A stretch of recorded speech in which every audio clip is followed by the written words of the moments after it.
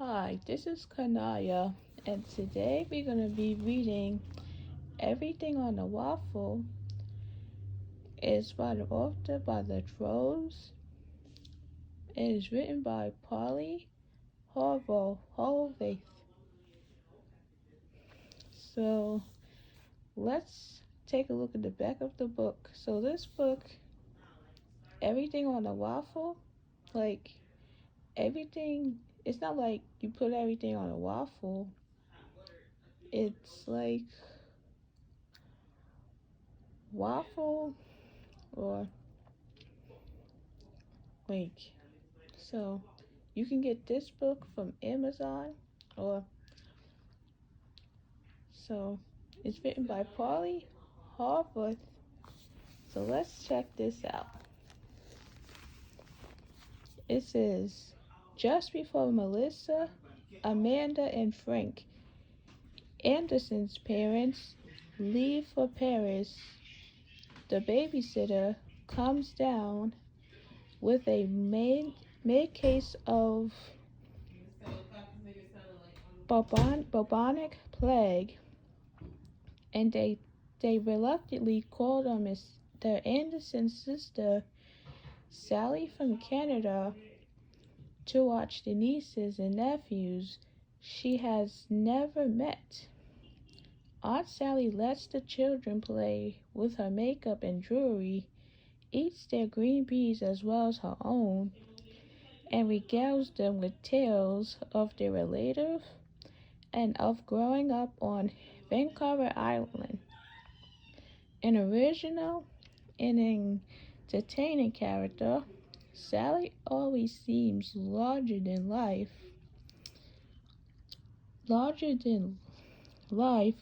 yet bristly, imperfect, and at times haunted by her memories. Her tales, like true family stories, vary in tone, exaggeration, and completeness, but they wield their power through their ability to relate the past to the present. Each story is entertaining on its own, and together they define the tones of their witty, clever, and involving book. So, so let's see what can she do to solve the problem, because her parents is out of the country and they stuck somewhere like in a storm.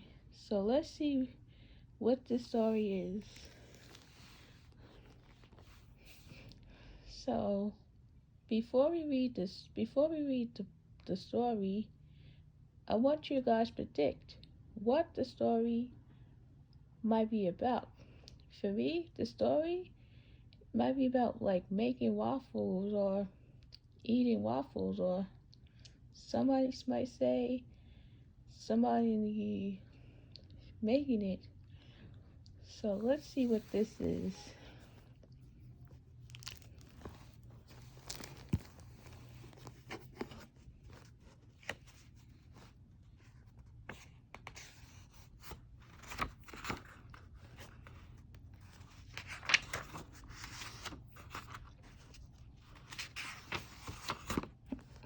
So these are all the contents. So these are the contents between, like, they almost like short chapters or longer chapters. So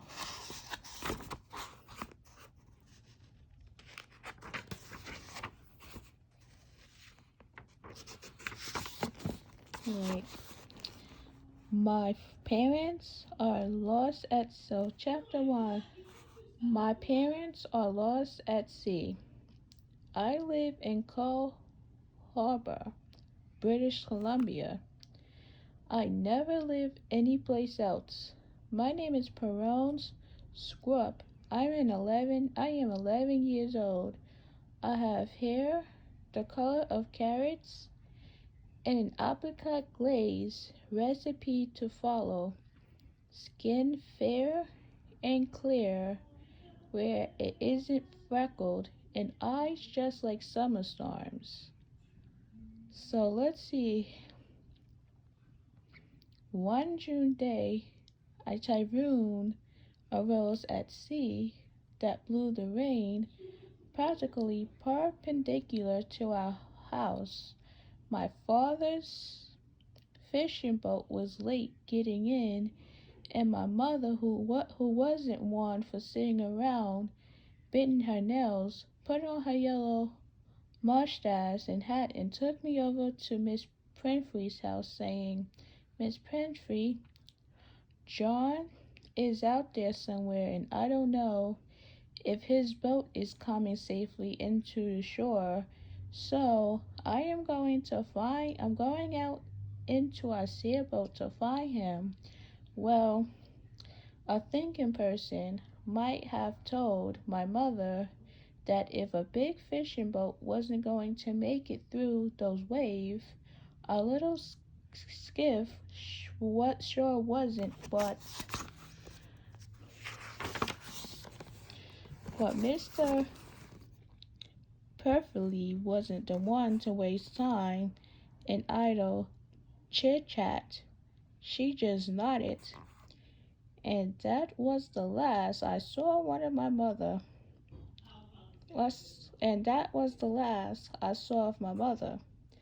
The fishing boat never came back to shore. Neither did the skiff. So far in this story is about it's about 11-year-old narrator that looks like. Let's go back for a second. Let's see what this is.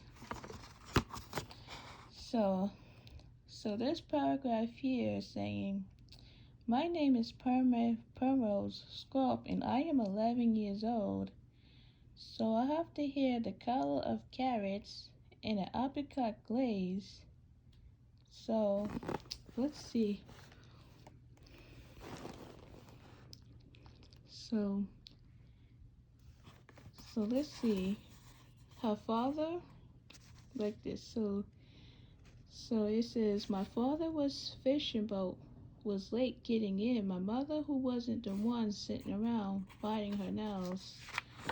So now this is saying her father was at fishing that night, and then the next morning her mother left her to go find her father. So let's see. So the fishing boat never came back to shore, neither did the skiff. So all that June, I continued to live with Miss Perfidy. So now Perrons is with Miss Perfidy, but there was a memorial service for my parents, but I wouldn't go.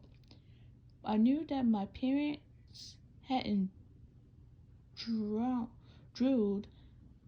I suspected that they had washed up on an island somewhere and was waiting to be rescued.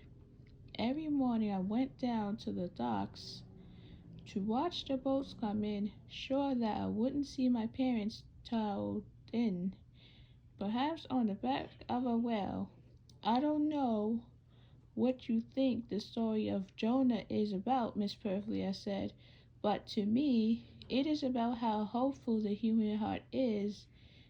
I inserted my parents, if not in the belly of a whale, and are wondering how I am doing. How am I doing? And trying to get home to me.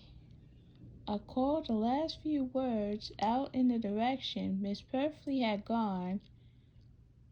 She often stalked off when I was in the middle of a sentence. I didn't encourage many heartfelt confidence, so I didn't mind Miss Perfidy's exit. But what I did mind was her mothball smell, which was never overwhelming yet, hopeful around her in the little fog mouthballs spilled from every drawer in her house. I couldn't understand why Miss Perfidy seemed to be the only person in town who had a huge problem with moths. One day I got out a box and read the directions. You know, Miss Perfidy, I said, is it possible that you misunderstood the directions? You seem to be using an awful lot of mouthballs, but Miss Perfidy had already left the room. Besides, it wasn't really any of my business. The town council was paying Miss Perfidy her usual babysitting fee of $3 an hour from what they call the Squirps estate.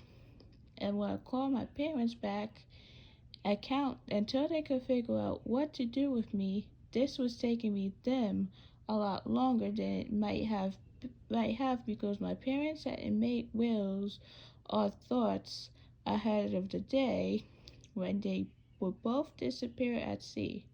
So her parents are gone, and she's staying with Miss Perfidy, and she's staying with her. Like, this is a whole situation here. Like, she's trying to figure out what can she do, because her parents is lost at sea, and this is not good. So we might read the rest and find out. But even I knew that at $3 an hour, I wasn't long for life with Miss Perfidy. One of the members of the town council argued that $3 an hour was a lot to pay a babysitter for those in last night hour. When I was asleep and Miss Perfidy was snoring in her own bed, but it was fruitless to argue with Miss Perfidy. She means with money. In Pearl Harbor, there was whaling and fishing in Avie. If you didn't whale or fish or do naval things, you had to do what you could to hold body and soul together, so Miss Perfidy was tied with her pennies by necessity. When things had gotten so too tight for a few years back, she had sold her small cottage and bought an even smaller cottage. Before she moved from smaller cottage, she dug up her flower bowl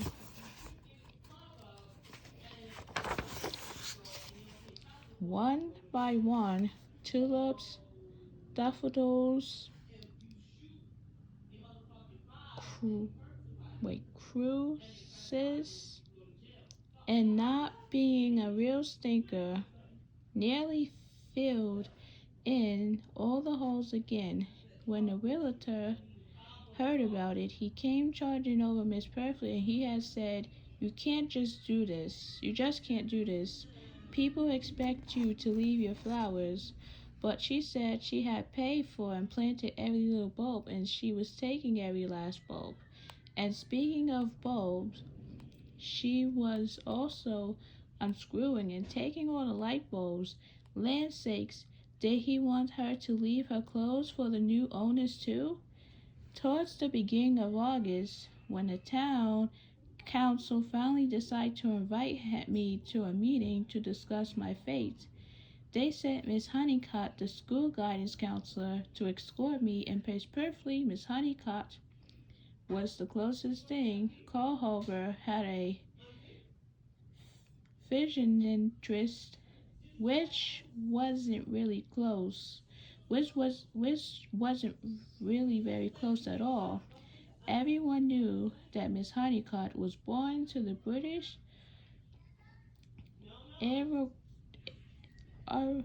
aristocracy and was going to inherit half of Yorkshire, England.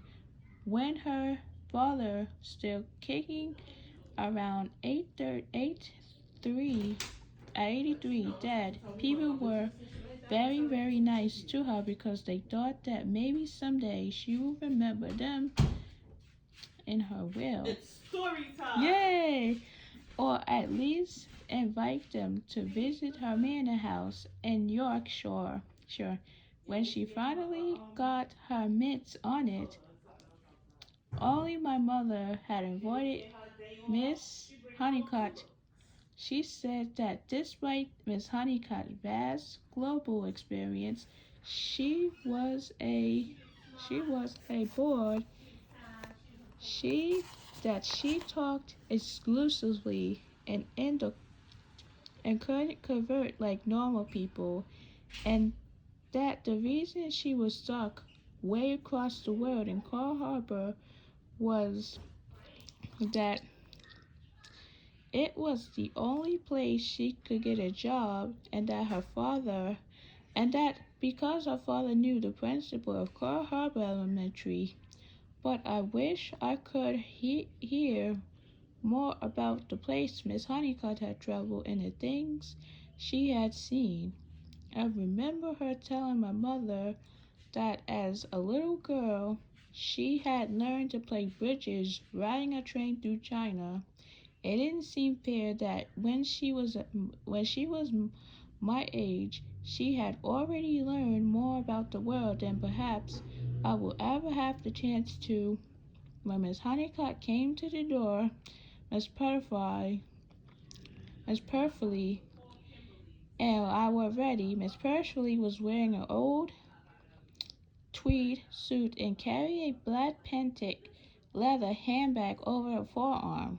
Miss Perfidy, Miss Perfidy, Miss Perfidy, Miss Perfidy knew that no one would want to tussle with someone in such a Queen of England.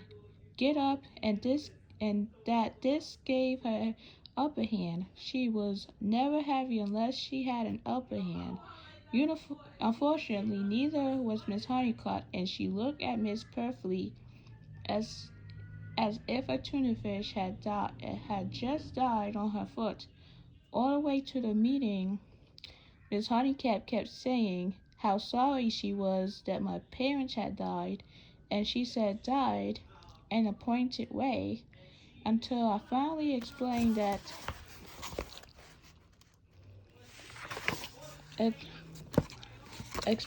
that she met she must be mistaken, and I was content to wait for my parents to return no matter how long it took.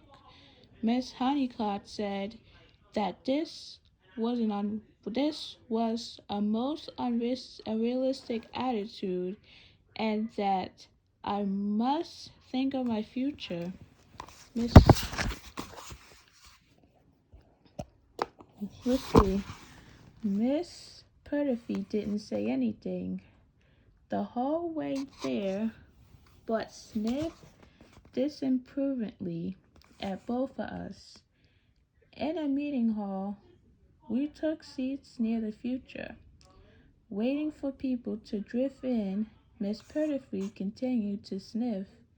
She sniffed so heartily, people in rows forward and back of her began to sniffing to detect what Miss Perfidy smelled. Soon, nearly everyone was sniffing. They've all got colds, grumbled Miss Perfidy, turning to look accusingly at me. Big crowd packed into a small hall. We're all going to get sick now. I didn't know what to say, so I looked at my feet. Then I got out my mother's mendo pad, which I kept in my back pocket. It had fallen out of my mother's raincoat when she left me at Miss Perfidy. This wasn't much in there, just her recipe for cabbage and apricot glaze in an old grocery list.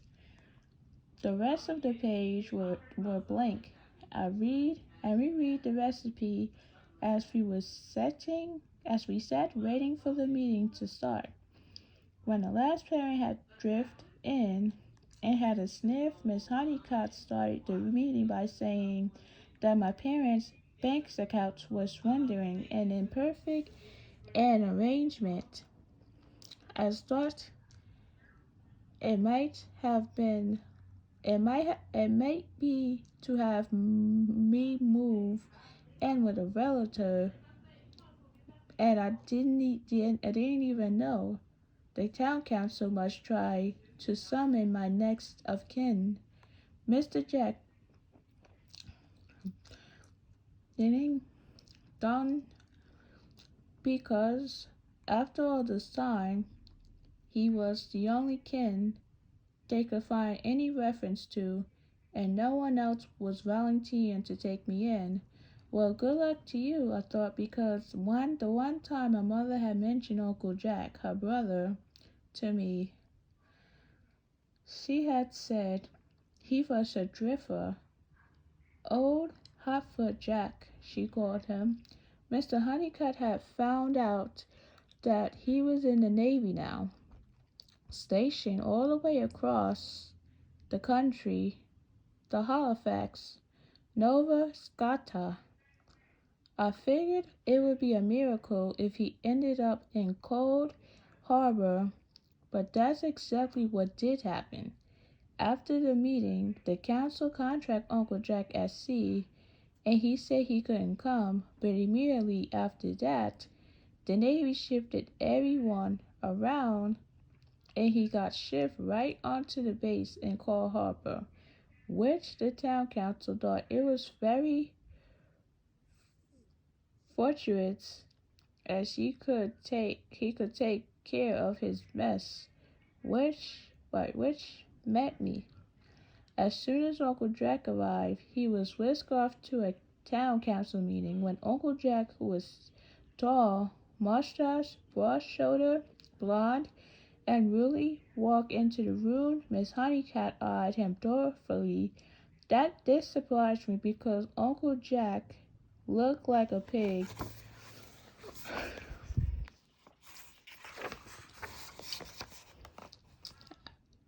A lean, good-looking pig, whereas Miss Honeycutt looked more like a turtle. It was hard to imagine a pig and a turtle together, but it gave me something to do though. The rest of the meeting, the council returned Uncle Jack. I was still hanging out at Miss Perfidy's, waiting to be claimed and costing $3 an hour. Uncle Jack seemed confused when they told him this. He had assumed that when he said no, the town council had found some other relative or guardian for me. He explained that he was a training officer and he had just moved into a small house connected to the gym on the base. It was very convenient for him because he taught classes in the gym and he worked out there every day, but he wouldn't be allowed to keep a child there. If he wanted to do that, he would have to move to the family housing part of the base. If he didn't really want to do that, the town council looked horrified when he told them this. They had wanted him to go all gooey when he saw me. I didn't so admire his honesty. After all, we both had lives already geared. The meeting dragged on and on because, as usual, there were three people who loved to hear themselves talk and wouldn't shut up, and it took the moderator a long time to figure out that none of them had anything to say. They exhausted everyone so much that the most they could be the best that we could be decided was that Uncle Jack should think about things, and they left it at that. Everyone broke for cake and coffee. Miss Honeycutt nodded her way up to Uncle Jack with an extra piece of cake, which she was supposed to do with it. I didn't know because He had already had a piece on his plate and another jammed up his cheek. Since I finished my piece, I said I'd take it. Miss Honeycutt gave me a look. She handed me the cake though, since Uncle Jack was watching. Then Mrs. Honeycutt started telling Uncle Jack that she never thought he should have been asked to take a child on. How she felt was an awful explosion for bachelor, relative or no. Who, how he needed felt badly about not being up to the challenge. Uncle Jack looked at her coolly. When she said this, Miss Honeycutt went out swiftly and offered the job was challenging enough. She knew her father had been an officer. It was such a sad, startling, about-face position that I stood my mouth hanging slightly open. Full of eaten cake, Miss Honeycutt went on to say how there was many excellent foster homes for children like me and people did, despite what you heard frequently adopt the older child, and that's when Uncle Jack put his arm around me and said he had decided to take care of me himself. It was a nice warm. So, before we go on to the next page, I want to tell you that this she's experiencing a lot of problems in this chapter. Her parents is gone. Well, first her father had to go to the sea, had to go to fishing that night, and then her mother discovered that her father was missing. So the next morning, her mother had to go look for the father. And now the mother is gone. Now she's all alone. And now she went to school and she told the guidance counselor, I guess she told the guidance counselor that her parents were missing. Her teacher say that this is the most unrealistic attitude, which is so now she's trying to figure out what to do. She's staying with Miss Perfidy, and then she went to school to tell the guidance counselor and the teacher about her parents' situation. So I guess if somebody must to think, oh, she lost her parents, or how did they not supposed to know. And then Uncle Jack steps in. So now she's staying with Uncle Jack. So so Uncle so so Uncle Jack. Get you one. Oh no, I can get this for the girls. So I'm like I think they already have tablets so that they use for school. so now so Perone's is staying with Uncle Jack. So that's it. So that's wait. So now until their parents comes back, she's gonna probably stay with Uncle Jack for weeks. So let's turn the page here. So hugs and first human contact I had since this whole business began, and it was comforting even though I knew he had only done to spite Miss Honeycutt. Don't worry, I said to Uncle Jack later on. I don't expect it will be for long. I'm sure my mother and father will be any time now. Then at the Navy sent its Car Harbor troops on peacekeeping mission and announced the government's decision to close down the base permanently. This town thought Uncle Jack was going too, and they were back to square one. That's when he surprised everyone by quitting the Navy and getting into a close real estate and buying a house. So Uncle Jack is buying a house for So now, connected closer to the base, it was, he said, a good deal because he got the gym thrown in for free. He's usually loved that gym. And so I ended up with my clothes and things in 3 houses.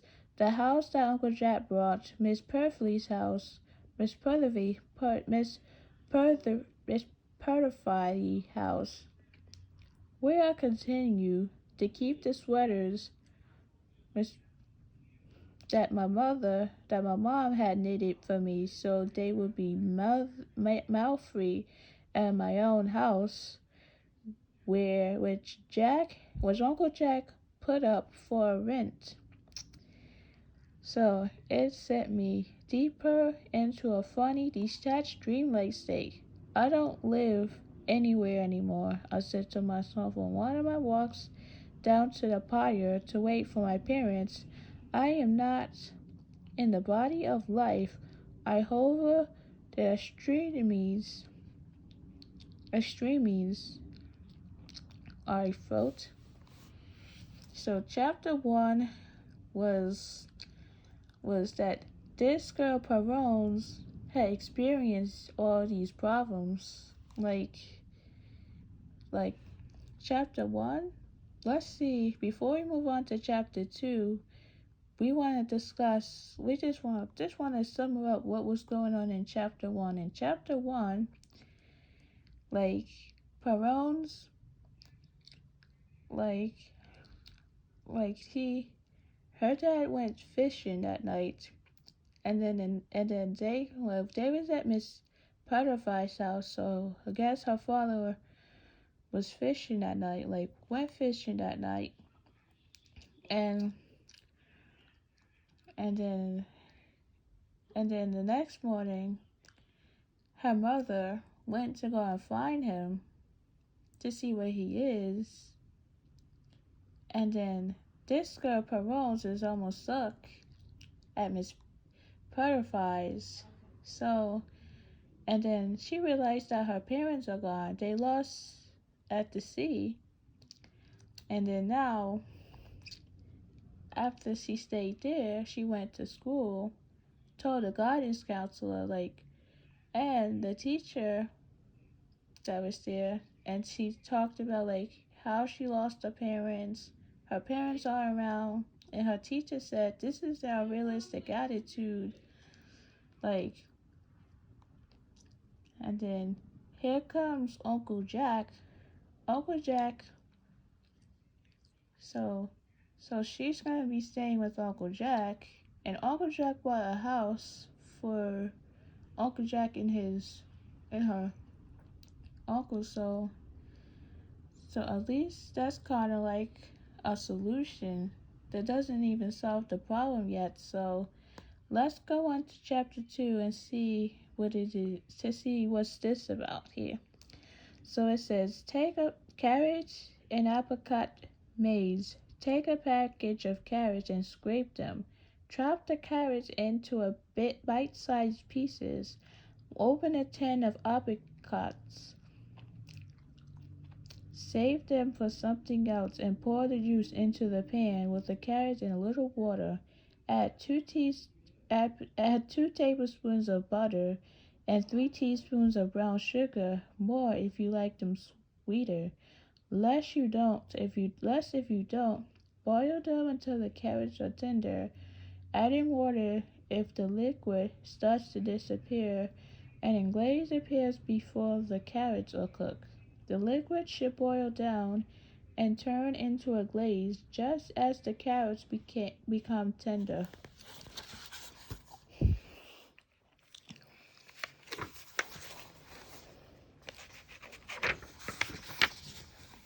Alright, chapter 2, a move to Uncle Jack. So Perons is, like I was saying before, she's going to be staying with Uncle Jack, so she's going to be moving to Uncle Jack's house. So it says, through the rest of the summer, I continue to float. Uncle Jack asked me if I minded moving because I could not shake the sense that none of it mattered very much. Well, I said to Miss Perfidy that as Uncle Jack helped me to carry my things to his car, I guess this is it. But she left the room as soon as Uncle Jack was out the door, and so I was muttering goodbye to an empty room. When school started, my real troubles began. My real troubles began.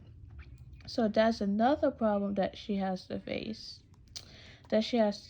Miss Honeycutt had taken children out of the classroom in groups to counsel about bre- my bereavement. I wasn't supposed to know about this, but I found out one day after school when as I tried to slip my unseen through the playground, a group of girls began to follow and make jeering noises at me. I could hear them giggling. When I turned, there they were 2 feet away, crushed together like a bunch of asparagus recipe to follow. Asparagus, I thought it had been a long time since I had asparagus, if I had had asparagus. So I knew just how my mother made it because I had seen her through make her thousands of times. In the spring my father would drive down island and buy it off the farm stands by the bagful. Uncle Jack hasn't made green vegetables since I had moved in, but I bet he would like asparagus the way my mother cooked it. So one of the girls attacked himself while I was thinking about this and said, "We were just wondering, Primrose, why aren't you wearing black?" Miss Honeycutt told the whole class we had to be nice to you because you were brave, or you were brave. "What do you mean?" I asked. "Miss Honeycutt sent you to the library that day so she could tell us you were in mourning, but you don't seem to be mourning. We think it's time for you, but we think it's time you face the fact that your parents are dead." So she's told like the teacher and the guidance counselor that her parents are dead, but her parents aren't really dead. They just in another world. So another one of the girls giggled. I turned my back and started walking away faster, but they kept following me. "So we just wanted you to know that we're here for you when you begin the mourning process," said another, hot on my heels. Miss Honeycutt said it will happen any time now. She said you will have tics, moods, and poor study habits. My mother says, "How come your mother didn't stay at home with you instead of going into that storm?" Holy moly. Holy macaroni and cheese.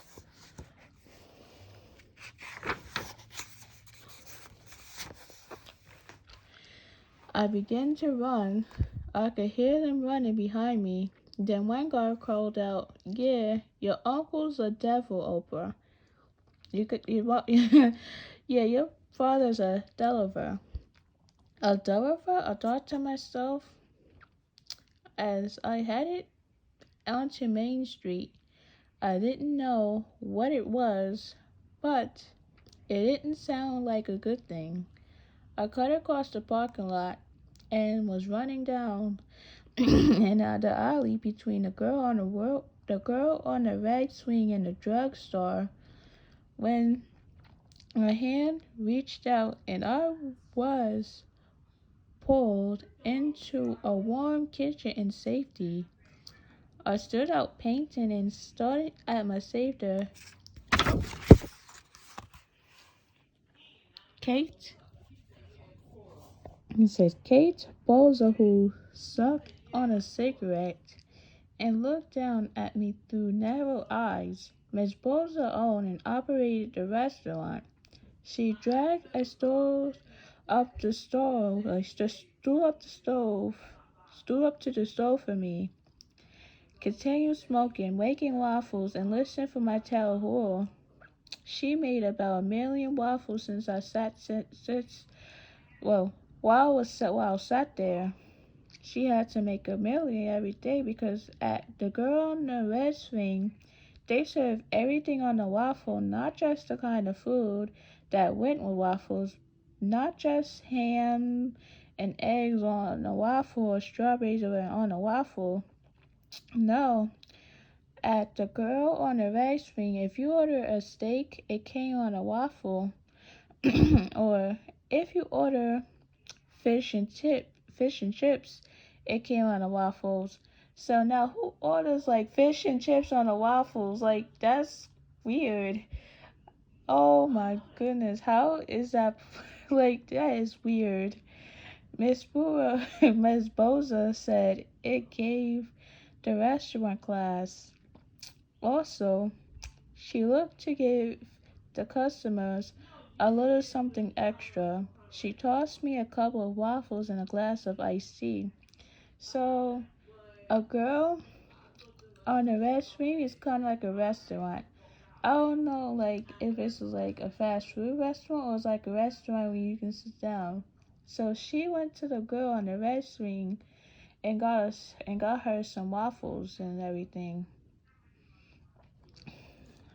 So I said I had the feeling that no one was going to forgive me for not telling apart about my well, I said I had the feeling that no one was going to forgive me for not telling apart at my parents' disappearance. Kid, I'll tell you, what no one in this town can forgive is that just your mother loved your father enough to follow him out into that storm.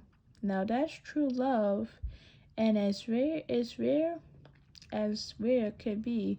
Most of the kids in this town don't have two parents. Look around. They got one dad, one and one alive one. Or they got two divorced ones who don't talk to each other. Or they've got a mom and a bird of the night who sings one sweet song and it never appeared again. And of those who have two parents, how many of those wives would put on rain gear and follow their husband out into the dark shadows of the storm? For sakes it all out, it makes me weepy. She put down her cigarette, which had about a 4-inch piece of ash dangling at the end of it, wiped a tear out of her eye, swung for emphasis, and took the waffles out of the waffle maker. I could see then and that I am in for a rough ride, I said, munching my waffles. Oh yes, agreed Miss Bowser, staring the waffle batter. One of the girls' mothers said that my mother should have stayed at home with me. I saw Miss Bowser look irritated plenty of times in the years to come, but I never saw her look so angry as she did right then. She dropped her spatula and said, "Why don't you get that uncle of yours? What's his name?"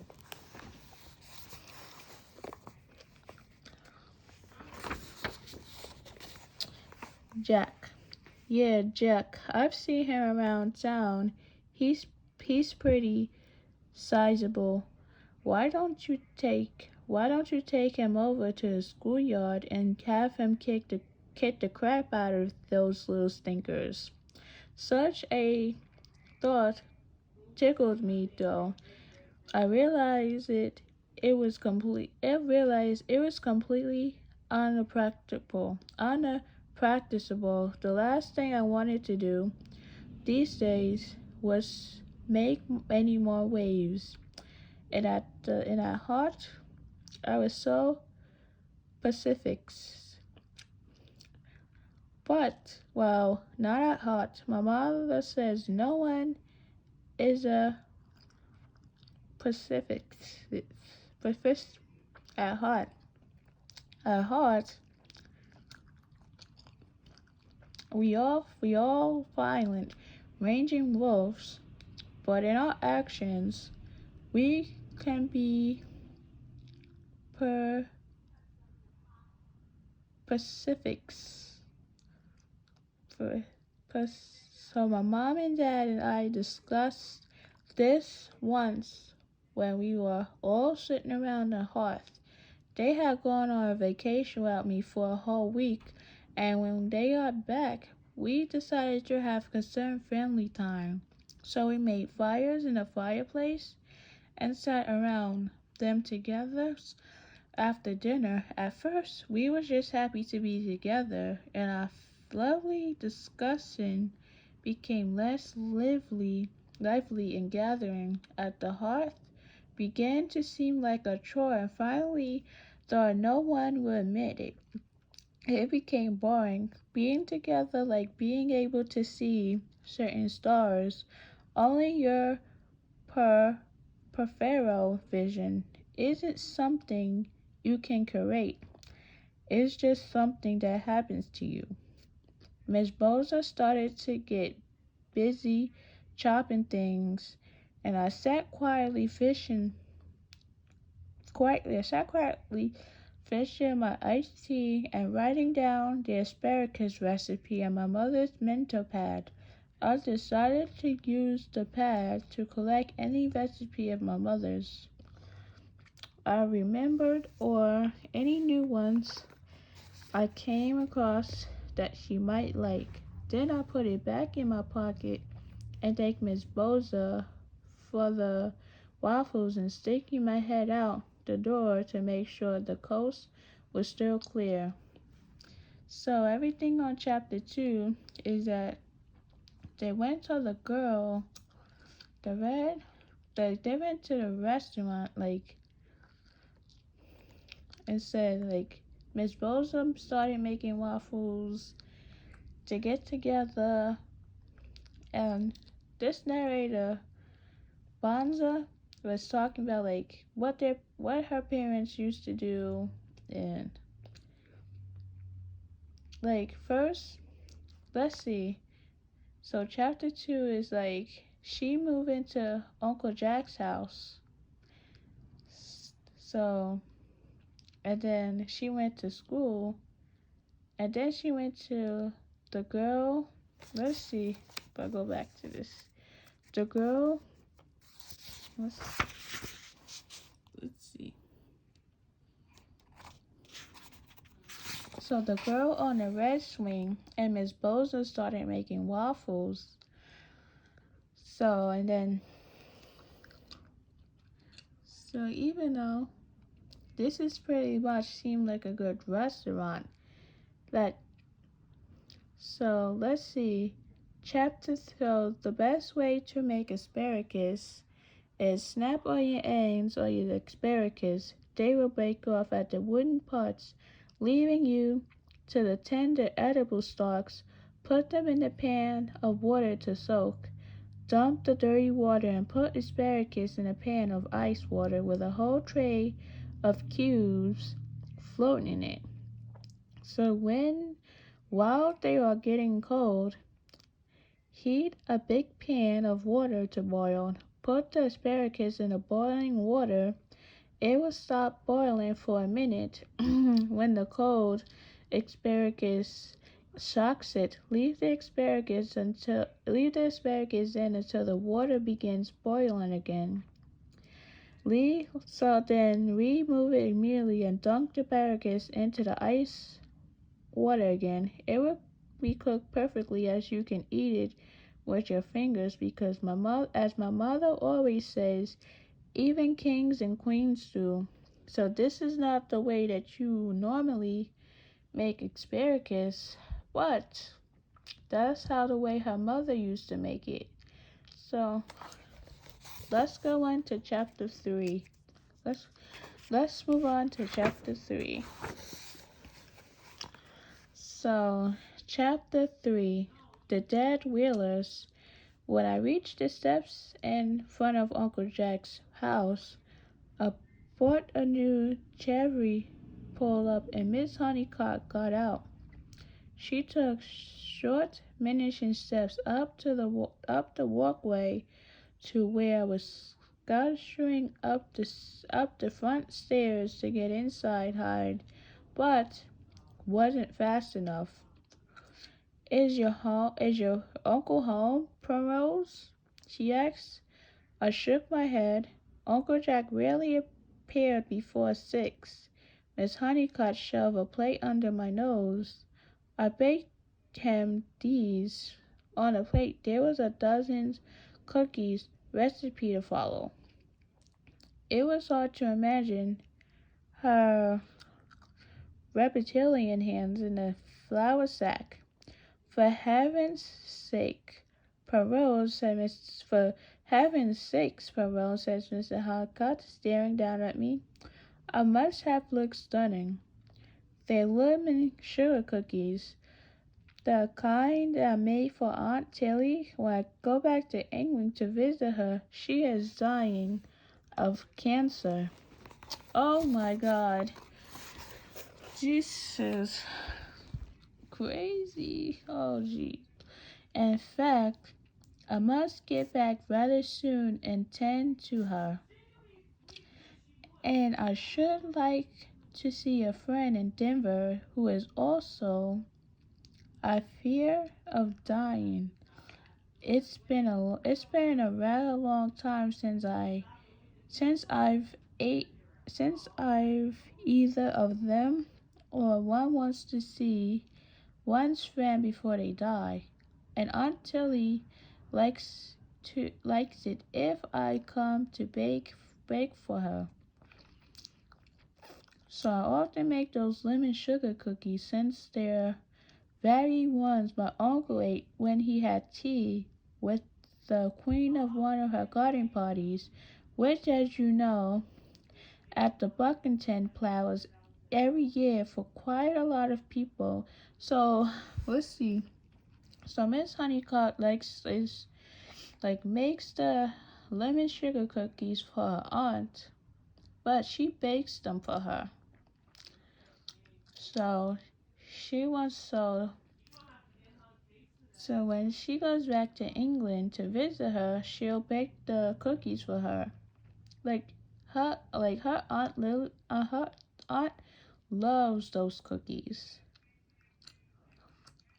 So Miss Honeycutt kept me on the steps for 10 minutes, telling me a long anecdote about the Buckington's Palace tea and giving her Aunt Tilly's favorite lemon sugar cookie recipe, her Uncle Albert's favorite lemon sugar cookie recipe, her favorite lemon sugar cookie recipe, and an odd recipe for chocolate mouse. I was interested, but Miss Honeycutt talked so quickly in such detail about so many people I didn't know that it got confusing and my mind wandered. Suddenly, Miss Honeycutt barked. I said, "Isn't that a suspended thing for a dying person to say?" "Oh, yes," I said, and then divert attention for my attention. What do you do at someone's dying besides? Read to them, of course, said Miss Honeycutt. I'm sure she thought Canadians, and especially Canadian children, were a bunch of heathens with no idea how to act at the bedside of dying people.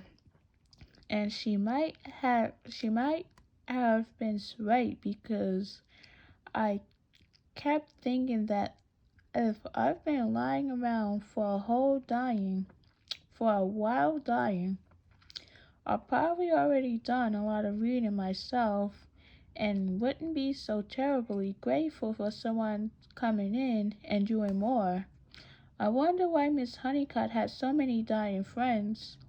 Rather, she has so many friends that naturally some of them would be dying, or she terminally ill people looking for them. So just then, Uncle Jack pulled up. He got out of his car with his big, bouncing cat legs that I found so reassuring, especially when I was covering between the front door and my guidance counselor, unable to say thank you, now go away. He was dressed in a suit, starched shirt, and a tie. I could smell him from the top of the steps. He wore a lot of after slave wear when he worked and used a lot of breath freshener. It didn't make him smell good exactly, more as if he was trying hard. He bounced up to us with Miss Honeycutt, who was talking in the crisp shirt and suit and proven way, handing him the plate of lemon cookies. He gave her a huge smile that was wall-to-wall teeth from beneath his blood mustache. The smell was both a warm and gracious welcome and a polite dismissal. Miss Honey cut lunch into her tea at Buckington's pile to accommodate, and grin never left Uncle Jack's face for one moment. When she finished, there was a silence for 30 seconds or so. Then Miss Honeycutt snapped it off crisply by saying, through her teeth, I hope that everything is running smoothly since the adjustment. The adjustment, repeated Uncle Jack, big smiles even as he walked purposely with her to her car. Huge smile as he opened the door for her, bigger one as she got in. I mean, since Perot's moved in with you, I'm her guidance counselor, said Miss Honeycutt, looking pinkly uncomfortable. She had a peculiar skin conditions that would erupt whenever she was ill at ease. I was always surprised to see that Miss Honeycutt could be uncomfortable when it was clear that she thought she was so much better than us. Oh, I know, said Uncle Jack. Things are just going great. Things are going just great. Nice of you to stop by. Always happy to hear from you. Bye bye now, he guided me, who was hurrying by him, back to the steps and turned to wave to Miss Honeycutt from the top. Thank you for the cookies, he called. Another big smile, all teeth, Harley waved, and then we were in the house. It was safe in the house with Uncle Jack. He was so vibrant that it was like standing next to a fire. Although at dinner I gazed at the red veins in his nose, I tried not to stare, but they kept popping in and out. Someone called you a developer today, I said finally. Uncle Jack looked up from his dinner. He had made 4 turkey TV dinners, 1 for me, 3 for himself. That's where I am. Well, they didn't say it in a very nice way, I said. Just because not everyone wants to see Carl Harbor develop, said Uncle Jack. But look at it this way, Primrose. What have you got here in Carl Harbor? Wait, listen, what do you have here in Carl Harbor? Now that the Navy's gone, you have fishing and whaling. There aren't enough fishermen to support a whole town, and there won't be whaling much longer if the folks here want to turn a blind eye to that. Already there's a legislation to stop But now, because whales are becoming endangered, and all these people in town who are tied to whaling are going to be out of work, and the support services, the people who earn their living by providing things to everyone in the whaling industry, as stores and dentists and teachers and such, who will lose business too because nobody would have any money to buy anything, and the whales would have to pick up and go elsewhere. Without them, there isn't enough here to keep the town alive. I thought all these people leaving and going elsewhere, maybe going to exotic places where Miss Honeycutt went, maybe having exciting, important things happen to them that wouldn't happen to them in such out of the way place of Car Harbor. Uncle Jack went on. They're going to have to replace whaling with something else, and that's what I'm going to do. I'm bringing in tourism. I'm doing them a big favor. They're just too pig-headed to admit it. Car Harbor is a fantastic place. It is, I asked. I never heard anyone say that about Car Harbor before. Sure, it's got mountains, it's got oceans, and when we done developing it, it will have a great waterfront area. Whereby up the downtown and replace those tatty stores and that god awful restaurants with places that cater to tourists, and the money will roll on. I like to go on a red swing, I said, but I wouldn't go to Car Harbor if I were tortoise. If I were a tortoise, I'll go to England or Paris or something. Just because you're front Car Harbor paroles, if you were in England or Paris, you probably think Car Harbor was pretty exotic. Oh, I said I never thought of it that way. Uncle Jack always looked completely calm and unflattable, but his eyes were phasing like he was a Coke can someone had taken up. Uncle Jack spent the next hour telling me stories about how before he went to the Navy, he did some development in Coast Mountains.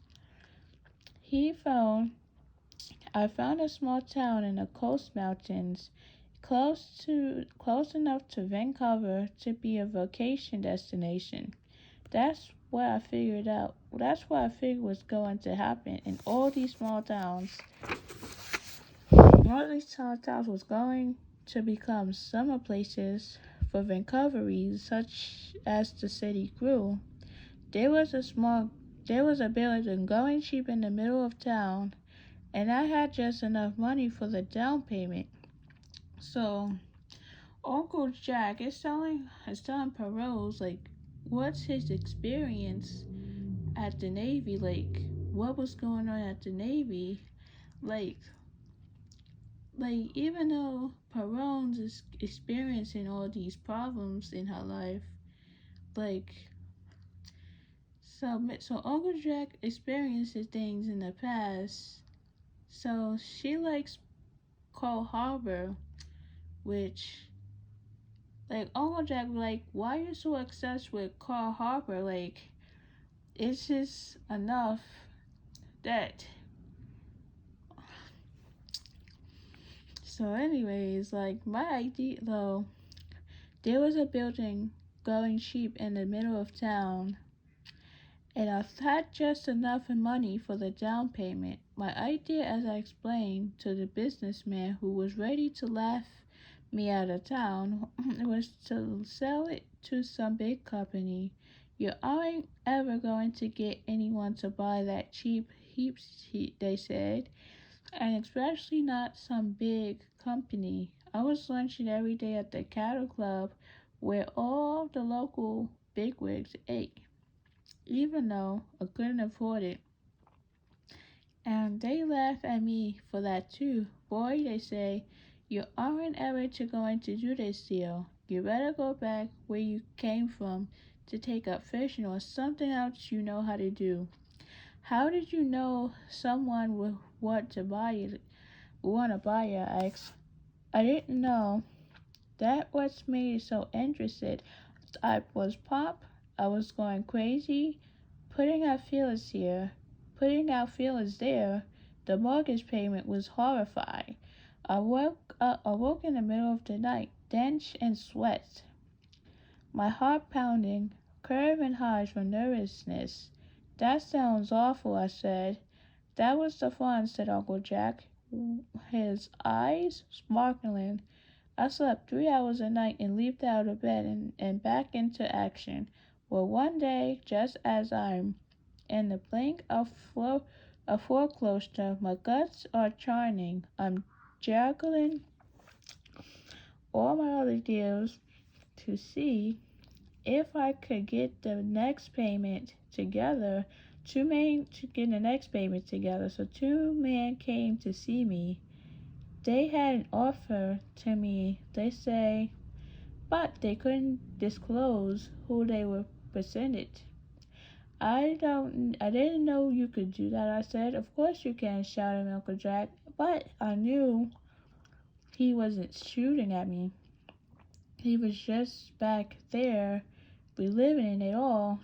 I know if they wouldn't say who they were representing, I had a big fish on my line. The question was, which fish was fish? I could barely stand the excitement, but I had to play it cool. So what did you do? I asked. I jacked up my price. I jacked it up so high, even I suspected I was a crazy person. I was going to end up losing this deal, I thought. Sure enough, they went away and I didn't hear from them. Oh no, for a week? When they finally called, I wondered if I would have to back down to hook them. They started off by saying that the powers that be had looked at it and it might be interested. So did you back down? No, I said to myself. I may never be this close again, but if I'm going to do this deal, I'm going to do it my way. I'm going to take it as far as I think so. I gambled everything and said I was jacking my price up even further for making me wait. And that very day I sold that building to McDonald's. I was only 26 and I had to make my fortune.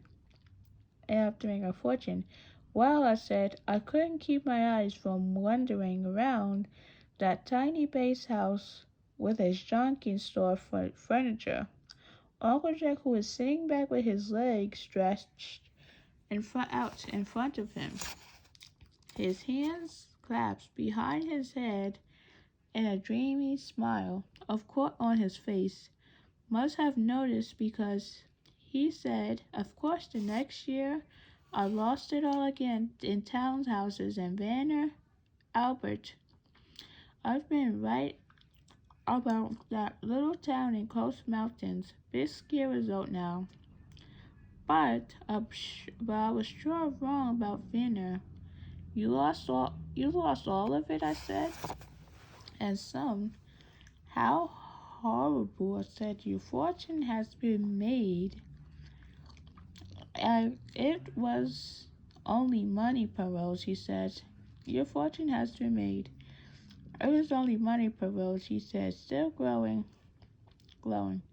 Well, I gotta go try to sell a cinnamon house. He stretched and put on his jacket, but that evening I thought business the dollar thing you could go into the little people who went into it did so because they were so dull and unimaginative themselves. I never thought it was something that could make someone's even sparkle. Where's the cinnamon house? I asked, following Uncle Jack to the door and wish he wouldn't go. I didn't like being alone in this new house.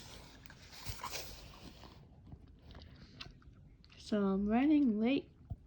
Okay, so I'm running late. So I'll tell you another time. Don't forget to lock up. He bounded down the steps, swinging his briefcase. I did the dishes and then went into my bedroom to do my homework. There wasn't much to military housing.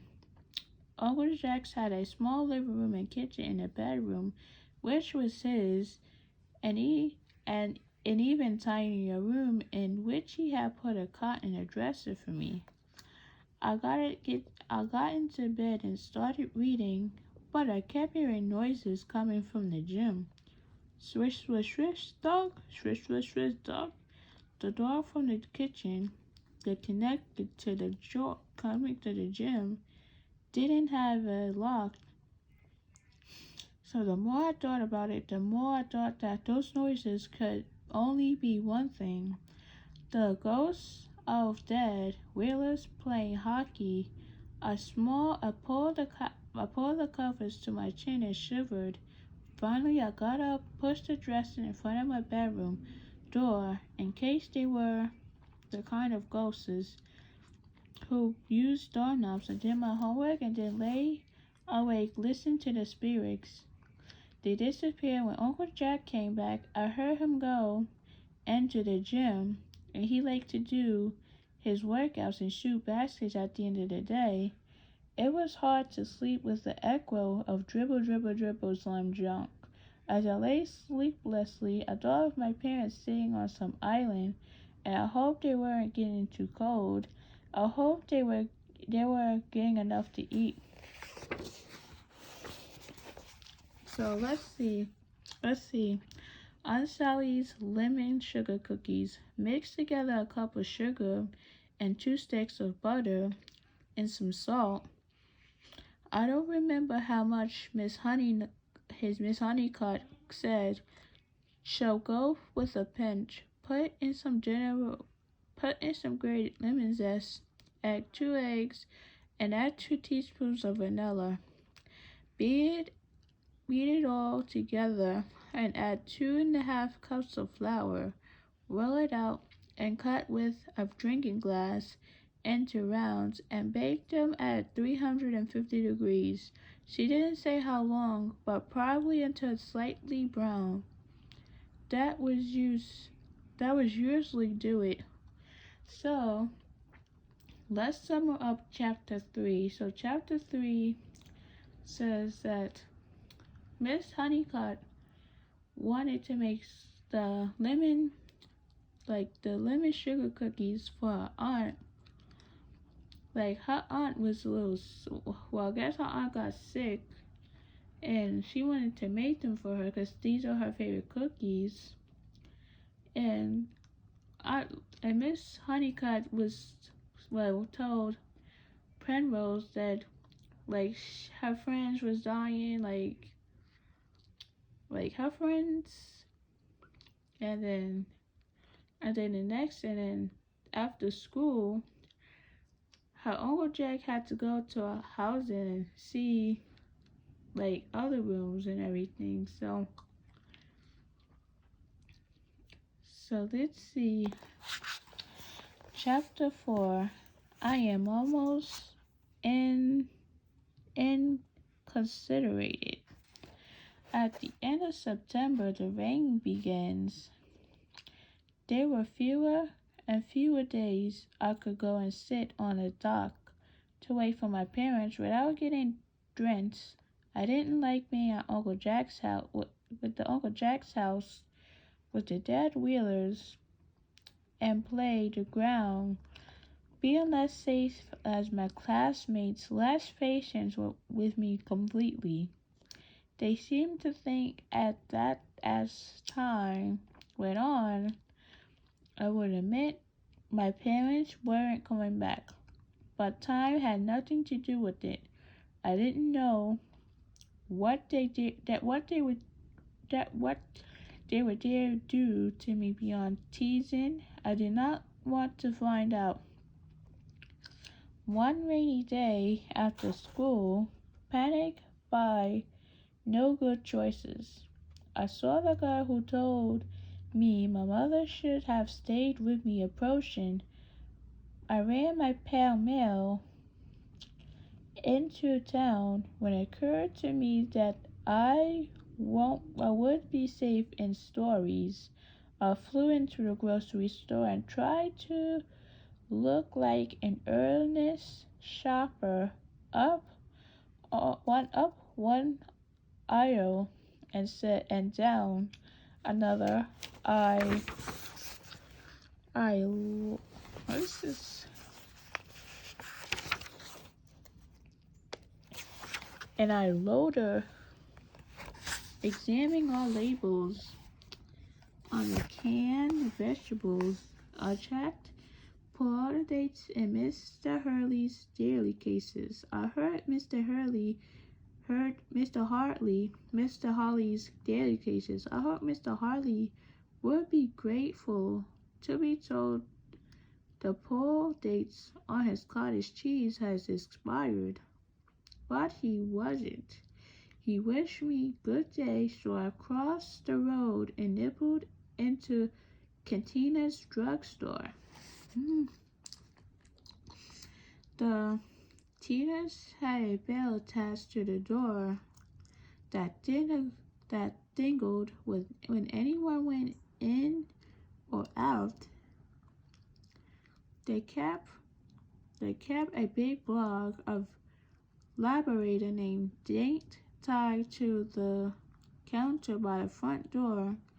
I always gave him a pat whenever I came in. It wasn't much of a life lying there all day. I smiled at Miss Container, who was sitting at each cash register, reading a magazine and eating a caramel apple. Recipes for So this is another recipe. Recipes to follow. Miss Containers glanced up at me as if she was thinking, that's life for you. You're starting to eat an apple and some ugly juicy green worms stick out its heads out. Ew, holy moly. Ew, that's not. I swallowed my smile and went over to the magazine rack and picked up a magazine. Buy 'em or put them down, barked Miss Cantina. So I put 'em down and examined the odd scent toys that nobody ever bought. Can I help you? Snarled Miss Cantina from behind the prescription counter.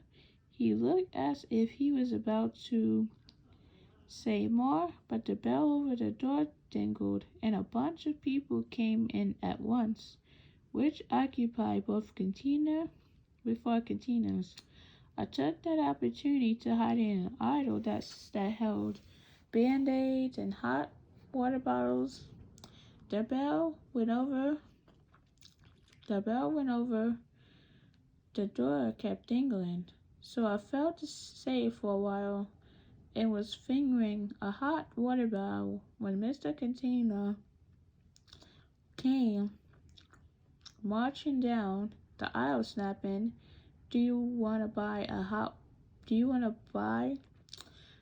water bottle or don't ya? I snatched it out of my hand. I started to say no. I was just looking at Miss Cantina squeal. Jesus, married and mewed. Someone's cut Dante leash again. Apparently, someone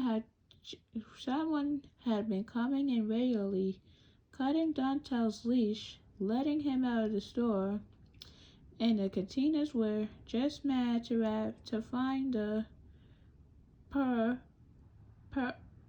perpetrator. I stood watching Mrs. Cantina, who was running up and down the aisle, making a huge fuss that it was mesmerizing. So let's see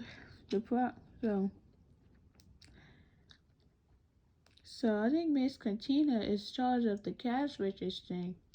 So she's so so it says I'm almost incarcerated. So this is why. So the details right there tells us that she's at a supermarket. Like she works at the supermarket, and so this detail tells so, and then she's in charge of the cash registering. So Mr. Casino stopped making gibberish noises. So so Mr. Casino ran to the front of the store, opened the door to quiet the dog, grabbed the cat leash, and swore. Mr. Katrina stopped making gibberish noises and got on the phone to the sheriff, ordering him to come immediately to arrest someone. That's when Mr. Cantina's very stealthily crept up behind me, grabbed my collar, and roared, "You!" in my ear. No one ever grabbed me by the collar, much less roar, "You!" in my ear. It's discombobulated me totally. "Did you cut Dantel's leash? Did you? Did you?" He demanded, shaking me. So she does not feel safe at the store at all. Like, this lady, so this man is at the store, grabbing her, shaking her. So another person, guilty or not, would have sensibility, cried no at this point, but I was still floating these days, and my mind went off on a tangent, thinking it was unreasonable and silly for Mr. Cantina to keep repeating, "Did you that way?" Did he expect me to answer no, yes? But I barely noticed the strangle of geeking noises I was making as I drift along the those thoughts when Sheriff Peters, whose officers was only 2 doors, strolled in. So, I don't think this is necessary because I don't think she would do stuff like that. So, let's see. So let's see what it says. So let's see. Immediately. Understood? So Mrs. Cantina stopped making gibberish noises and got on the phone to the sheriff, ordered him to come immediately to arrest someone. So I was no at this point, but I was still floating these days, making my mind went off a tangent, thinking it was unreasonable and silly for Mr. Cantina to keep repeating, "Did you that way?" Did he expect me to answer no, yes? I barely noticed the strangled, gagging noises I was making as I drifted along on those thoughts. When Sheriff Peters, whose officer was only two doors down, strolled in. "Hello, folks," he said. I tried to point myself to indicate that I was not the guilty party, but I was really pretty close to fainting, so it probably came off just as a nervous tic. "Better hand her over to me," said the sheriff. Miss Cantina dropped me, and the sheriff Peters led me to the door. "And don't come back," yelled Miss Cantina. Don't never come back," yelled Miss Cantina. She was fingering the hot water bottles. "I was only looking," I protest. The boiled thing as Sheriff Peters and I left, we walked slowly towards the office. "I was just going to look for you, actually," said the sheriff. "I didn't cut the leash," I said. "Oh, that," said the sheriff. said absently, which didn't seem to me was to me to be a very professional response from a law or order man. So Miss Cantina thinks that she cut the leash off of the dog, but she didn't really do it. So Miss Cantina had to call the police, well, had to call the sheriff on her to see, oh, you need to arrest somebody to cut the leash. I don't think that is really necessary to cut off, so, like she didn't really cut the leash, but we walked silently the rest of the way to the jail. So the sheriff is taking her to the jail. My mouth was beginning to go dry at the thought of it. So the sheriff pulled out the supermarket. So then suddenly occurred to me that a jail cell was a safe place to be. So she's going to jail for something that she did, like she cut off the raw street, so something that she did that could have been avoided. So I don't think so. So quietness where people will leave me alone, and I like Sheriff Peters, but it would be a terrible thing for Uncle Jack, and even worse for my parents when they return. So this is going to be very bad for her when she's in jail, and her parents will have to go get her from jail. So we enter sheriff's office. Beyond his desk were two cells, clean but spare. I thought I might have trouble entertaining myself there. So every single chapter I read and I go over it. So he went behind his desk, sighed, and said, I've got something to show you. He put out a yellow mustache and with a face full of pity handed it to me. I know it was my mother's even before I saw the inside where her name was written in big felt pen letters to distinguish it was for mine or my dad's. I looked at her felt pen name blankly. Fisherman found this on one of the Queen Charlotte Islands caught on a rock. He got off his boat, paddled and walked to the whole island, but she wasn't there. He stopped and let this sink in, but it didn't matter because it all proved was that my mother was sitting out there coatless somewhere waiting to come home to me. Even as he stared at it, the remark,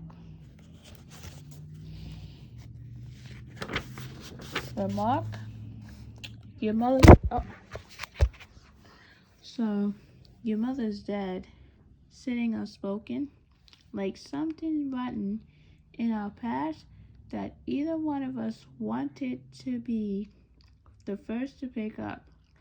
Even after the kind of day I had had being taunted at school, and even threatened with incarceration, even knowing that I went home, I would face a house full of ghosts, it didn't matter to me. Instead, I felt a little of joy when I thought to myself, as we both continued to stare at the mustache, and the feeling of joy swept through my soul like fire up a vacuum. This is certainly inappropriate. Have you ever believed in something contrarily to the evidence? I asked. Sheriff Frida frowned. Then he said soberly, I once believed that a man we had caught with the evidence of murder around him was innocent. We ended up sending him away because we had to present evidence against him. Was he proved innocent? I asked. No, no, but I continued to think after all these years that he was, and I can't give you a single good reason for it. We looked at each other knowingly. I nodded, turned around, and went home. It says caramel apples. This is perhaps the easiest recipe of all. Buy, I buy, buy a bag of caramels and melt them slowly in a double boiler. That is in a saucepan. That is over a saucepan of boiling water. When the caramels have melted, take in apples that you have sucked pop sides, sticks through, and dips them in the caramel till they are coated. Let them dry on a wax paper. Do not muck around with the chocolate or nuts or anything else fancy that'll tempt you. It will only come up the works. Sometimes you get tempted to make something wonderful even better, but in doing so, you lose what was so wonderful to begin with. So, chapter 4. In chapter 4, Penrose went to the supermarket one day. She was just going to look around, but now, this lady at the supermarket she is not safe. Is like yelling at her. Like, she was at the supermarket one day and she wanted to look around. So this lady at the supermarket makes those caramel apples for whatever it is. So she meet this person. So now she was at the supermarket and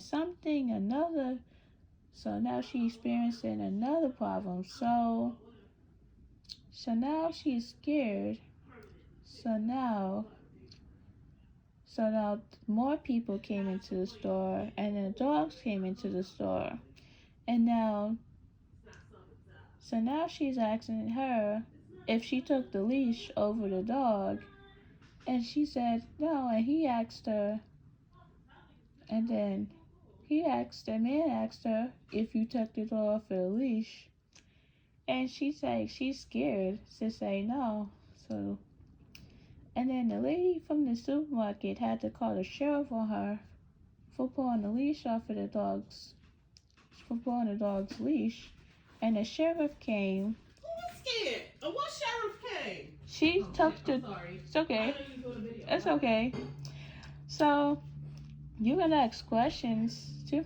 So the sheriff took so he had to tackle her out of the supermarket to bring her in jail for something that she did. So she was scared to tell what was wrong, like what went wrong.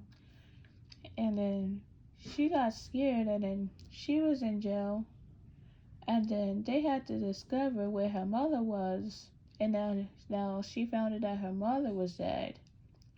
So basically, this is another problem that she's facing right now. Like, between chapters 1 and 4, she's experiencing problems based on those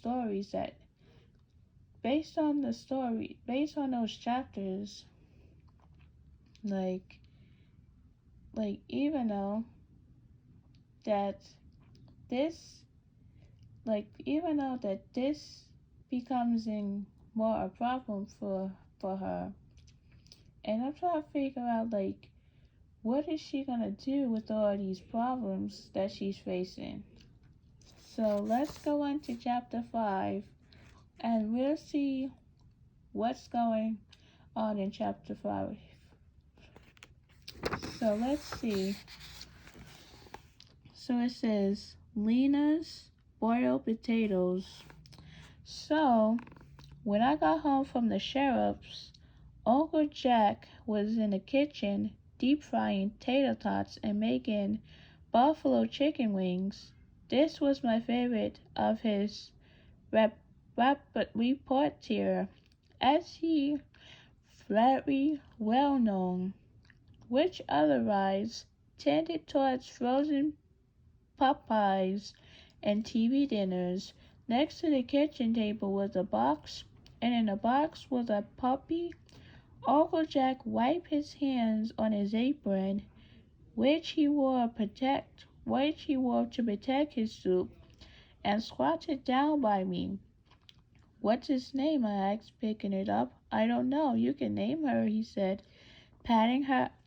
"I don't know. You can name her," he said, patting her behind her ears.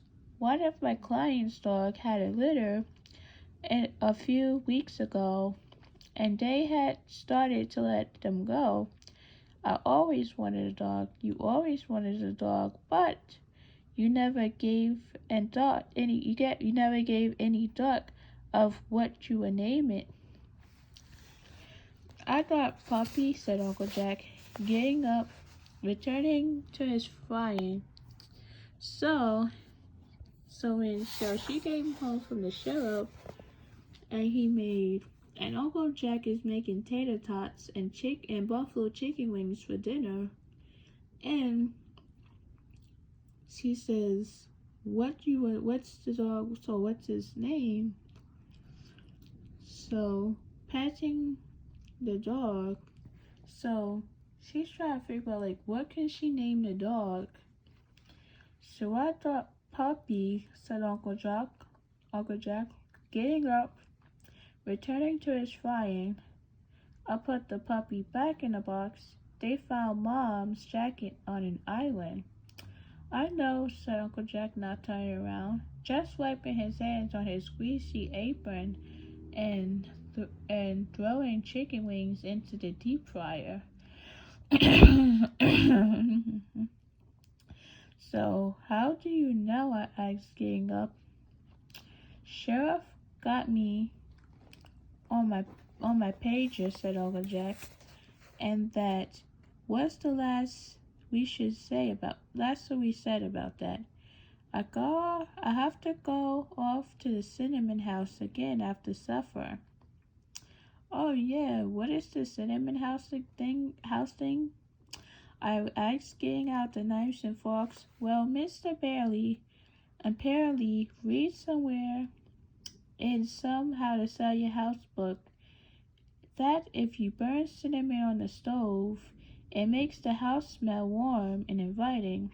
The problem is that she has been burning whole jars of it in the oven, so that every time you walk in the door, the smell hits you over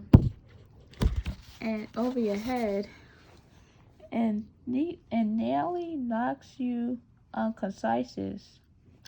So why don't you tell her to stop?" I asked, helping Uncle Jack put dinner on the table. "I'm going to," said Uncle Jack, "as soon as I can think of a tactful way to do it. We don't want to embarrass her and have her give the listen to someone else. So Uncle Jack will have to go back to the cinnamon house. So Uncle Jack will have to go back to the cinnamon house. So let's see. Let's see.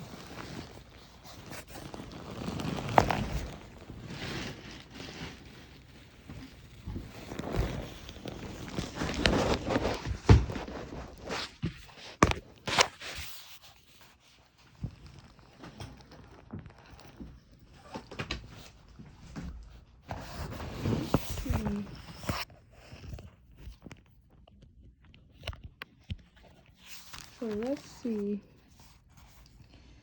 So Uncle Jack is going. So now we gotta see what they're gonna do there. So to sell the house soon, I need a few quick sales right now. So that I can turn around and get the townhouse a condiment is going. We sat down and grilled on wings. Why don't you take me with you on your rounds after school?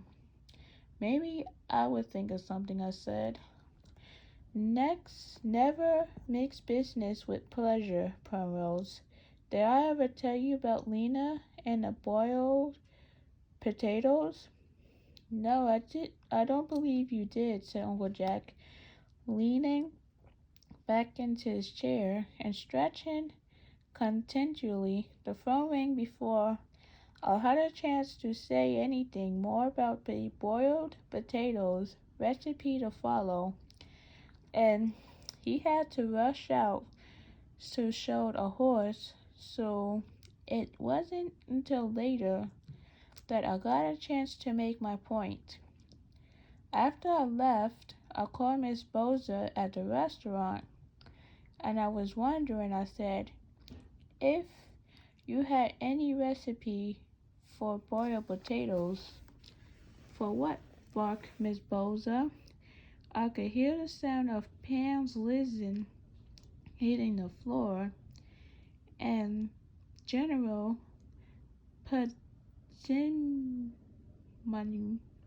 I'm sorry, Penrose, but we've got full of restaurants tonight for some reason, and it's a madhouse in here.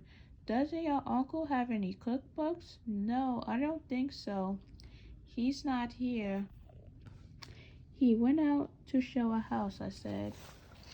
There was a pause. Then Miss Boza said, well, come on over. We'll make potatoes around doing another. For be heaven's sakes, be careful. So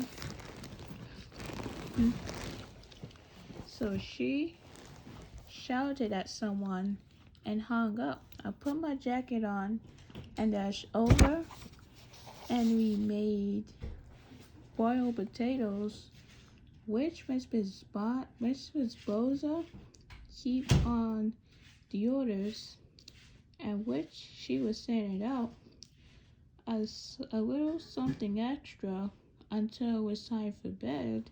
Then Miss Boza had a waiter drive me home.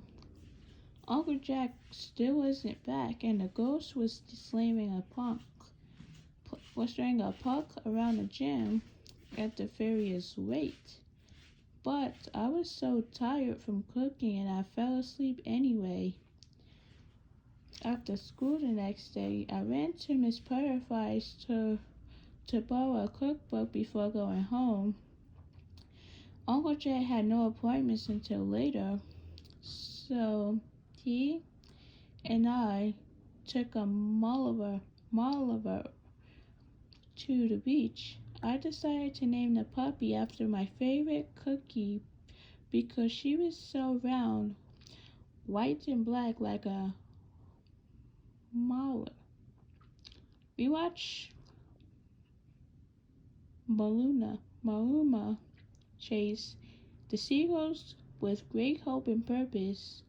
While I told Uncle Jack about Lena and the boiled potatoes. Okay, this happened last year, I said. Every year, elementary, middle, and high schools have a big fair to raise money. There's simple rides and fish ponds and cakewalks and stuff. And lots of contents for quilters and deer makers and chutney makers. The schools send all the kids home with lists of different kinds of contents to enter. I had brought my list home the day Mom and I were to visiting our next door neighbor, Lena. She had moved here 6 months earlier with her husband and 2 small children. She had been a lawyer until she had her second baby and decided to stay home with her kids until they were old enough to go to school. She's kind of restless her mother had said to me. Lena was always outside sweeping her work or cleaning her windows or putting pots of Janewis around. Once she dug up a whole tulip bed and replanted them in color coordinated rows. My mom felt sorry for her, but I didn't see why. You could tell she had perfect life. She was always telling you so. James had taught himself to read, even though he was only 4, and I don't know what you do to continue to intelligently stimulate a child like that, she said to my mother. And me, when we came over to visit that day, we looked down to where James was putting a twig up his nose and playing with his mix-match cars, and we're all happy here in a small town, away from the pressure of big city life. It would be good for Ryan. I'm not afraid he is handful. If this was a larger town, I would consider bringing Ryan to a therapist. I don't think he is displaying age-appropriate behavior. He is always running around. We watched him chase a cat up a tree. He was very agile. He's just got a lot of energy. He's just got a lot of energy. Boys do, said my mother. Still, I like to have him tested, said Lena. I suggest that she could go to see Miss Honeycutt. My mother said she didn't see much point in that changed the subject. Then we went to Miss Lena's kitchen for milk and cookies. Lena had 6 kinds of cookies on her counter. What is this for? A bake sale? Asked my mother. I went to find a nutritious cookies that were appealing to both children and adults alike, so I tried a few kinds this morning. After dinner, I will try a few more, said Lena. I think that the apricot damnail cookies may be close, but I'm not sure that they will appeal to Ryan on a long-term basis of whether. When they are older, I packed them in school lunches. They will retain their apricot filling if the lunch bags get squashed about in their neat sacks. You urge to enter these in a cookie contest at a school fair. And I showed Lena the contact list, and she laughed. I've loved this, she said to my mother. Look, a boiled potato category. Entry must include a dozen boiled potatoes. It's harder than you think to make a bowl of a dozen perfectly uniform boiled potatoes, said my mom evenly.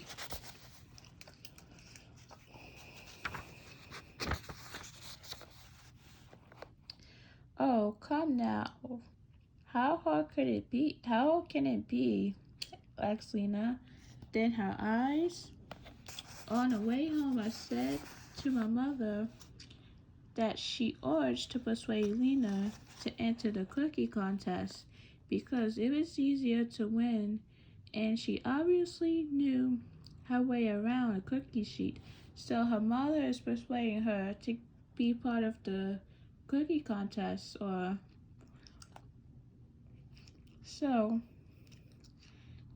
Lena to enter the cookie contest because it was easier to win, and she obviously knew her way around a cookie sheet. None of our business, said my mother.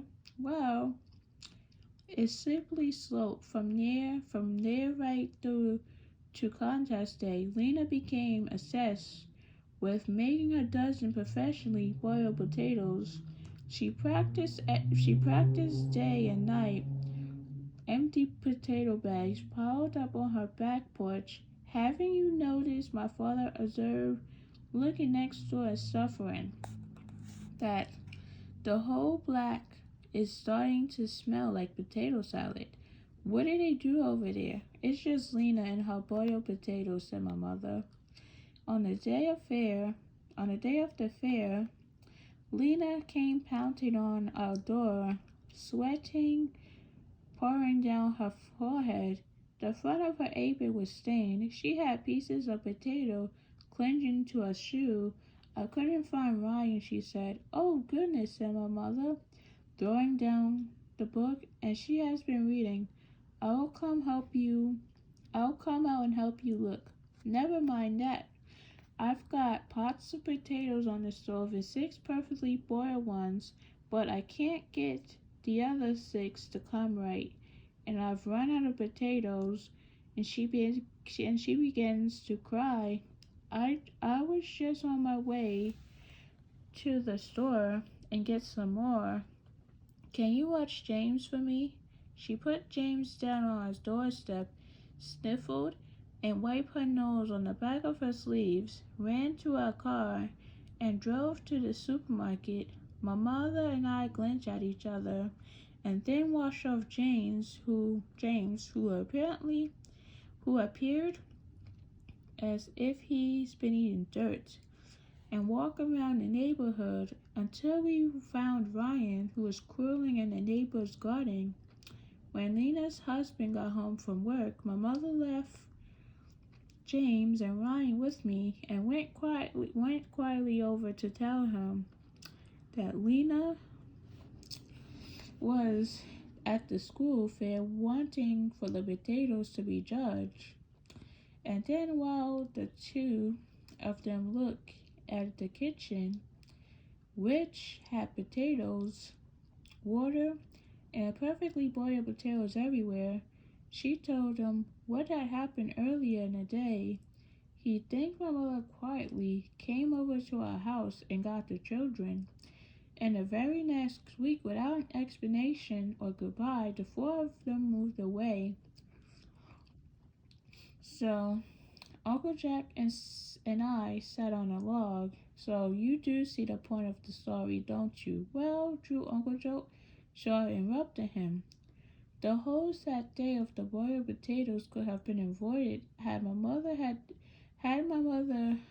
just taken my time and advice and told Lena to enter the cookie contest instead.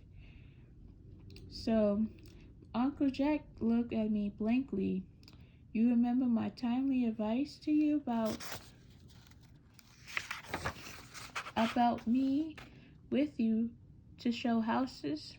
I know people in town and I know their ways. You new here. I know what people are taught to do or not to do. I was lying. Mostly I kept my mouth and I thought people were extremely unpredictable.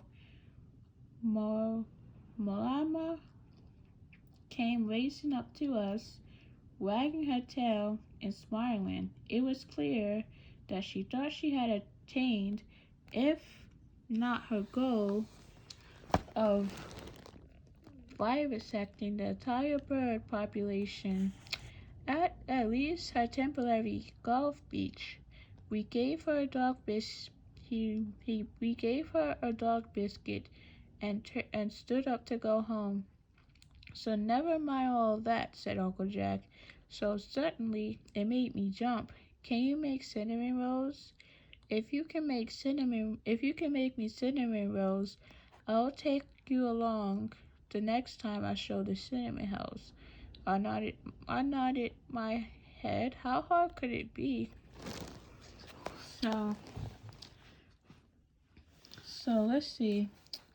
Perfectly boiled potatoes. So the most important thing about making perfectly boiled potatoes is to start with dozens beautiful red potatoes. So go to your greens grocer or whatever you get your potatoes, and don't buy a bag of them. Hunt through the loose powdered potatoes until you find a dozen that are medium sized and almost all exact alike. don't get any scrap. You don't get any with scabs or strange growth or that looks like they have a nose. Take them home and peel them. Put enough oil. Put enough oil in a large pot to cover your potatoes. Cook for 40 minutes. Put them in warm water if that boils out. Drain the potatoes and put them back in the pot. Put the pot back on the burner and shake it a bit so the potatoes dry over the heat. So they are done. Now what you do with them is a matter of taste. Some people like sour cream, some like butter and parsley, some people like ketchup or cheese, which we don't put ketchup or mashed on potatoes because that looks like it's gonna taste weird if you put ketchup on like potatoes. I like mustard. Who puts mustard or mashed on potatoes? Ew. Like, who put mustard on it? But Miss Bosa says, it is nobody's business but your own. What you do with your potatoes?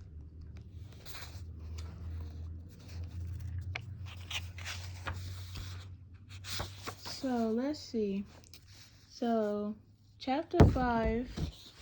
So, she met Lena, and she makes this perfectly boiled potatoes at the store.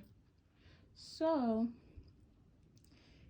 it's like, that's how, so she makes like perfectly good potatoes or perfectly boiled potatoes.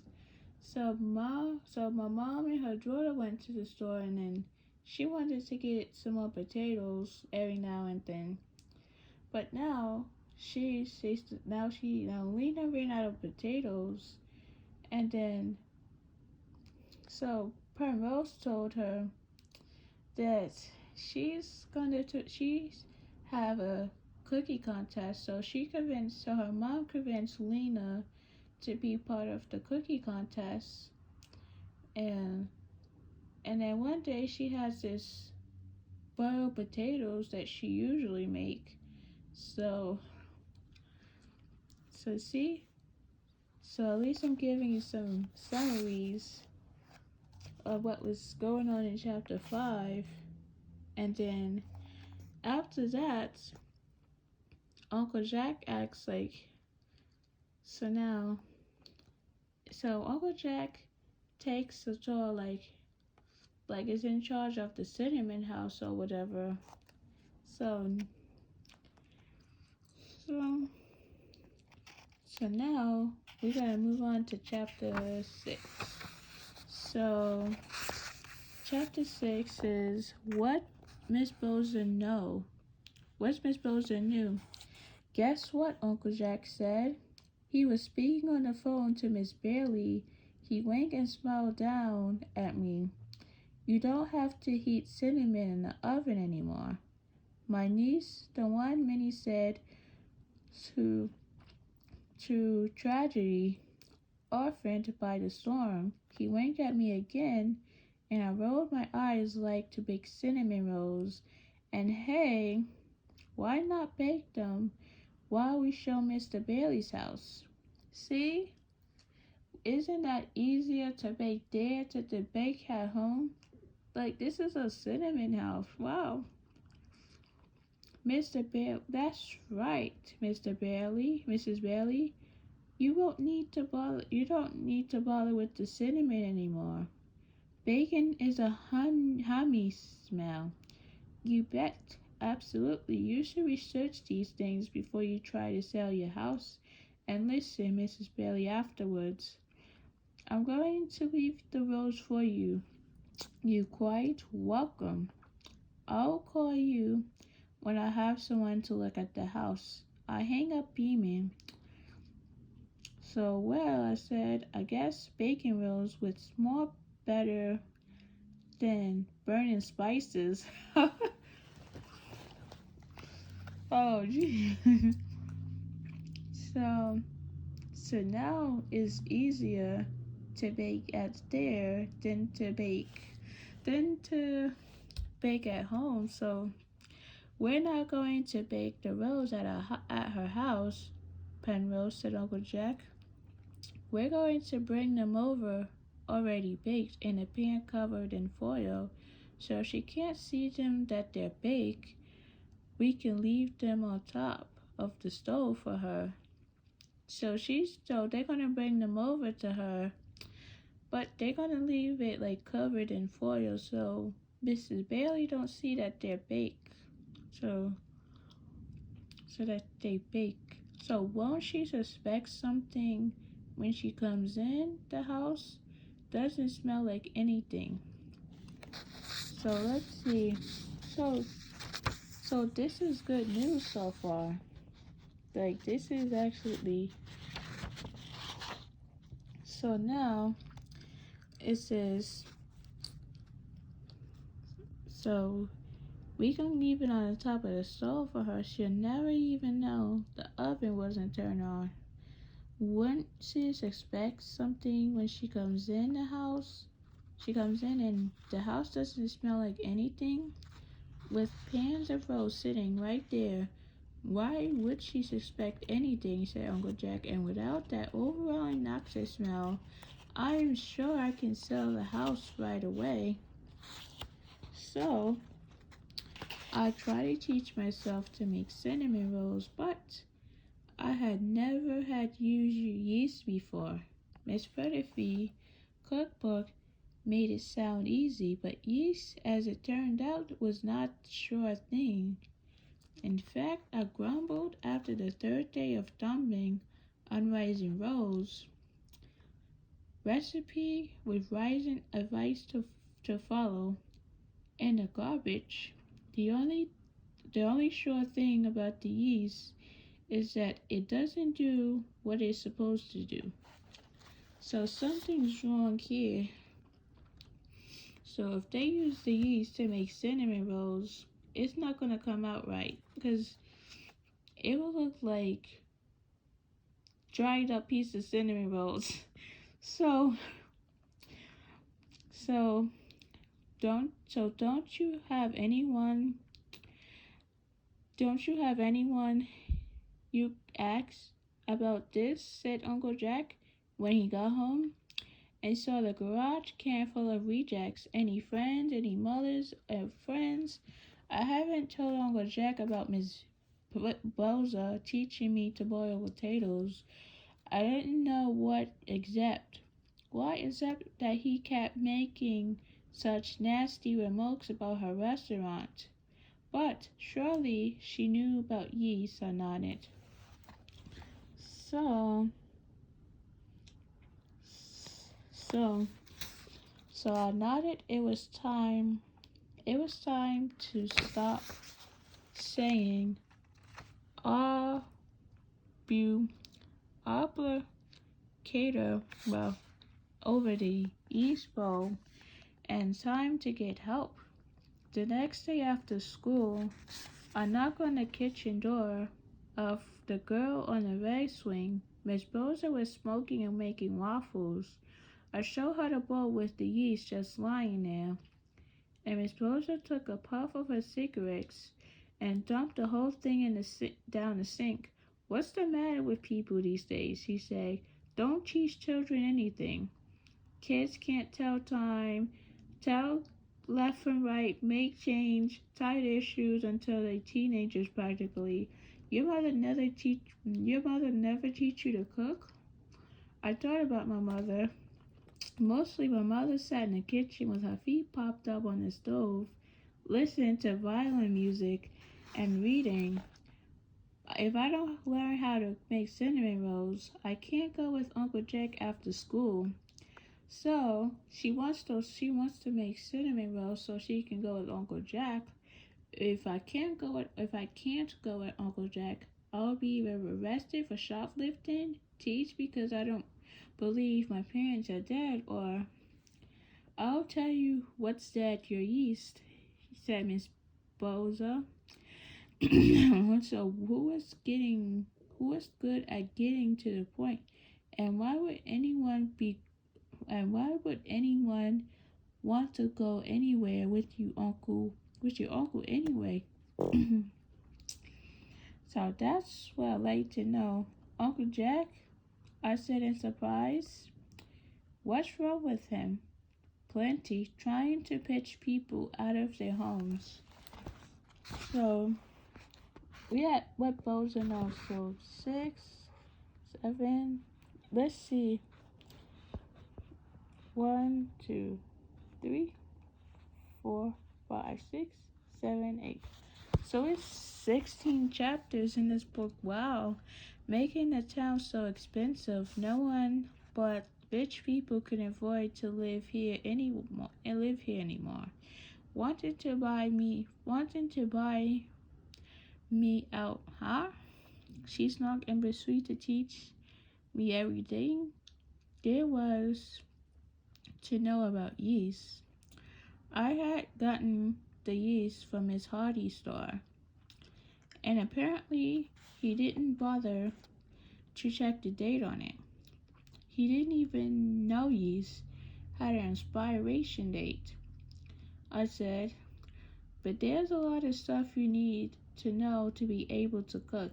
Not so much I started when I was just slightly younger than you. Who knows? Maybe you'll end up a rival restaurant in Cold Harvest someday. I want to travel like Miss Honeycutt first though. I said, blushing, and on a waffle Miss Boza handed me. What do you want that for? Asked Miss Boza, looking down at me out of squinty eyes. I want to go places where important things happen to you, I said. Why? Drawled Miss Boza. So I'll know more, I said. Huh? Snorted Miss Boza. Some people see the whole world and don't know anything. Take this uncle of yours. I bet he's been around the block a few times. Now let's see how this yeast is doing. There, just like I said, if your water's temperature's right and your yeast hasn't expired, you've got nothing to worry about. I look at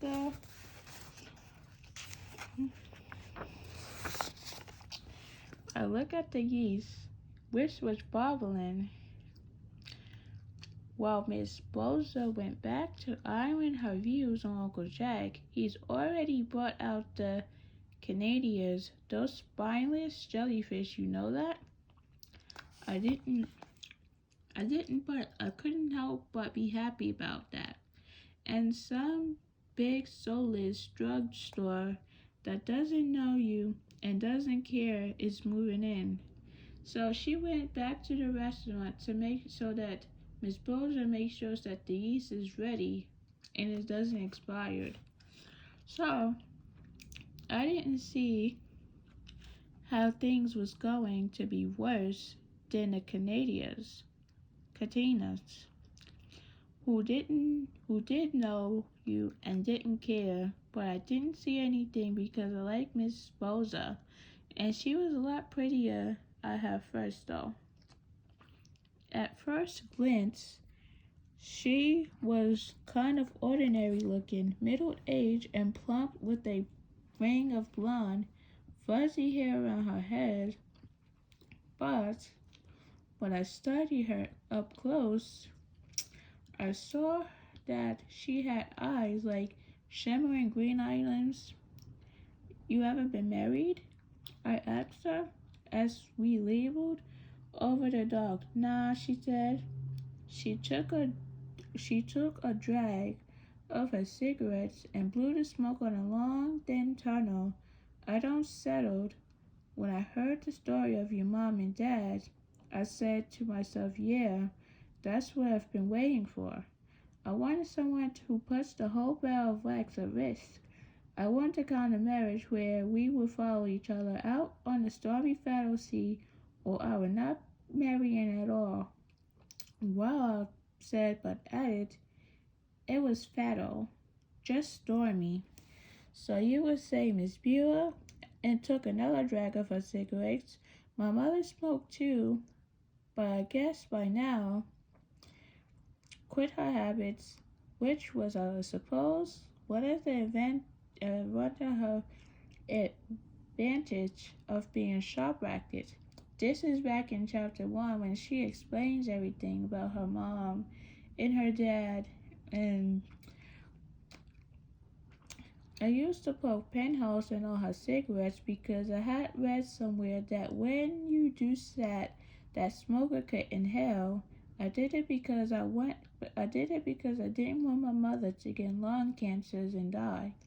But when she found that it was me doing it, and I denied it as long as I could, she got very angry and wasn't touched at all by my concern. And this storm thing came up, so I guess you can't really protect people anyhow. Or if you protect them from one thing, up and cones another. Miss Boza showed me how to mix the other ingredients for the cinnamon rolls, and near the dough, and as I pounded on the flour board, turning it a quarter turn each time with the heels of my hands or instructed, I said, "What do you mean? So you said when I said the shipwreck wasn't fatal, I didn't mean anything. Believe what you will. Believe what you will believe," said Miss Boza, peering over my shoulder, cigarette ash perilously close to the door. Though, did you ever believe anything just because you knew it was true? I asked. "Nah," said Miss Boza. Then she got a faraway look. She got a faraway.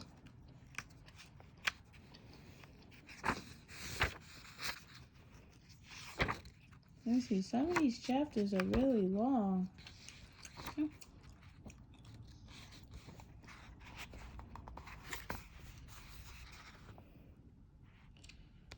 I I think we can do this. So let's see.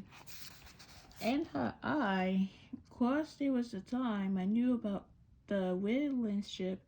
She stopped puffing and put her cigarettes out actively.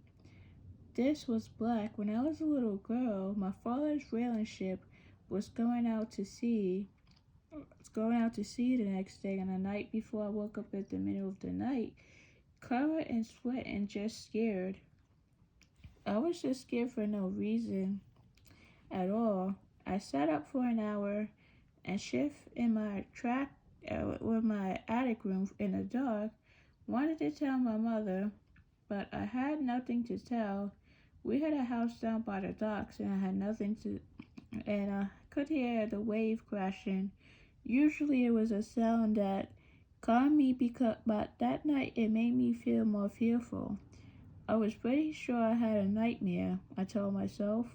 I was being ridiculous, but it was as if the air was charged with waiting, like something awful was going to happen.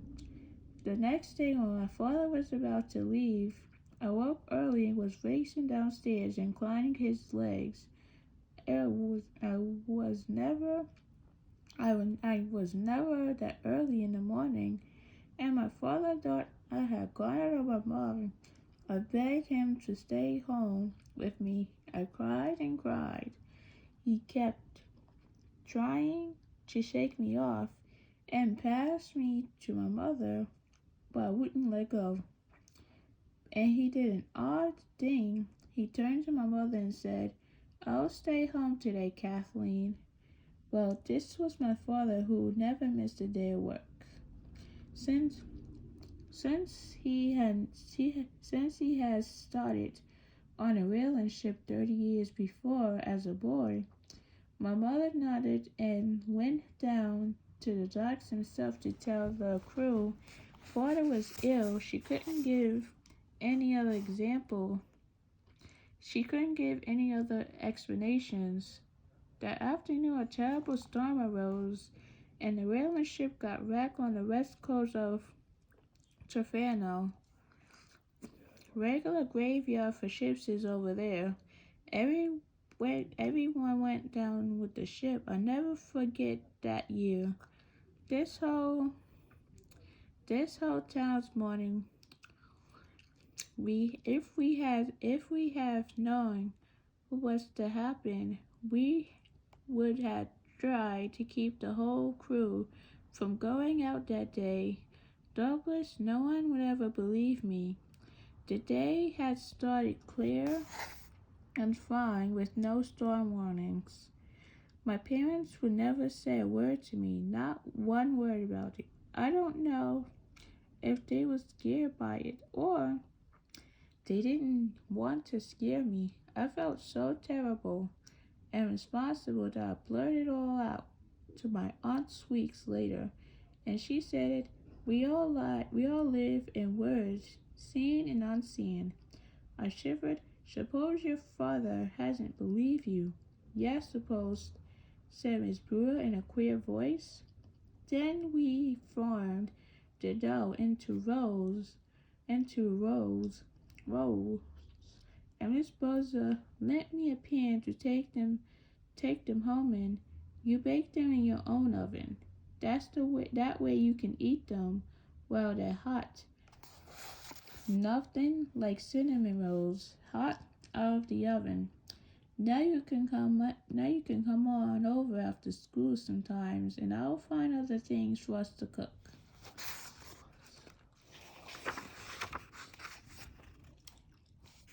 So this is the rules on how to make cinnamon rolls. So even though how it goes in the story, like they'll tell you the story first, and then they have a recipe for each thing that each character makes. So this is cinnamon rolls. So this is a kind of tricky recipe. I will master caramel apples and a few other things before moving on to the cinnamon rolls. First, you check your yeast and make sure the expiration date hasn't come and gone. Then pour a quarter cup of lukewarm water into a mixing bowl and put a teaspoon of sugar into it. It is the sugar that gets your yeast all excited. Put 2 teaspoons of yeast into the sugar water and let it fizz up for 10 minutes. If it doesn't get all excited, just slide there like mud, damp it and start over. Add 2 large beaten eggs, a half a cup of milk, a half a cup of sugar, half a cup of flour, 1 teaspoon of vanilla. Mix this up, then stir and 2.5 cups of flour. Put the mixture on a floured sugar. Put the mixture on a floured surface and knead 1 stick of soft butter into the dough. This is a messy business. To knead anything, turn the dough 1/4 turn, fold it in half towards yourself, and all kinds of pound it down and forward with the heels of your hands. When it seems to be getting sticky, throw more flour on it. You keep doing this endlessly, it seems, or for 10 minutes, whichever comes first. Put the dough in a battered bowl, cover it with a cloth, and let it rise until dough in bulk. Then pinch it down, roll it out, and spread the dough with melted butter. Sprinkle sugar and cinnamon all over until it's covered, and then roll it up into a tube. Slice it so that you have about 1-inch pieces. Then put these on a baking sheet and cover your cloth, and then rinse again. Bake it in the 350-degree oven for about half an hour or so. Take powdered sugar and butter and milk. Miss Boza didn't give me very clear directions on this. She said just mix it up. That looks like icing, and I did. And it looks like icing, I did. And using about a half a cup of butter, 2 cups of sugar, and a few drops of milk. But she said proportions here aren't critical. Spread it in little globs over the hot cinnamon rolls. It will melt all over them and completely delicious. and completely delicious. So, so before we go into chapter 7, let's sum up the chapter. So now her uncle wants Primrose to make cinnamon rolls so she can go with Uncle Jack after school. But if she didn't make the cinnamon rolls, she wasn't able to go to Uncle Jack to see the house. But now she called the restaurant and said, "So now Mr. Bailey made it easier, cause so Penrose and Uncle Jack brung the cinnamon rolls over to our house and put it on top of the stove so she wouldn't see it when it's wrapped in foil. So so after that, she made the then so that they started making cinnamon rolls and making cinnamon rolls. So we can't, cause you can't make the cinnamon rolls without the yeast. So if you make the cinnamon rolls without the yeast, it will not go out. It will not come out right. It will not come out the right way. So the cinnamon rolls has to be comes with yeast so it cooks the right way. So if you make the cinnamon rolls without the yeast, it's not gonna cook the right way because it'll turn out to be messed up and have to redo it over. So I don't want you guys to be making critical mistakes on this recipe. But I don't want any but this is a hard recipe to make the cinnamon rolls. Oh,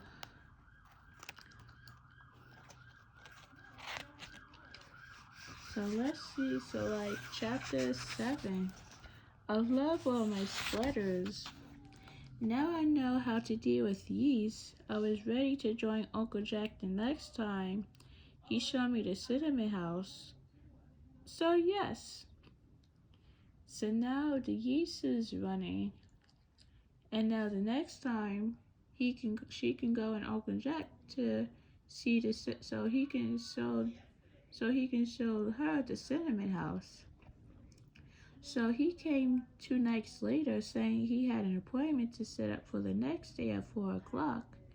I baked the rolls that night and wrapped them in foil. When I got home from school the next day, I put them on my good navy dress and went over to Miss Perfidy's house to get my matching cardigan. I'd even use a little of Uncle Jack's breath freshener. Although no after slave, I found myself slowing again as I approached Mr. Perfidy's house. Uncle Jack thought it was strange that I didn't even move any sweaters into his house. I said it was because the mothballs was protecting them, but really it was because I wanted to see Miss Perfidy now and then. It was peculiar relationship. We didn't like each other much, but had lived through my parents' disappearance together. It gave us a kind of melancholy bond. I kicked I kicked brown leaves down the street. Fall fall was completely upon Cole Harbor from October's orange crackling leaves to the minks and frogs that crept up from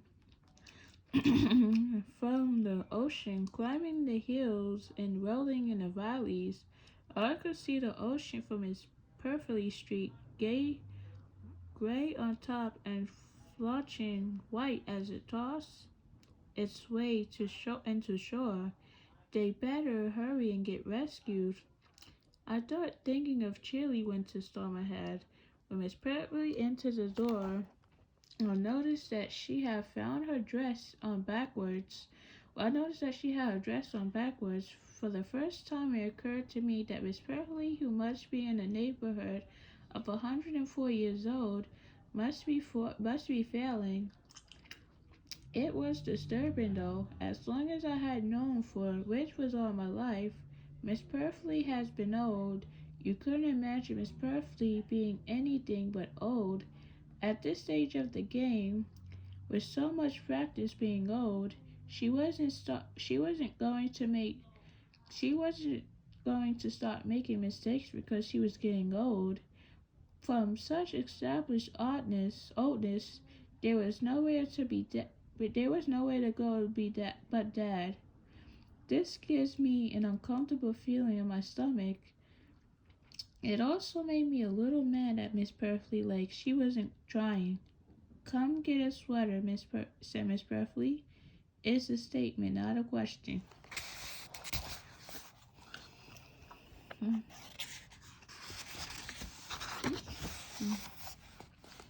I need my good sweater.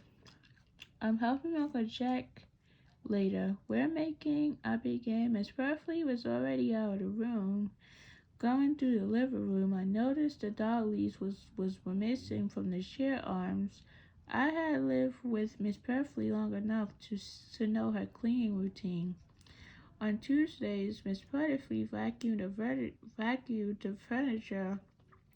She took the dollies off of this and returned them later. I vacuumed Miss Perfidy into the kitchen. Are you vacuuming today? I said. What? What is that? I promised Perrons. You know very well. I don't vacuum on Thursdays. This is Thursday. Well, your dollies are good, I said. No, they're not. They just where they always are. On a chair arms, I asked. Where else would they be? I don't know. I said. I saw a funny shaped pan on the stove and decided to change the subject. You've got a new pan. Miss Perfidy looked at me through narrowed eyes as I sat down across from her at the kitchen table. She was pouring herself a cup of raspberry tea and eating stale, soft tea biscuits. Recipe to follow. That's another recipe that you have to follow. So if I can read through these 16 recipes at the end, I'm sure you guys is going to get it. Or if you don't know how to do these 16 recipes, you can look them up online, or you can look at a video, or you can have someone to show you if they know how to do all 16 recipes. Because I know that it's 16 recipes in this book, and I can surely read them to you. So, her cookies always tasted of mouthful. This is the 7th recipe that we have to follow. She pushed the cookies in my direction and I ate one to see if the flavor had changed since I had left, but it hadn't. And I looked around to see where I could spit it out without her noticing. I got that pan. I got that pan from my sister, Miss Claire Weatherspoon, who just visited, the one who lives down in Comox. I know I told you about her. She is widowed now. She and her husband went in hardware store that she owns, but hires people to run. She had them left over crepe pans. She used to run a serious hardware store with serious hardware. Then everything she got all la-di-da. She could afford to start cooking for recreation, and she had started carrying notions like crepe pans, fudu pots, cappuccino machines. The problem is, Primrose, she can't tell her fat is over, so she's always ends up with leftover junk. So I occupied that crepe pan. We were silent for a minute. Miss Perfidy, because we was in deep She was deep in though, and because I had a mouthful of stale biscuits that I couldn't bring myself to swallow or spit out. So who eats stale biscuits? That's old. At least I could. At least I think that's where I got the pen, said Miss Perfidy. What do you mean? I said. I asked finally, choking down the cookie. Lately, I seem to remember things incorrectly, said Miss Perfidy, rubbing her forehead.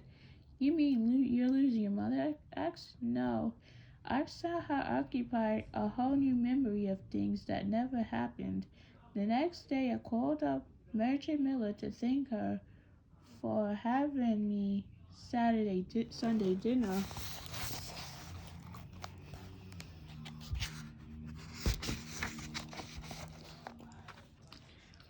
Some of my old employers invited me for a Sunday dinner. Thanksgiving, Christmas, Easter.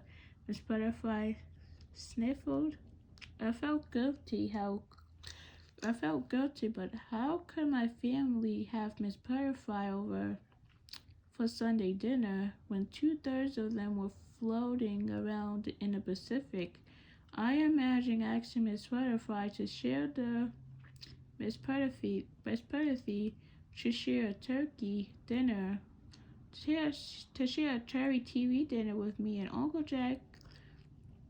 It didn't bear thinking about it. Marjorie made a roast chicken. Little Sarah played the piano for us afterwards. Of course, she isn't really so little anymore. So I had a distinct impression that she did want to perform. I found that children want to perform, but when you ask them to, but you can't stop them, because when all you want is some pace and some peace and quiet. Uh huh. I said, thinking as I had so many times, Miss Butterfly should never have become became a babysitter. Naturally, I thank her even though she had put too much shade in the stuffing, and I could have done without the recital. That's when she told me that I had never been there for a Sunday dinner. She said that they don't have, she said that they don't even have Sunday dinner. That Sunday dinner is usually canned soup and grilled cheese or something. Of course, that's true in many homes nowadays. Sunday dinner used to be a social meal after church. It's too bad it didn't happen because I remember it's clear as day, and I had quite a pleasant time, Maya said. So, so even though that, so even though employers from her job used to invite her, used to her, invite her to a Sunday dinner, rather it's Thanksgiving. That's not part like a Sunday dinner, but either Thanksgiving, Christmas, or Easter. So I don't know if that's a possibility. So she always said that Sarah doesn't play that piano. We sat there, we sat and thought about this. It could be worse, I said finally. You cannot remember things that did happen. My mind is as sharp as a tack. I probably have better memories than you that way anyway. She almost half to a thought with all those extra memories floating around in there. Well, as long as you had a good time, I ventured.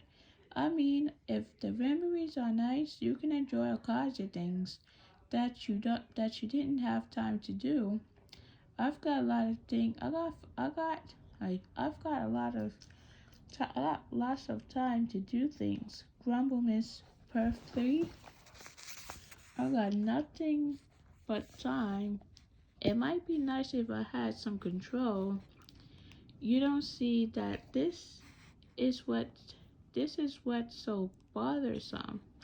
I got no control.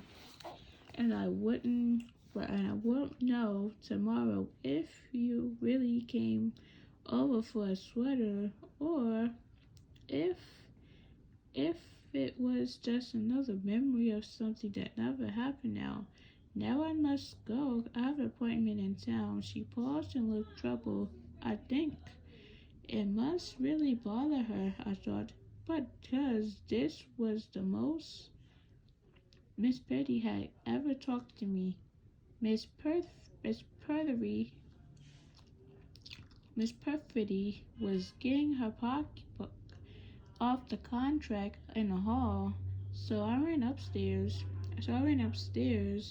I'll just get my sweater, I said. I ran down the hall to the guest bedroom, opened the dresser, and ran back to the landing.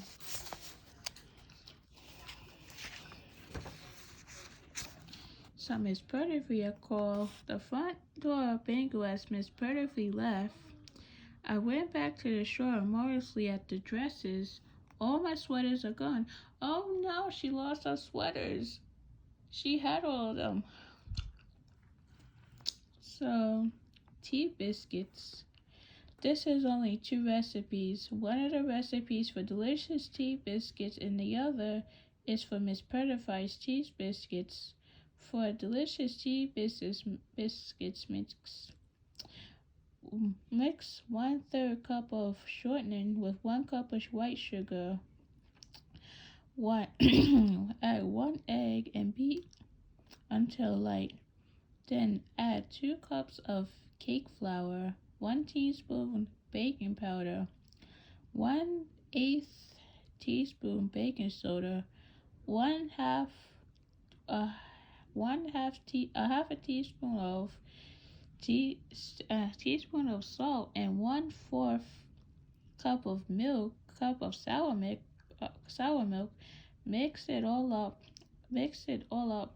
Add 2 teaspoons pure vanilla extract.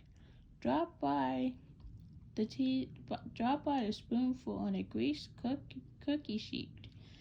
So bake in a 50-degree oven till done. If you prefer Miss Perfidy's tea biscuits, double the baking soda and leave out the vanilla, then age for 10 days in a drawer of mouse balls. They won't be tasty, but they'll be authentic. But it's always good to follow the recipe. Like it's fun. Like it's always good to look at the recipe and see what ingredients you're gonna need to make it. Like this is basic stuff that you have to follow the recipe. So it's important to follow the recipe is so you know what you need and so you need the ingredients to make it. So let's move on to chapter 8. Chapter 8, so now chapter 7 basically that Miss Perfidy makes tea biscuits. So let's go back for a second.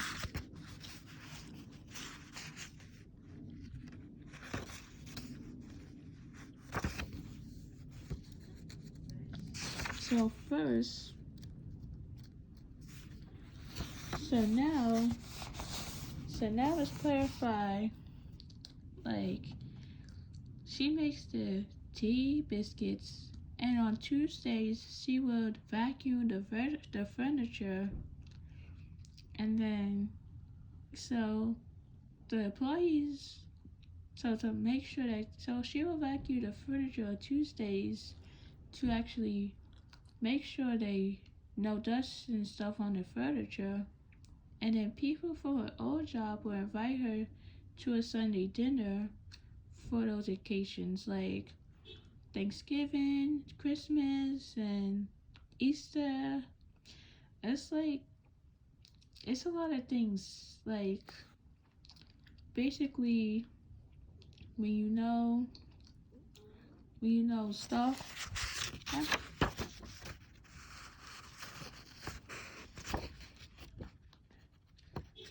So now, let's see. So she went to her house to get in cardigan, so Miss Perfidy gave her a sweater to wear or whatever.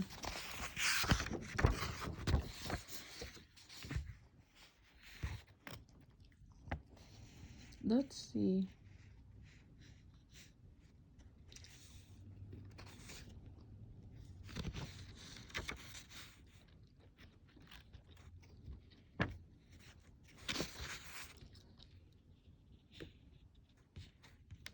Let's see.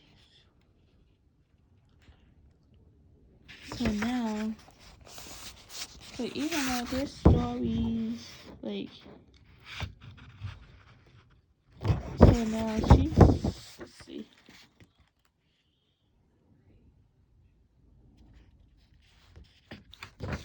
So now Miss Perfidy, like, talks about, like, her job, like, what they used to do, and so now she went, so now she, so now Bronzer discovered that her sweaters are now gone. Oh, so now, moving on, so now we're gonna go to chapter 8 and we're gonna read I Lose a Toe. So I went home, grabbed a jacket and a cinnamon rolls, and I sat on the front step waiting for Uncle Jack to pick me up and take me to the cinnamon house. When Uncle Jack pulled up, he was as calm as usual, but he seemed less tooty.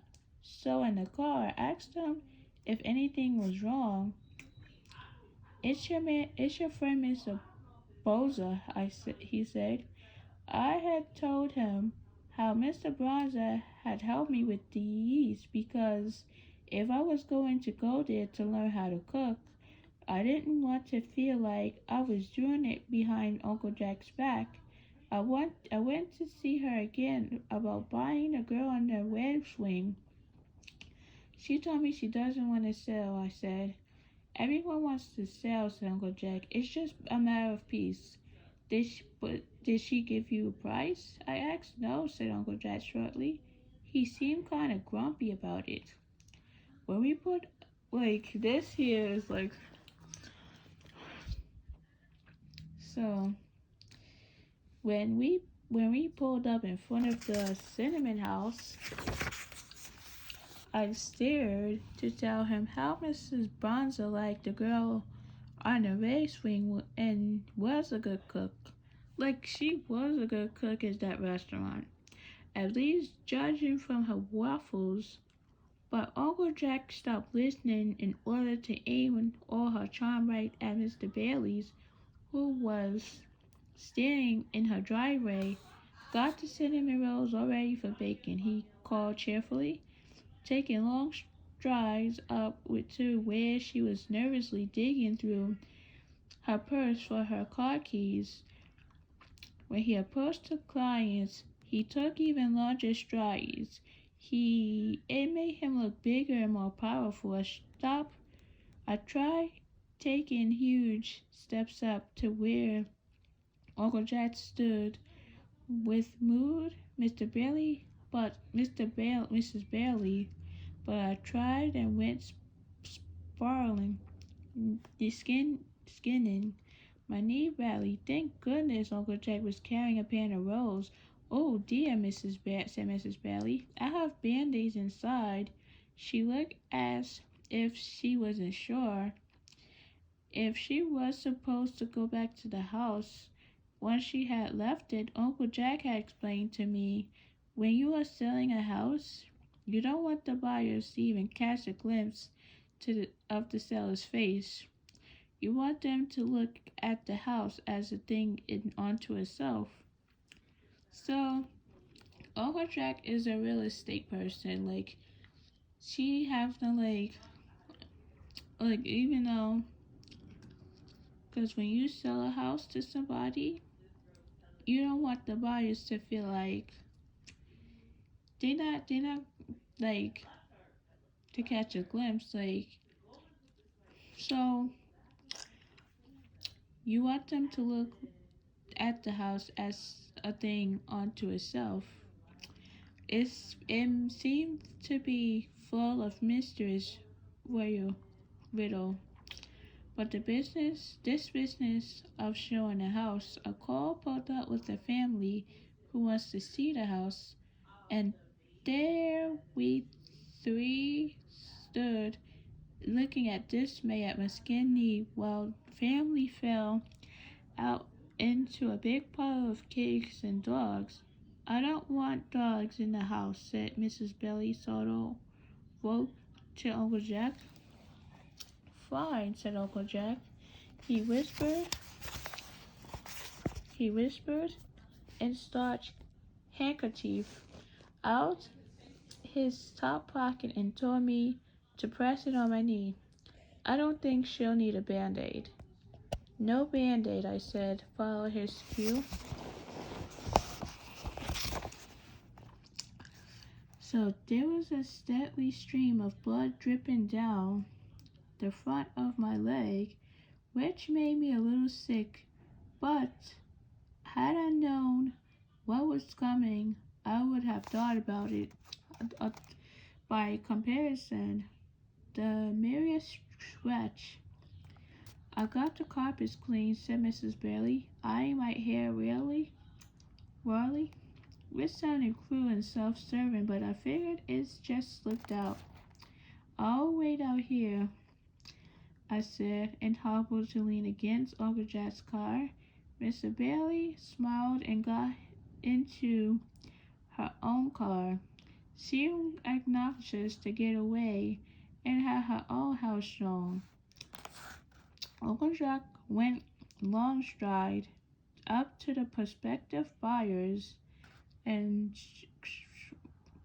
shook their hands, greeted the children, and petted the pets. Then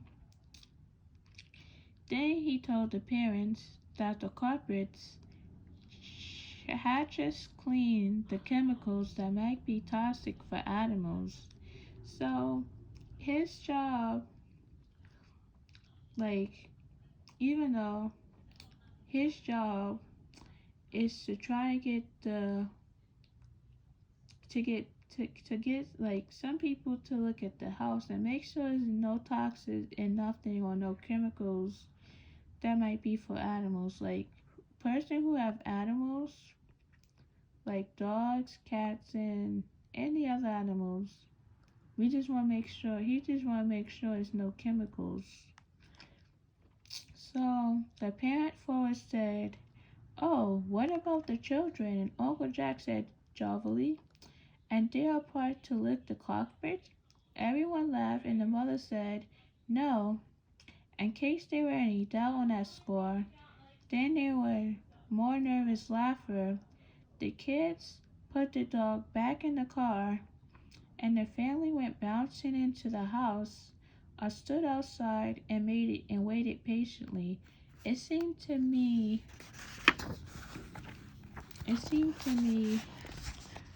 that you all should be able to see a house in 10 minutes, 15 at most. If I was going to buy a house, I would know the second I walked in the door, whether or not a house. It was the house for me. But I stood there for 20 minutes tapping my toes. But I didn't even have anything to read. But I found a stack of Uncle Jack's listing on the car seats, so I looked at those. I was interested to see the Cinnamon House was the cheapest of all the houses he was selling.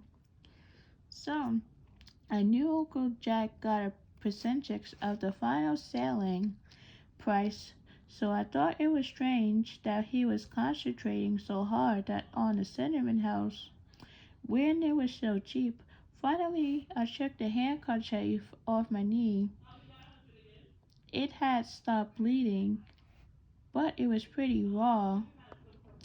But a half an hour, I considered going into the house to see what Uncle Jack was doing, but he decided that may annoy him, especially when he was closing a hot sale or something. To kill time, I was practiced taking huge strides back and forth across the street. It did make me feel bigger and more powerful. I was in the middle of practicing a long stride in the road when I felt a trickle down my leg. My knee had started to bleed again. I bent over, put the handkerchief on it, and when I started to straighten up, I heard the long blast of a truck horn and saw big wheels. Then nothing. Then I woke up. When I woke up, my first thought was that I was dead. There was a lot of bright light and an awful lot of noise compared to the customers' silence I've been in. It was an unbelievable racket. So, so this must be hell, I thought, because in Heavenly Surely they try to keep the noise down. A man leaned over me and said, "Perros." I blinked just like the heroes in movies. I could dimly make out some man peering at me over the shoulders of a worried-looking woman who was doing things in my wrist.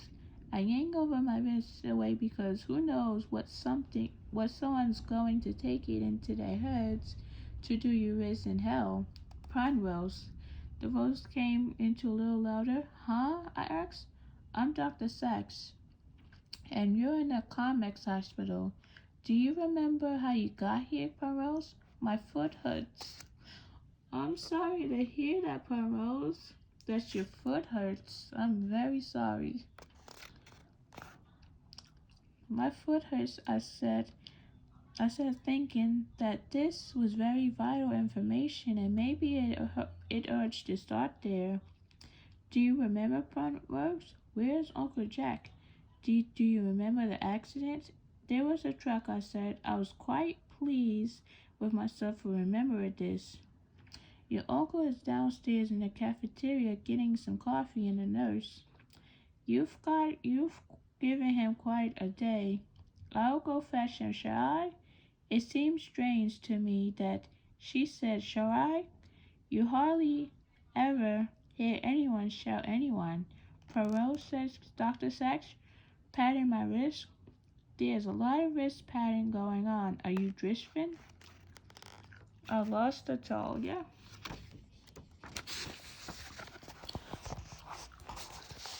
No, I'm fine, I said and smiled weakly. The nurse returned to say that she never sent an orderly to fetch Uncle Jack. Without another word, but a noble, terribly important things to do. Look, Dr. Sachs walked out.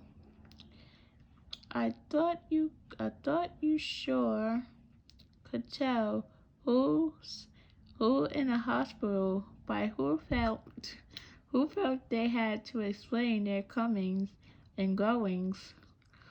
I was also thinking that I was thinking a lot of things, so I guess that whatever else I had enjoyed my brain. My foot hurts, I said to the nurse again. So then her knee started hurting, and then now her foot hurts. Yikes! I thought they must surely be able to give me a Tylenol or something. You have injured your foot. You're very lucky, said the nurse. Thank you, I said, because in scary situations I always think it is a good idea to be polite.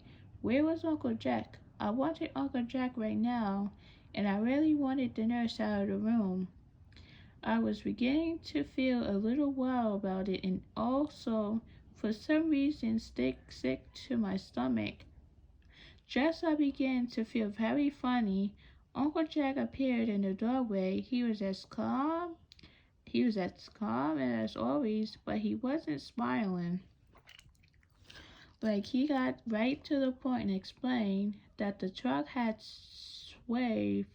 half swirled to try to avoid my foot, but my baby toe was gone. Oh, oh no, Then there was an embarrassing period during which I threw up several times in the bedpan. After they had given me a pull, I said, after you giving me a pull, like, how could a truck hack off my baby toe and leave the rest of my toes intact? This is hardly seen likely to, but on the other hand, it wasn't the type of thing someone would make up. I don't know, Parels, it just did. You also had a bad concussion with you have also had a bad concussion and were unconcise for a while. We had you airlifted to the Comex hospital, and you have to stay here until you're well enough to convalescent, convalescent in Carl Harbor. In those days, once I got used to being short a toe, I began to enjoy certain aspects of hospital life, even though the truck driver who hit me had been told by the witnesses that it wasn't his fault, that I had to stood in a row like a strickling deer while he rounded in the corner, that it was a miracle he had been able to swear enough to avoid splatting me like a bug on his windshield. Even so, he had 6 children of his own and felt just awful. He kept saying over chocolates. His wife made me chocolate-covered cashews recipe to follow, and they looked just like baby toes. I wondered if he was having little jokes with me and decided he was not, and that perhaps I was simply distinct to see baby toes everywhere for a while. The nurse tried to take them away from me, not because they found baby toe-shaped chocolate macabre, but because they thought no child eat that much candy. Uncle Jack stopped them. Go ahead and let her eat it.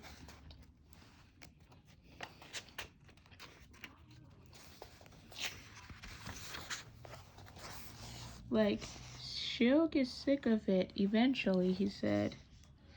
Which, oddly enough, I never did. And then he went out and brought every nurse to the floor her own box of chocolate, after which they were all as gooey-eyed about him.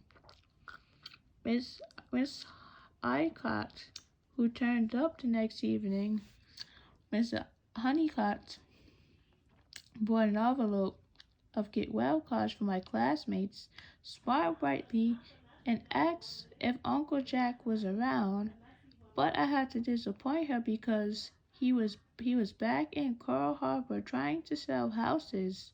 Oh, she said, I expect he misses having someone dying within the evening.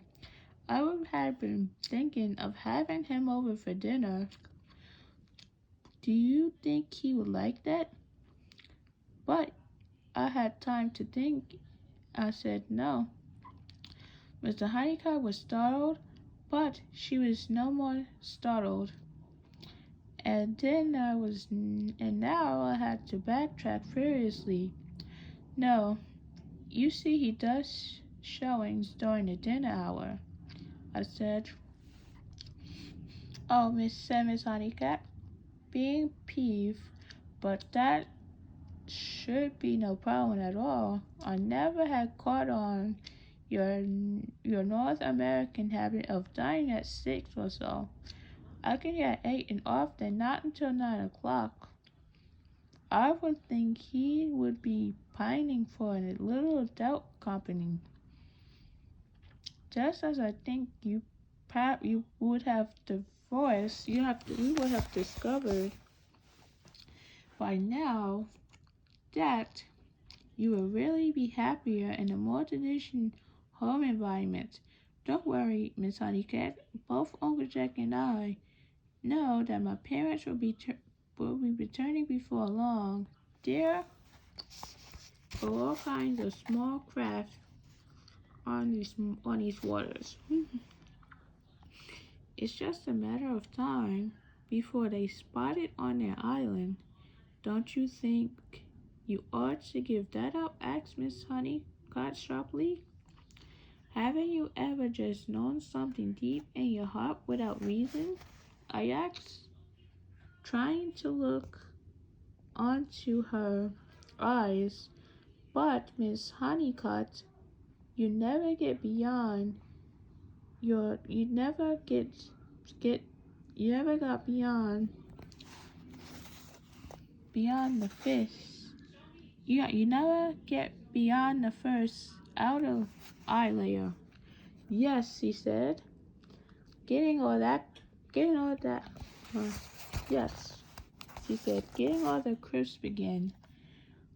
There was the time I was in our family ancestral home in Yorkshire. There was Uncle Ed and Aunt Winifred and my great aunt Berster and Tiny Pentelope and my sister's second husband, niece Claire, and her boyfriend Noodles. Miss Claire and her boyfriend Noodles. Mr. Honeycutt's voice droning on, and I watched her fly, making a trip across the windowsill, and became so engrossed that I missed most of the intercourse.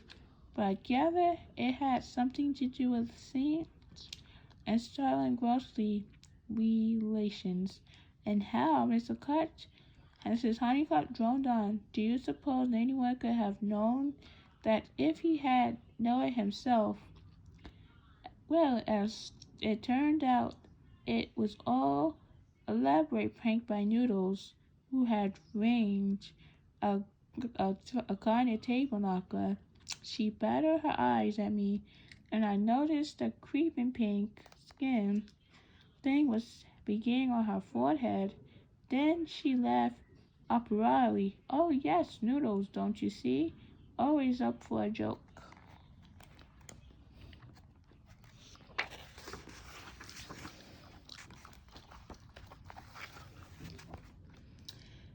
That's not what I meant exactly. I said, and we sat in the statement of this confiture for several minutes.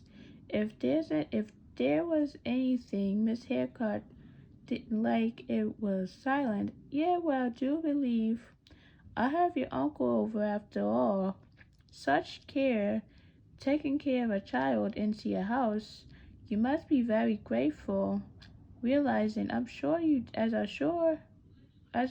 do, what an incorporation you will be should be he decided he wishes to leave his own family someday. Well, we must move forward. We must move forward. She stood up as if really to do, but really she stood up as if really to do so, but the only place for her to move forward was directly into the bed.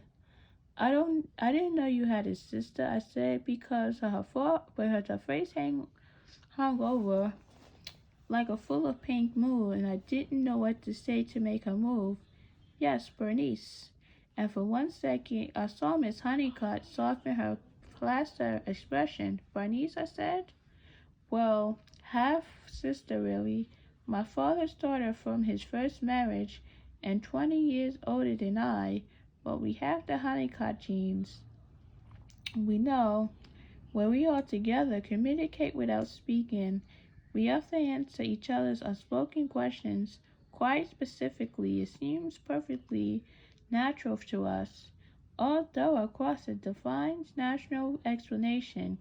That's the type of thing I'm talking about. I yelled excitedly, bouncing up and down my bed and then yelling, ouch, as I shook the bed with all my movement. I'm sure you shouldn't be bouncing like that, and I don't know what you mean by that type of thing. As far as I can see, There's no type of thing about it. It's simply something we do, said Miss Honeycutt. Really, she was hopeless. She remained over me, eyes battering, teeth bared. I know she didn't drool because I was directly under her. Then it was clear I had nothing more to say on the subject.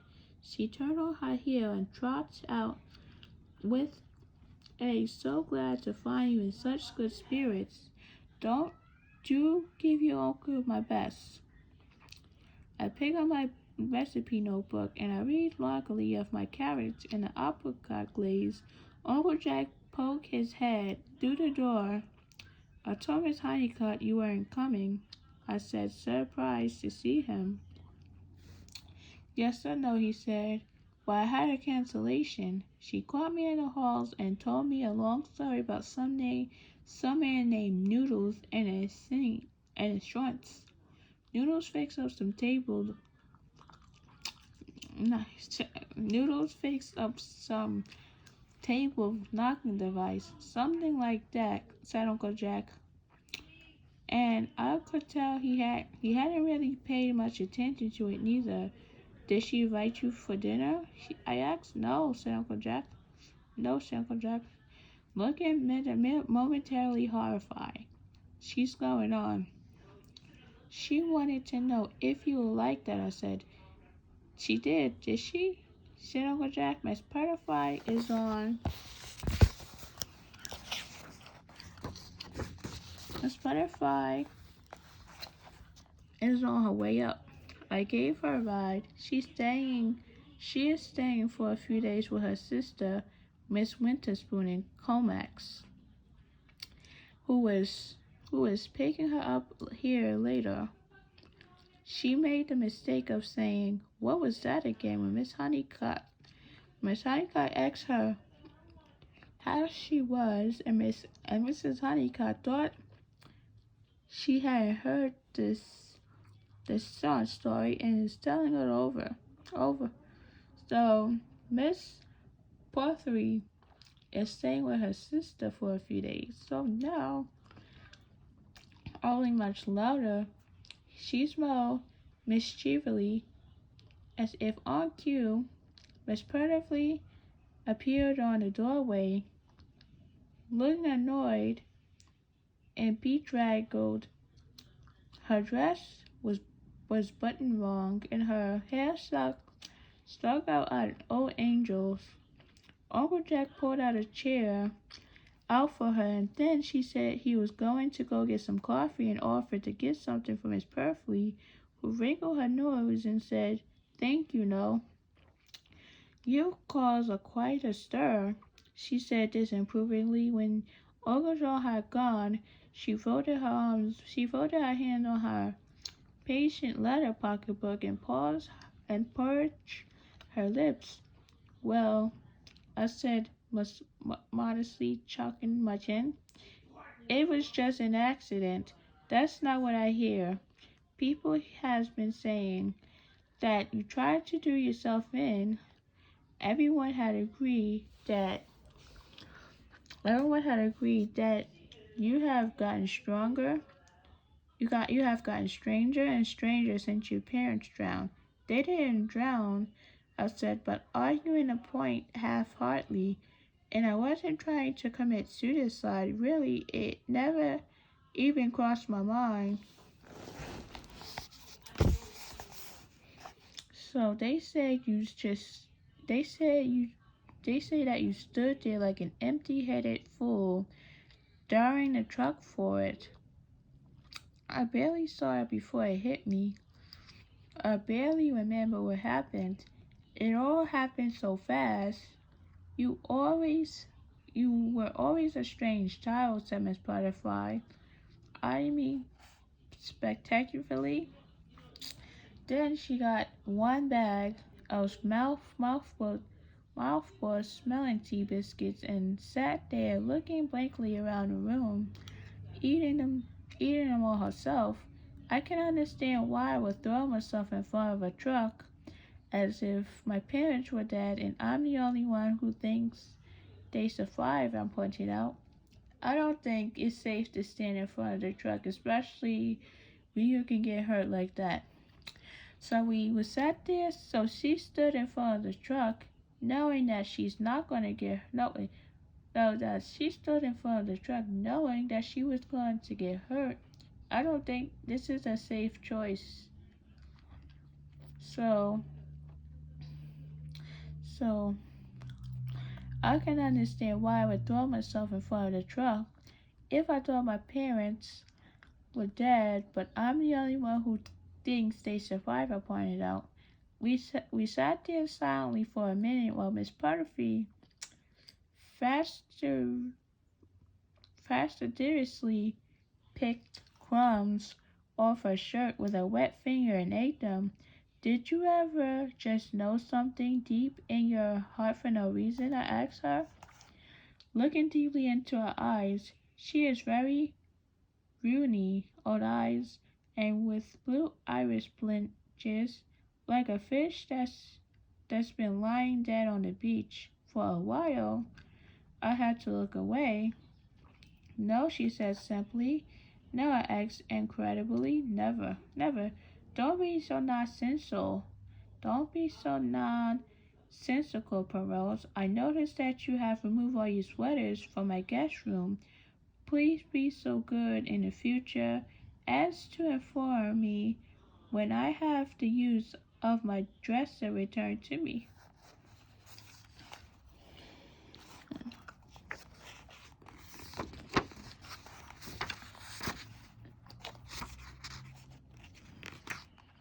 Let's see. Hopefully it's not a long chapter because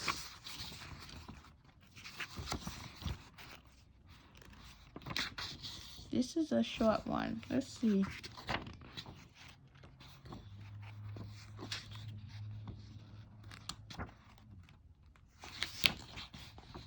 This chapter, some of these are really long. I couldn't believe this.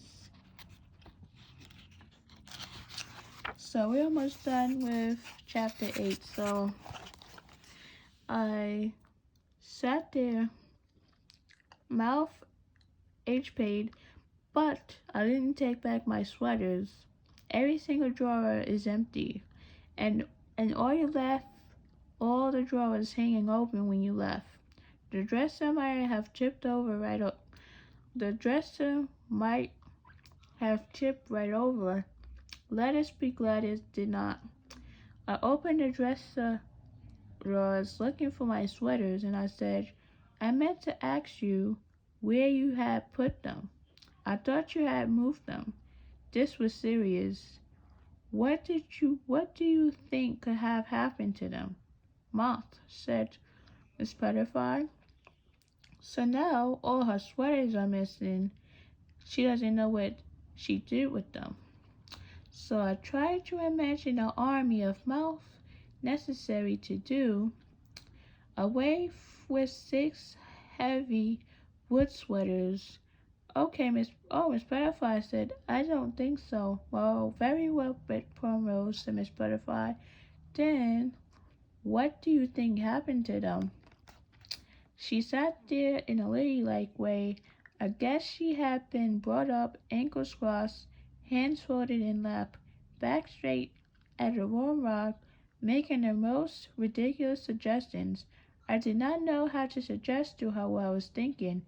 Miss Butterfly, you remember how you have been having trouble with your memory? I said at last. I have told you before, said Miss Butterfly. I have no trouble remembering what has happened. I merely have more memories than actual experiences. It isn't at all the same. So, Noah said, natively. Then you don't remember anything happening to my sweaters. Certainly not. While I was there, she said. We sat silent. I offered Miss Perfidy a chocolate toe, and she refused. Chocolates? At this hour? Your uncle should take them away. In my day, children were allowed only milk and digestive biscuits at this hour. Where my sister and I grew up, on my uncle's plantation in Africa. You can bet we weren't allowed chocolates before bed. We spent the rest of the time talking about Africa, and specifically knew quite a bit about Africa.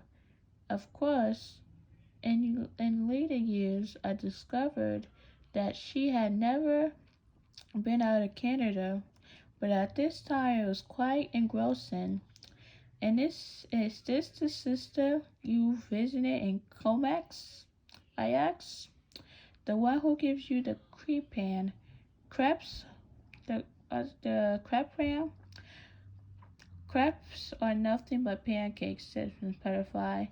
I didn't have an answer to this, but so we sat silently. Miss Perfidy found a tea biscuit, so she had overlooked, and finished it. Then her sister, Miss Winterspoon, showed up to drive her to our house. Miss Perfidy introduced her to me. Miss Winterspoon, after glancing wearily at Miss Perfidy's rat nest hair, took her off. A nurse came in and asked, "What's the mothball smell?" and left. Uncle Jack came back up, and I remember finally asked him how come he was trying so hard to try to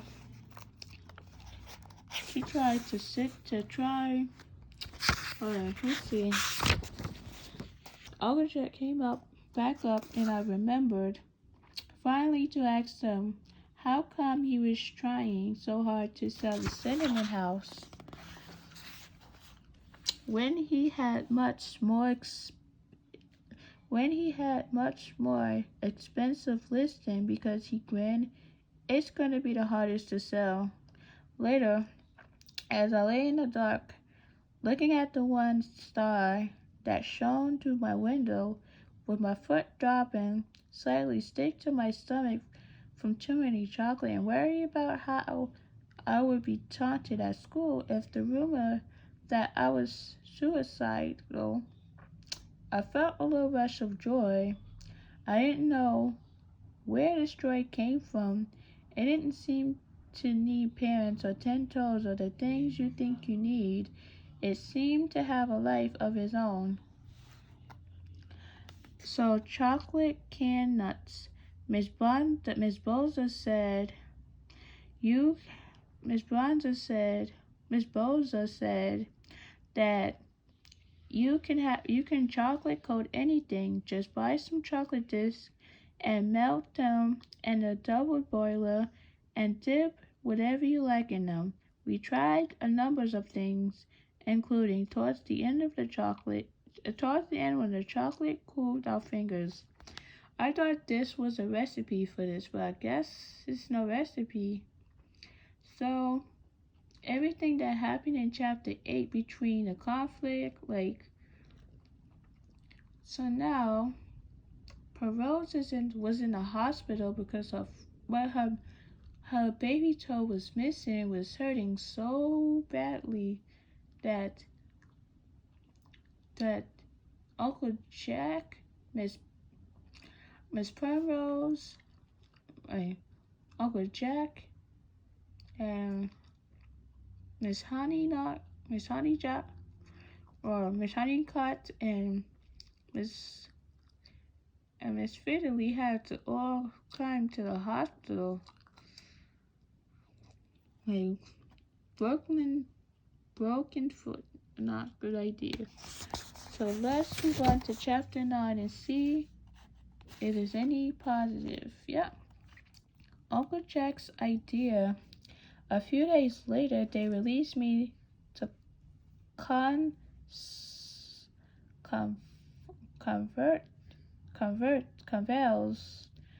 at home. After spending a few days listening to the hockey playing ghosts, I decided to convalesce at school. It turned out that while I had been in the hospital, Uncle Jack had ended up having dinner with Miss Honeycutt, eating pear soup. He said it was many things but a meal. It wasn't. So he had tried to interest her in any of subway traffic. he had tried to interest her in any of several terrific investment opportunities that Cole Harper now offered. She had tried to convince him that an eligible bachelor had many opportunities himself. He was unencumbered. He was unencumbered by obligations. Uncle Jack told her that I was going to live with him no matter what. He reported this to me quite matter of factly. When I pressured him for details, I know he has just said this to let her down gently, but it seems to me it only gave her a greater motivation to get rid of me.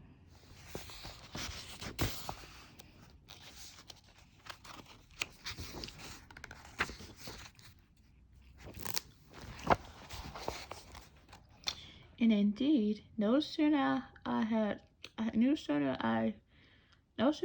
returned to school than she called me into her office and said, "Primrose, I'm afraid you're becoming a danger to yourself. Children who have emotional upsets sometimes act out and need special care.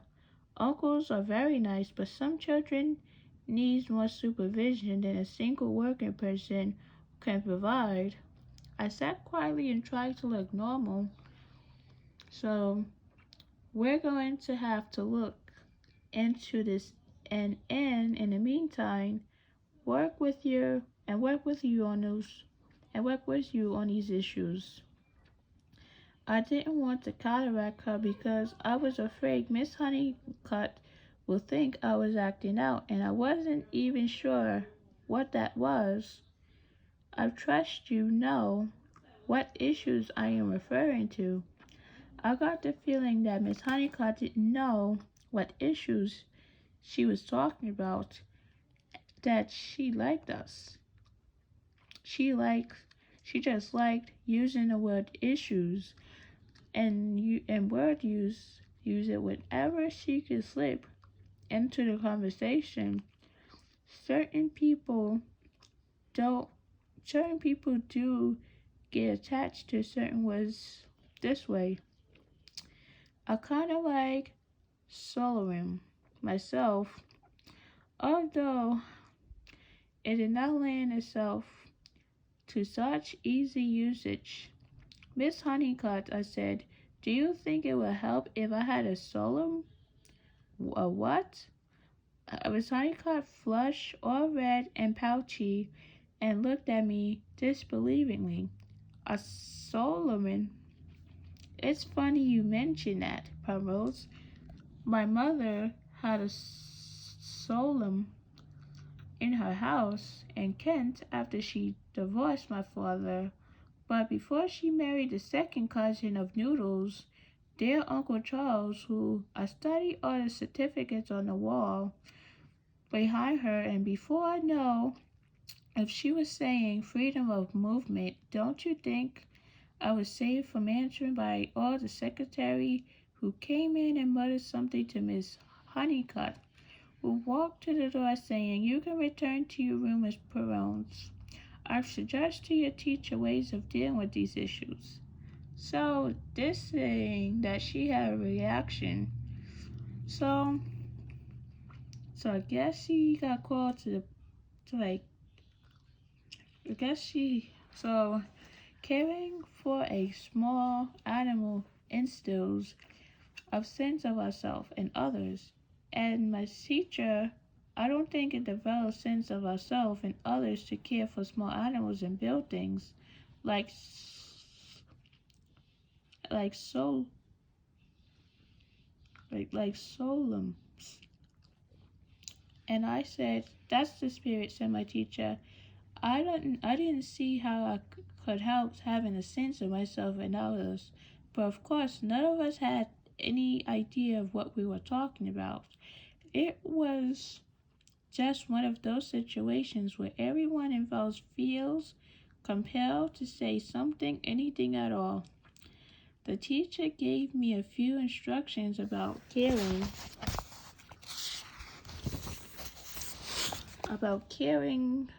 for Herman and tried to hand me his cage. Then realized I couldn't carry the cage and use my crutches at the same time. Two boys who were still in the cloakroom room, grabbing their hockey sticks and backpacks, offered to carry it for me. "Why isn't that kind of you boys?" said my teacher. She handed me the cage. It made me nervous to have them volunteer when I knew they regarded me with the scorn. So I hobbled nervously behind them, wondering if they were going to play a prank on me.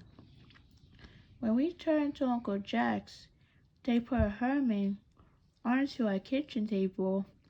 And I expect them to turn around and leave, but they marched right into the gym, leaving me open mouthed.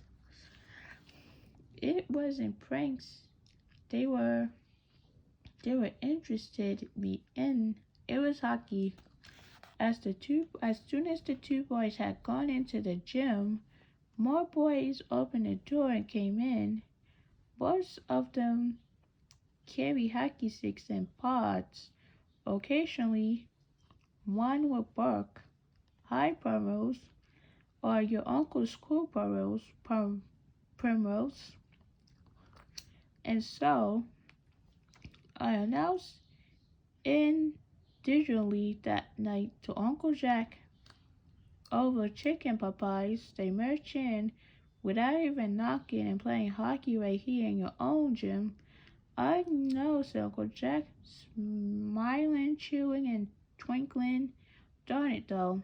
I want to tell you before they all trooped over, but I guess they were obnoxious to get going," he went on excitedly, with food stuck in the side of his cheek like a chipmunk's. He swallowed hastily. "I invited them to." He winkled at me. "Great idea, actually. I got the idea from Mrs. Honeycutt, more or less." "Mrs. Honeycutt," I repeated blankly. "That night I had dinner with her. She said she thought you left alone too much. I'm selling at homes. You're in the house by yourself a lot." By yourself too much? "She thought you might be innocent prone," said Uncle Jack. "Look at his food, eating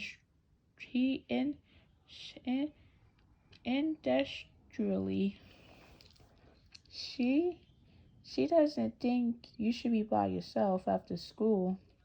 I think she's afraid you're going to fall in the ocean, walk in front of buses, trip over curves. Who knows that? Because you're not paying attention." "Like, who knows what because you're not paying attention? She has all kinds of theories." "Theories?" I said. Uncle Jack put his knife and fork down and looked me in the eye. "You know, Primrose, there's something about sports. You can be setting fires to cats and burying them in your backyard, but as long as you're playing team sports, people think you're okay." I thought about this. Uncle Jack always had a good game plan. "I don't know. I don't mind playing hockey, but those boys would never let me," I said. That's where you're wrong," said Uncle Jack.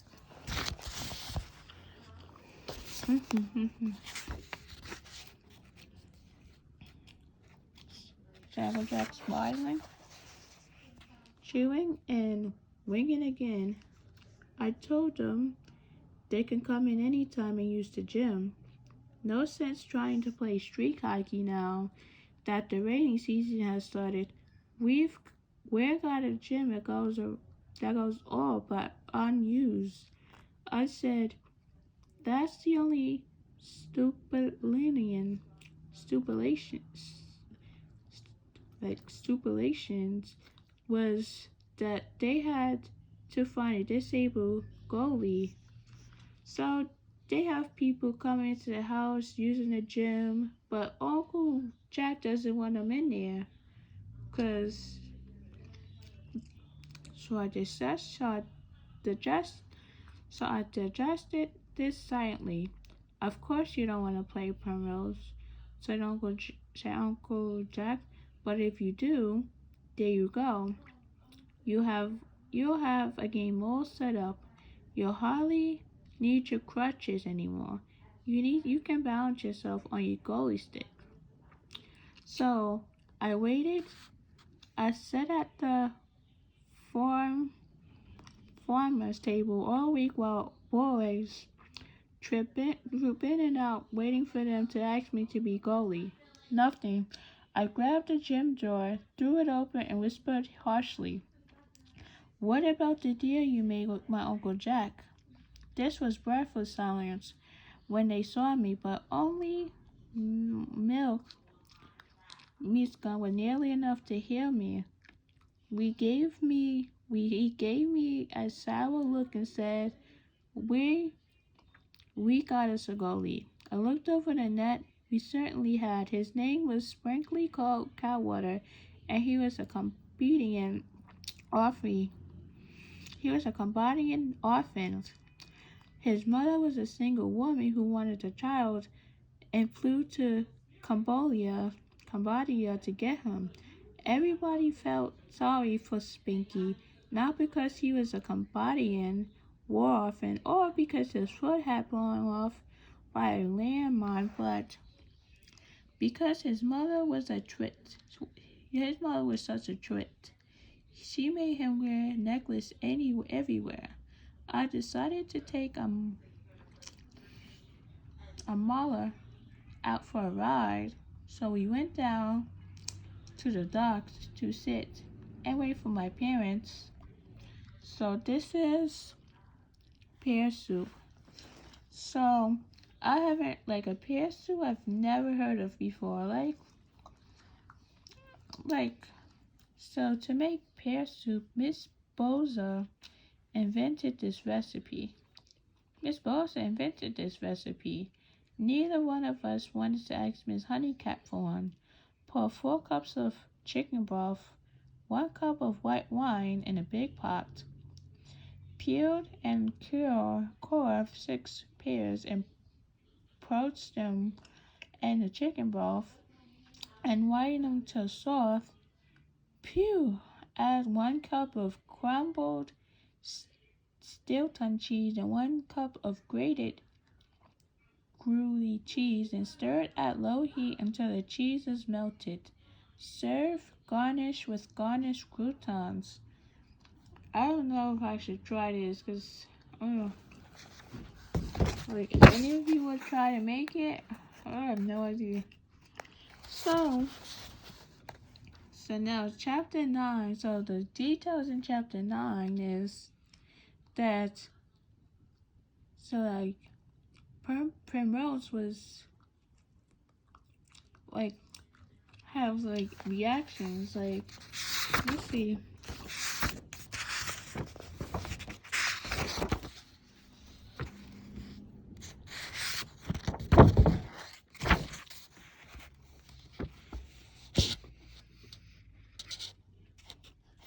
She was becoming a danger to herself.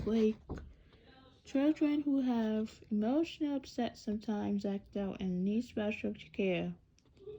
So now, I guess she got called for a reason because she's becoming a danger to herself and she needed special care. I don't know necessarily. So I guess the next day the people's coming to the house and using the gym.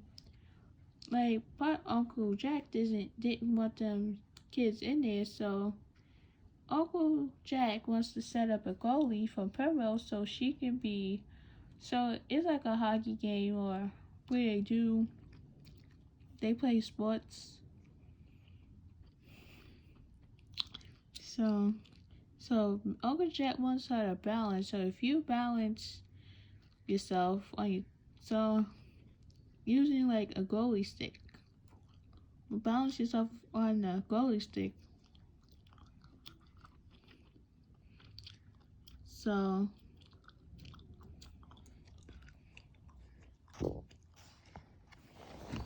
now actually.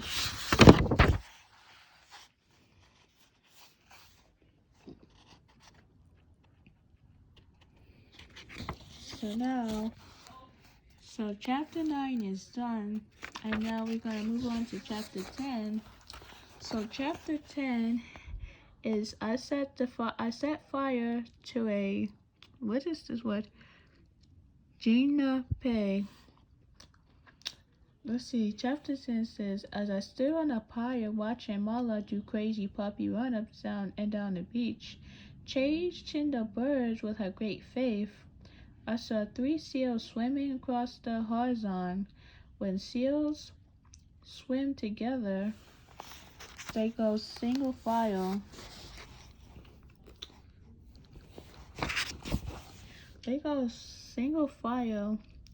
Their dark bodies sewing a seam through the wave. All you could see from shore are their backs in a row, like one being handback creature, the large snout monster, and all those other sea creatures, probably nothing more than seals. There's nothing spectacular about it, and yet it always makes me catch my breath. One summer when our family was in and our skiffs going up the Jonestar Straits, so we saw a part of ochres coming. My father explained that the killer whales lives in little families. Hey, he has the most fishermen no strengths. Knowing most of the pods and could recognize individual whales by unique markings, my dad had read all about these pods.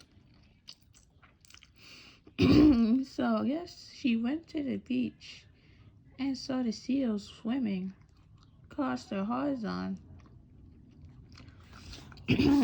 Because like my dad had to read all about these pods because they were his neighborhoods during the long days he spent at sea. So he went to it, so he saw those seals swimming in the horizon.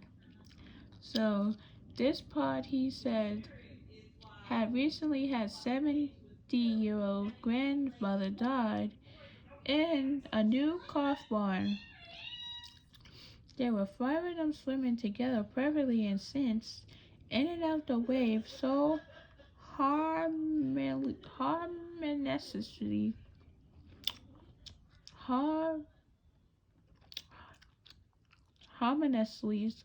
and peacefully that I felt like an outsider in those familiar waters.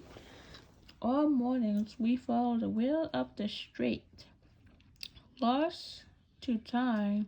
Sometimes the whales would disappear for 10 minutes or so, and then resurface someplace else to begin their rhythmic gliding.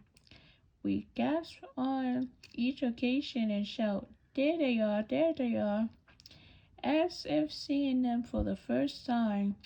After a bit, the whales moved in close to shore and swam for a long time while along it.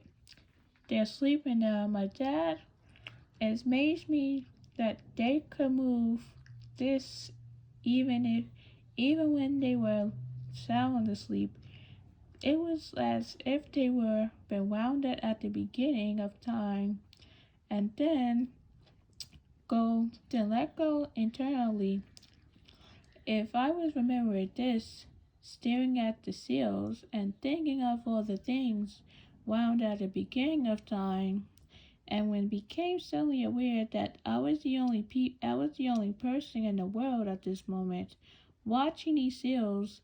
I walked to the end of the pier to get a closer look when suddenly I heard someone shout, "For heaven's sakes, Perrons, what are you doing staying out there in the rain?"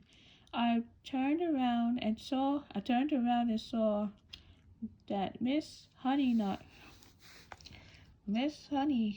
had pulled into the parking lot of the El- of the Anglican church across the street, and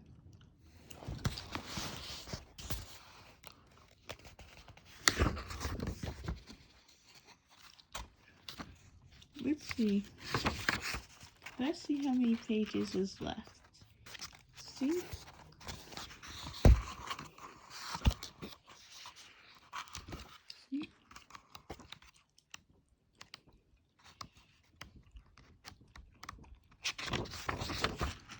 See, we got a few more pages to go. See? Was unloading boxes from her car. A feeling rain had begun to fall when I was on the dock, but I had to distract your mind when I noticed the parking lot was strewn with boxes and little old ladies in all pathetic shoes, including Miss Perfidy, who went to the same church as Miss Honeycutt, they were probably getting ready for a rummage sale. The the the An the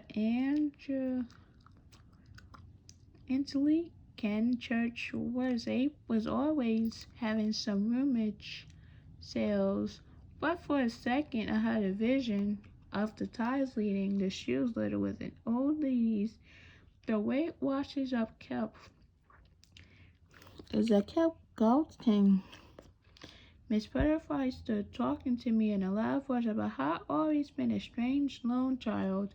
Her mother was about the same. She used to count telephone poles in her mother's before hers. She used to sit in curtains, waving indigo pot holders. A little closer of ladies had gathered around her as she moved across the beach. She was much more interested now that she had all these false memories. I looked at the seals. I protest, pointing Miss Honeycutt and Miss Perfidy. I then saw them separately, and the old ladies returned to their boxes. It's just as I say. Pause supervision. Pause supervision. Miss Honeycutt. Stranger and stranger, Miss Perfidy. Not enough sense to come in out of rain. Oh my God.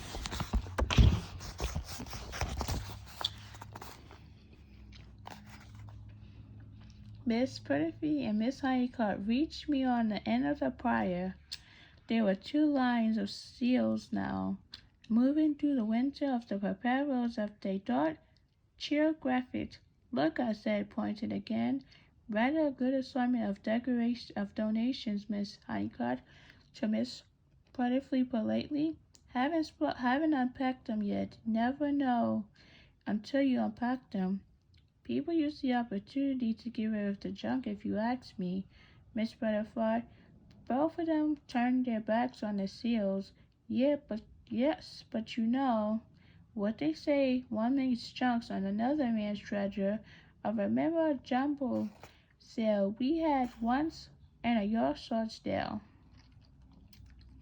Began Miss Honeycutt. I continued to watch the seals.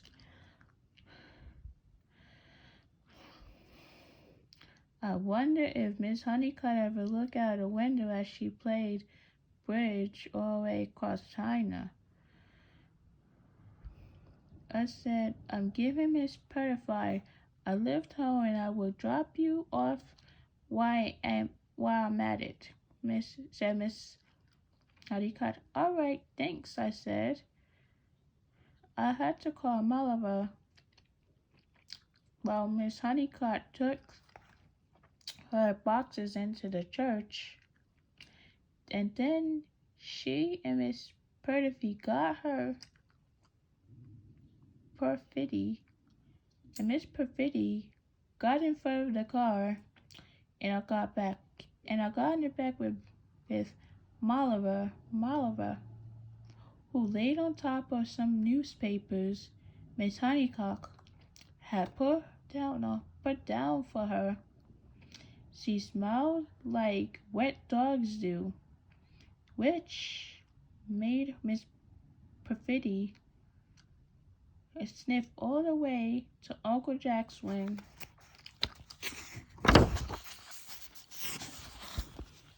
When we got there, the boys were still playing hockey, and Miss Perfidy said she thought it was highly inappropriate to leave me with a house full of boys. Molliver started barking loudly at Herman, and Miss Honeycutt looked a bit wild-eyed. I could tell she was getting tired of all of us.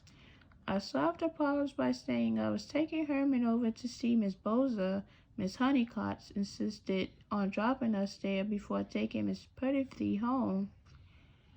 As we pulled up in front of the girl on the red swing, I asked Miss Perfidy whether she had found my sweaters yet. She said no, so sharply that in order to change the subject, I asked if she had remembered anything yet, so she had ever known, just knowing for no reason.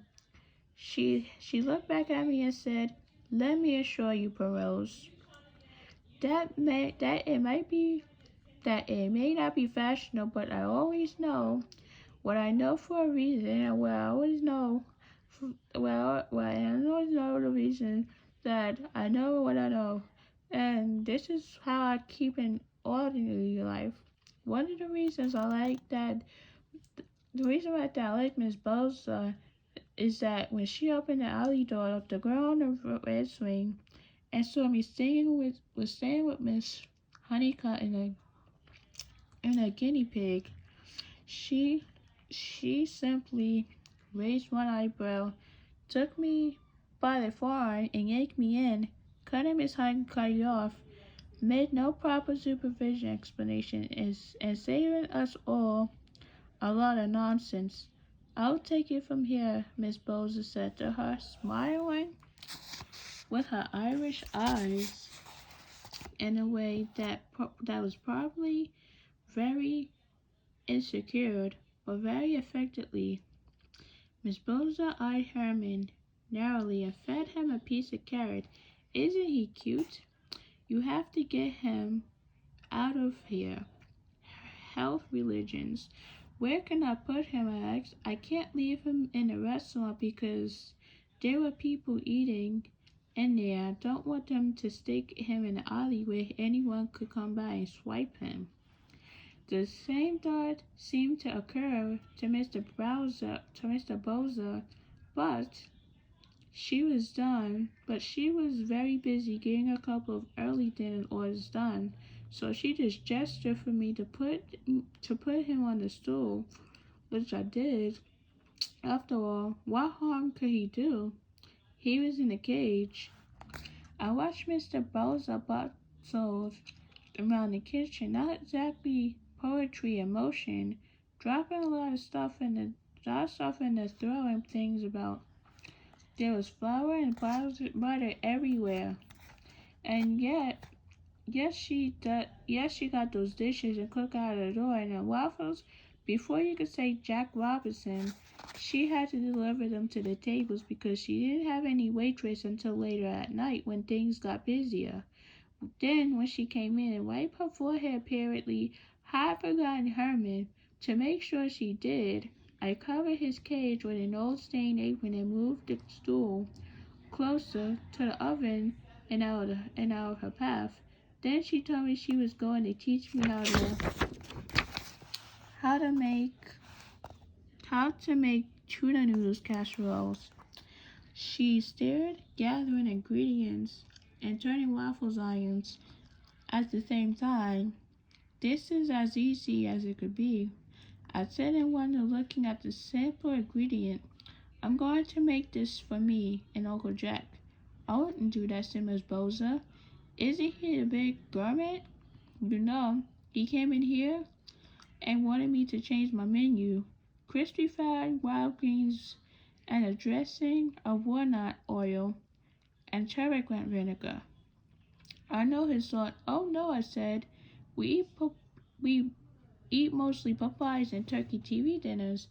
You don't say, said Miss Bowles, and I could see she was mentally feeling this under great admiration.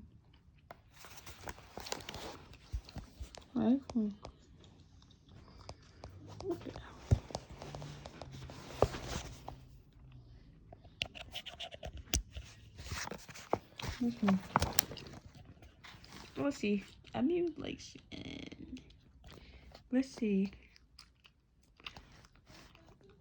She was feeling a German emulation. So I decided not to say anything else about Uncle Jack. I like both of them so much. I couldn't imagine why they didn't like each other. As we stirred things into the casserole, I kept sniffing and finally said, "Something smells funny, and isn't that the tuna?" "Nah, the tuna smells like tuna." "What are you talking about?" Miss Boza said. She was very busy between giving me instructions and keeping an eye on the waffles. "Well, are the waffles all burning or something?" I asked. "Hey, I haven't burned a waffle in 20 years," said Miss Boza, and kept flirting them out and Persian fresh butter on. "Okay," chips up in the cabinet over the something. Something does smell odd. Are the burners off? Oh my god! I followed her eyes and we both raced across the kitchen. Herman was on fire. Well, he didn't burn to a cinder or anything, because although one of the apron strings had caught fire and ignited the wood chips on his cage, we got him out. We got him out before anything worse than a light sign fur, of his fur occurred. Still, it was bad enough. I thought it was the best to leave them because I didn't want Miss Boza to get in trouble over having the guinea pigs in her restaurant. I told her I would tell no one, and she left everything to a waiter who just arrived and drove us home. Let's see. Tuna noodles casserole. Blend 1 can of condensed cream of mushroom soup, a half a cup of milk, 1 can of oil packed tuna. Drain 1 cup of cooked peas and and 4 cups of cooked noodles in a casserole dish, topped with crushed potato chips and shredded cheddar cheese. I am sure you can look at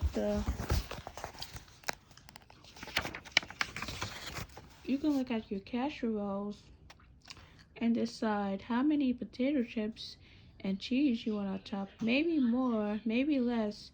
Bake it in a 150-degree oven for half an hour or so. This is variation. Miss Bosa says everyone likes a little variation now and then. So, that's your tuna casserole.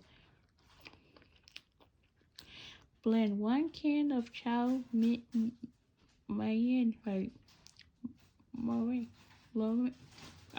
blend 1 can of chow mein noodles, 1 can of water chestnuts, 1 can of condensed cream of mushroom soup, 1 cup of cream, 1 cup of chopped vegetables such as green pepper, little onions, celery, carrots, whatever you have around, 1 can of tuna fish, and 1 can of casserole pieces. Bake uncovered in a casserole dish for a half an hour or so in a 350-degree oven. This looks good. So now, that's a good thing that we almost done with the book, because we got 11. Now we up to chapter 11, and now we got 5 more chapters to go. Whew.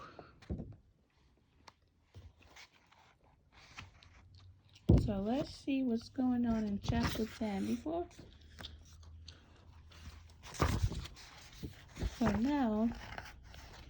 So let's see. So her father used to go. So let's see.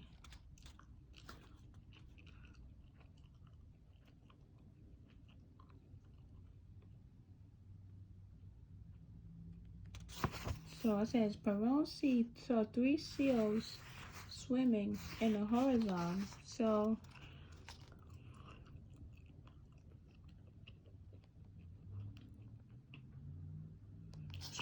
it says they went to the Johnstone Strait. We saw a pond of ochres coming. So she saw the killer whales that lives in little families. And they saw, so let's see. These are the details we can put in there.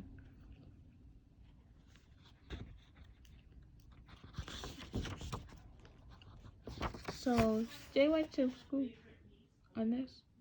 So they was in school the next day and verified that. So after all this happened, Miss Honeycutt looked like a bit wild-eyed. So now she went to school the next day. Her teacher started talking about different stuff. It's just so many stuff, and then in the same exact restaurant. And it says, oh, so now this is like, girl on the swing. I mean, Miss Honeycutt and a guinea pig. I feel like she doesn't want to make sure that there's no guinea pigs in the restaurant. So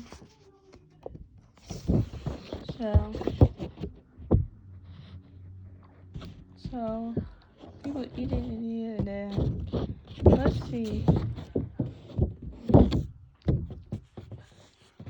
So she was making so now she was making tuna casseroles while she was in there, and then like she brought a guinea pig in there, cause her guinea pig. So she told Perros that put the guinea pig somewhere else, cause she don't want the guinea pig to walk around the restaurant while customers are still eating their food.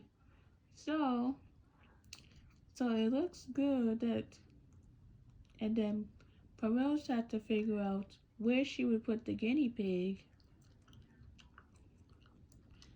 So I'm starting to like this book though, because you never know it now. Chapter 11 says, Dinner at the Girl on the Rag Swing. I spent the whole weekend trying to trim the same part of Herman's fur so it wouldn't show, which result in a peculiar haircut. Naturally, my teacher noticed. It was very concerned, and I ended up in Miss Honeycutt's office in what was supposed to be the first of a serious counseling section. So you felt the need to cut all of Herman's hair off this weekend, said Miss Honeycutt.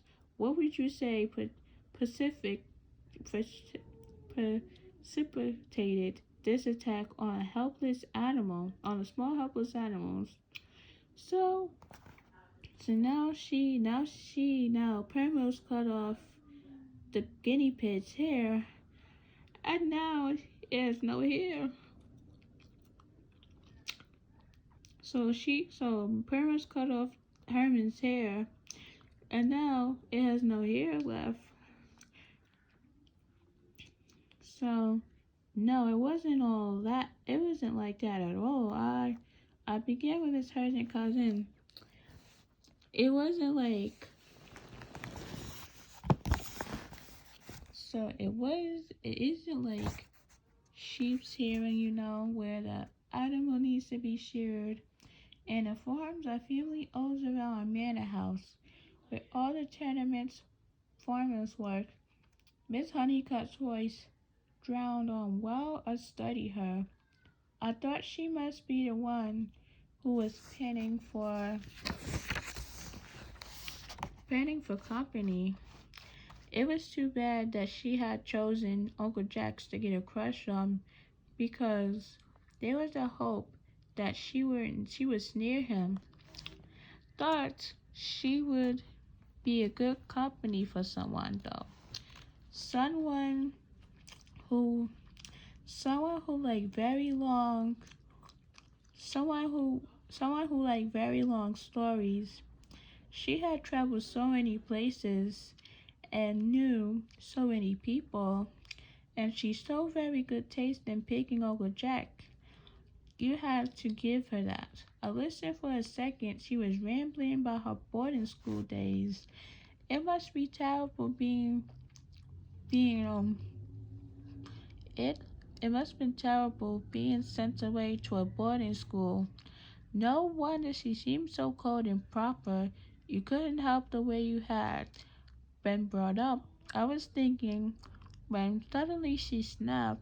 I said, Wasn't that just the wasn't that just most remarkable, Penrose?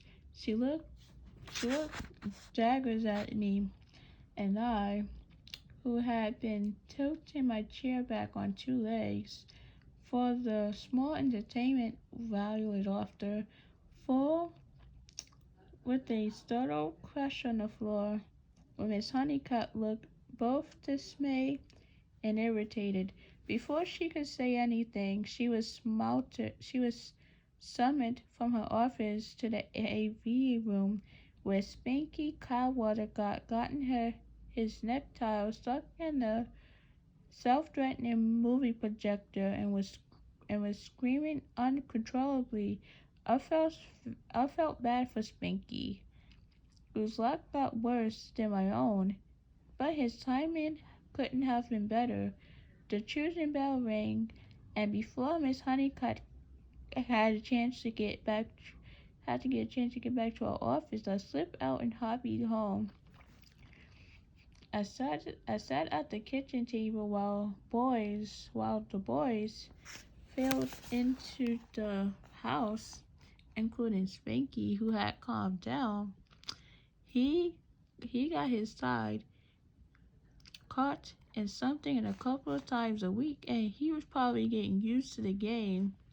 So I watched the game in disguise for a while, and then took Molliver and went down to the beach and gave her a stick. Give her a stick and gave her a run. She started out after the birds with all her characteristic films and vulgar but towards the end she would look up at the birds and all and kinds of fade out. So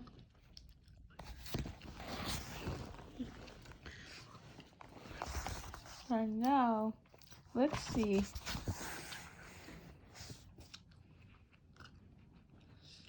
So now she's telling more stories based on her life and her experience, based on what she had gone through. So I watched the game in disguise for a while, and then took Molliver went down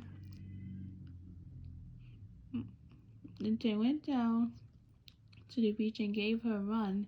She started out after the birds with all her characteristic vim and vulgar, but towards the end, she would look up at the birds and all kinds of fade out. Pompadour was passing too quickly. I thought Sally, and before we knew it, she would be the one of those old dogs who just want to lie in the sun all day. Uncle Jack and I were meeting the girl on the red swing for dinner. So they going out to dinner at this restaurant. Uncle Jack never eaten there, and although he said the menu did not look promising, he wished to simple the fare before resuming his campaign to move Miss Boza off Main Street and establish a classier restaurant. I felt funny going in through the front door. I waited for Uncle Jack, and the area between the door on the street and inside the door to the restaurant. It was one and had a gumball machine, a peanut machine, and a Smarties candy machine. I didn't think Uncle Jack would find this highbrow enough for his taste, so I tried to stand in front of them to block his view. But when he joined me, I could see that he had glimpsed them, though he didn't say anything. He knew I was rooting for Miss Boza. So so Uncle Jack did not like the menu. Like he went there, but he hasn't eaten food there, and the menus did not look promising. The menu, so meaning the menu is good enough. Like wasn't good enough.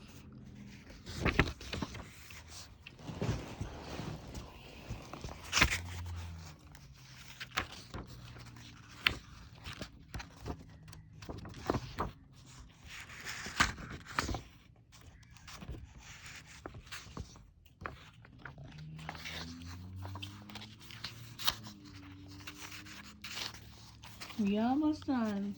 Let's see. Well, shall we? He said.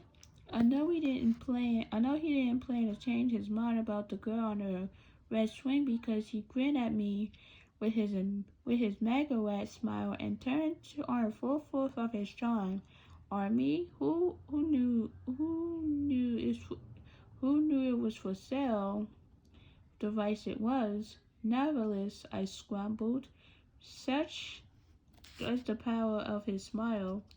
Uncle Jack held the door open for me. I smiled back and stepped through looking at him and not watching where I was going. So I stepped right into Mr. Honeycutt, who was waiting on a please wait to be seated area. She was a bunch of teachers. Justin and Hostess came to see Miss Honeycutt's group.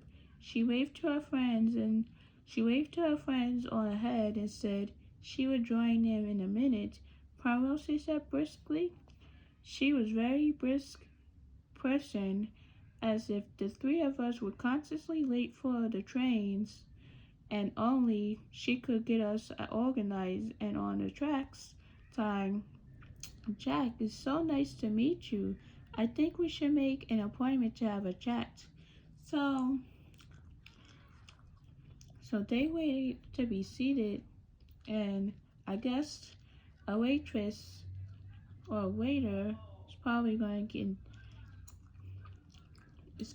get see. So certainly, Uncle Jack smiling and looking trapped. We have to examine what has happened in Provost in a little while since her parents has been away, she said. I didn't know why she had decided to go on subdual. Certainly for months she had been telling me my parents were dead and drowned with no track whosoever. Where do you live, Miss Honeycutt? Where do you live? Asked Mr. Honeycutt. Asked Mr. Jack. So, his borrow found. So, they having a meeting between, like, what was going on. Like, Jack is borrowing as if he had suddenly thought of something desperately important. This was a thin light of headed sweat around the top of his forehead, and I, who knew the furnace, could tell by the huffing and puffing in the veins of his nose that he was working on his full against hers. Where do I live? Miss Honeycutt blinked, her mouth fell slightly open.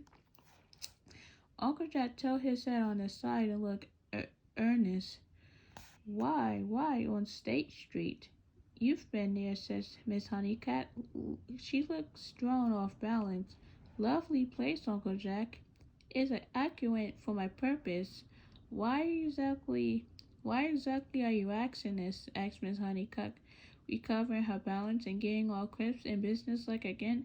Adequate, repeated Uncle Jack. Not after the whole book has been written about this word. Not much of a view on State. There certainly wasn't. Carl Hubbard didn't have any apartments, and a few ugly apartments blocks on State were sandwiched between what used to be naval base and a well processing plant. You know, it amazes me it has taken anyone this long to start building on a waterfront. I was checking some townhouses units that would be ready for occupation soon. 2 stories, 2 bedrooms, pictures, windows over 2 bedrooms, pictures, windows opening over the bay, all new lindow, corporate appliances. Yes, I remember you mentioned them when last we spoke. Summers Honeycutt curtly. All new lindow. I echoed if and so casually. Wondering what linter was, Uncle Jack and Miss Honeycutt looked down and gave me the same identical thin smile and went back to their conversation. Yes, and I remember you wanted to speak to me about Primrose, who last we spoke. Hey, did you hear about the hockey game at our gym? All these nice young men coming over to play hockey every day after school. Yes, and frankly, it surprises me to hear that Primrose was playing hockey with that big back bandage on her foot and these crouches, and said Miss Honeycutt. This was going on when we was at chapter 8 when she broke her foot and she had to be in the hospital. That happened. Well, this happened. So, Miss Honeycutt, even if she was, I do not see what bearing it has on a haircut.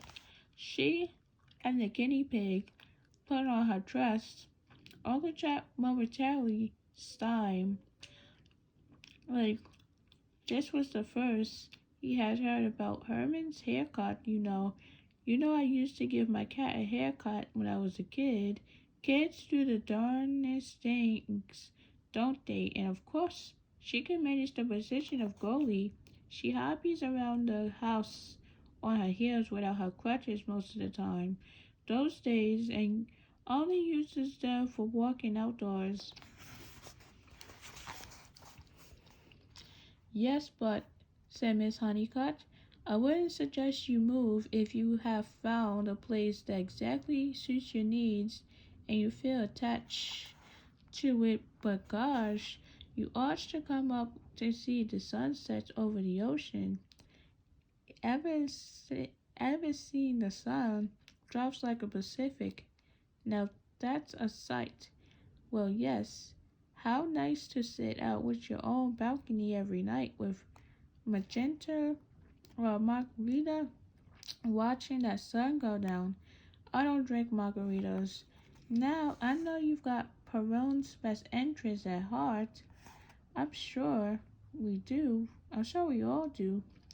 Now we got a butte of townhouse going to be finished up this week. We could have the part. We could have the paper signed and you move in by the end of 2 weeks. You can't beat that. And there's some major investment opportunities here in town. Within 5 years, I expected real estate prices here would have dealt like they did in the towns further south. I wouldn't do this for everyone, but we can talk about letting you have the townhouse at cost. And I even pick up the moving expenses as living expenses, and Miss Honeycutt stood there like a stone. She looked at me if I was trying to figure out what in the world anyone saw in me. Her tongue walked around in her mouth. Uncle Jack was still hardly breathing, but smiling at her, willing to take the bait. All three of us knew that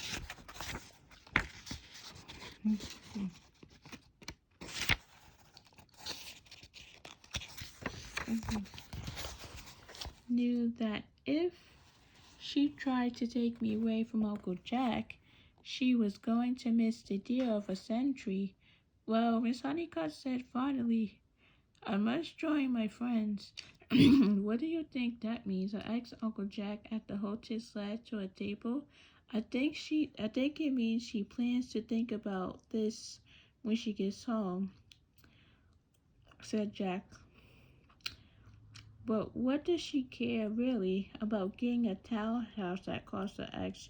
She gets a lot of money and won't even live here anymore when she inherits her millions.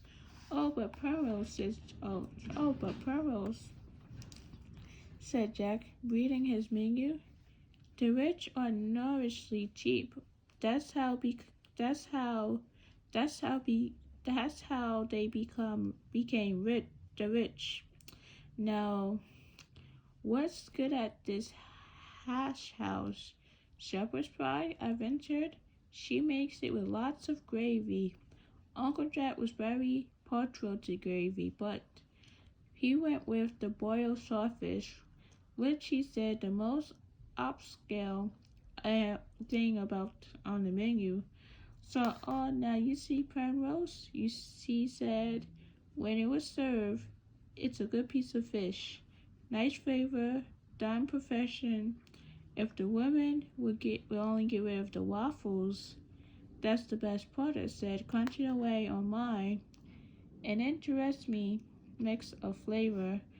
I had ordered shepherd's pie, and the gravy had seeped into waffles. Miss Boza kept pictures of maple syrup on all the tables.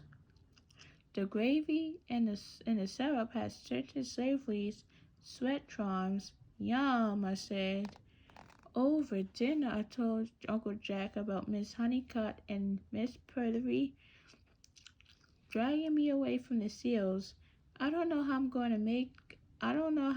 to take Oliver down to the beach or sit on a dock and watch for my parents if everyone thinks I can't even take care of myself anymore, I complained. Selfish, I said, Uncle Jack, huh? I said, to the monk farm. Mr. Contram pays 10 cents a pound. All these hockey-playing boys do it when they need spare charge. They wait for a whale to get torn. The fish follow the whale. Why haven't you noticed that the whale bay is teeming with them, feeding each other in the carcass? Easiest thing in the world. I've seen them do it. You just drip it in a net and scoop up. But I'm not interested in fishing and selling fish. Sure you are, said Uncle Jack, leaning back and wiping his mouth, because you can go out on the dock and holding your net, and no one will worry that you're not just moaning about. It will look like you're cheerfully,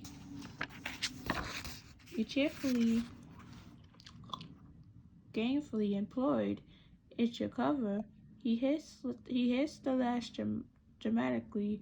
Well, Uncle Jack always have a solution for everything, and this one would have been just perfect if it hasn't gone so wrong and landed me in a foster home. Shepherd's pie. So when I asked Miss Boza for a recipe for shepherd's pie, she laughed harmlessly. She said that shepherd's pies were designed to be a hodgepodge of things leftovers, a thrifty recipe. However, when pressed, this is what she suggested: a brown a pound of ground beef with a cup of chopped onions. Add whatever you have around, some frozen mixed vegetables, some peas, some corn, whatever. Also add 2 tablespoons of flour and some water and some Lipton onion soup mix so that you have gravy. Then season with whatever you like. Some teriyaki sauce, some soy sauce, some steak spice, garlic, thyme, dill. Just toss it all in. Take 3 cups of take about 3 cups or so of mashed potatoes. If you don't have those around, you'll have to make them. Add a couple of eggs, about 1/2 a cup of flour, a teaspoon of baking powder, salt and pepper. Mix it all up and then spread it on top of the meat mixture right on the skillet. If you have an oven-proof skillet, bake it in 100-degree oven until the top puffs up brown and cooks. Don't get confused and put ice cream on it. Who puts ice cream on shepherd's pie? That's silly. This can't be right. You gonna put ice cream? Ew. That was her little joke. So,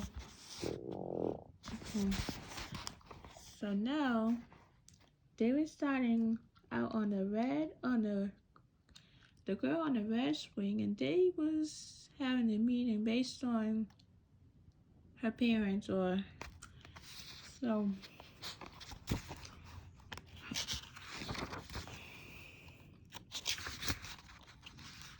Let's see.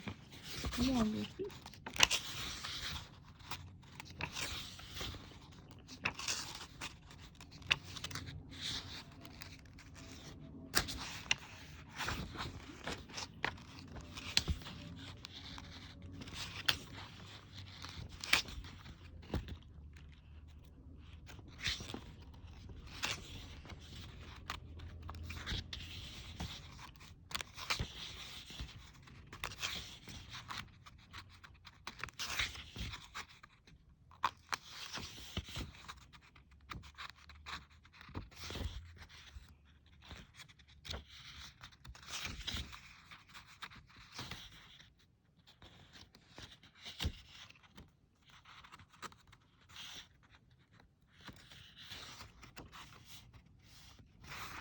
Alright, so chapter 12, I lose another digit. Avie and Bert were really nice, and I even liked their little cockapoo, Quinn said. They live in Niemo, and haven't been fortunate enough to have children. They had too old to adopt, and even had much luck getting their hands on a foster child until me. Although I was happy to provide them with some measure of happiness, and it wasn't home after a while. It was reckless beyond belief. They asked me to confide in them, but after 2 weeks, I knew what a strain must have been for Avie. So one day, I sat them down and laid out the whole story, most of what you already expect for the past. For the part that finally landed me with Avie and Bert, so I finished up after an hour, eyes glued to me, their rocking chairs, and fed Quinn's head nuggets of chopped steak, absent-mindedly from a bowl in Avie's left. Uncle Jack got me a net, and I would go down to the docks and go down to the docks to wait and watch me for a while to bring my parents in.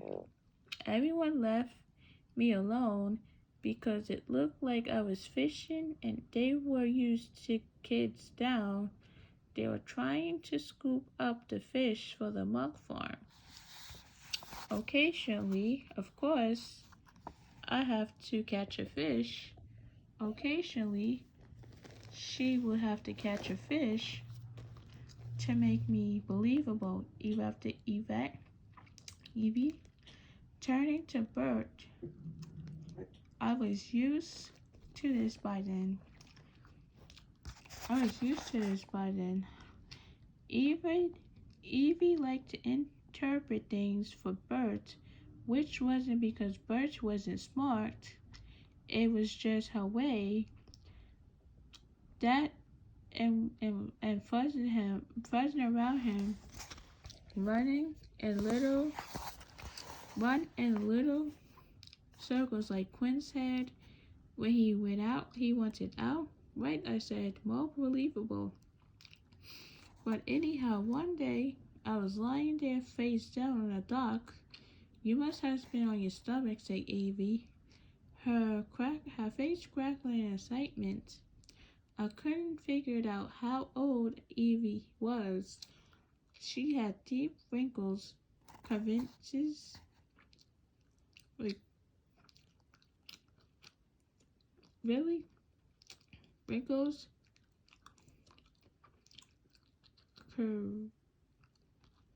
crevices, really, and flame-head dyed hair. Both she and Bert were short and round. I was almost as tall as they were, especially when Avie took off high heels she wore all the time. Even with pants, she had consistently surprised eyes, which at first made you feel flustered that you were saying so many amazing things until you realized you weren't.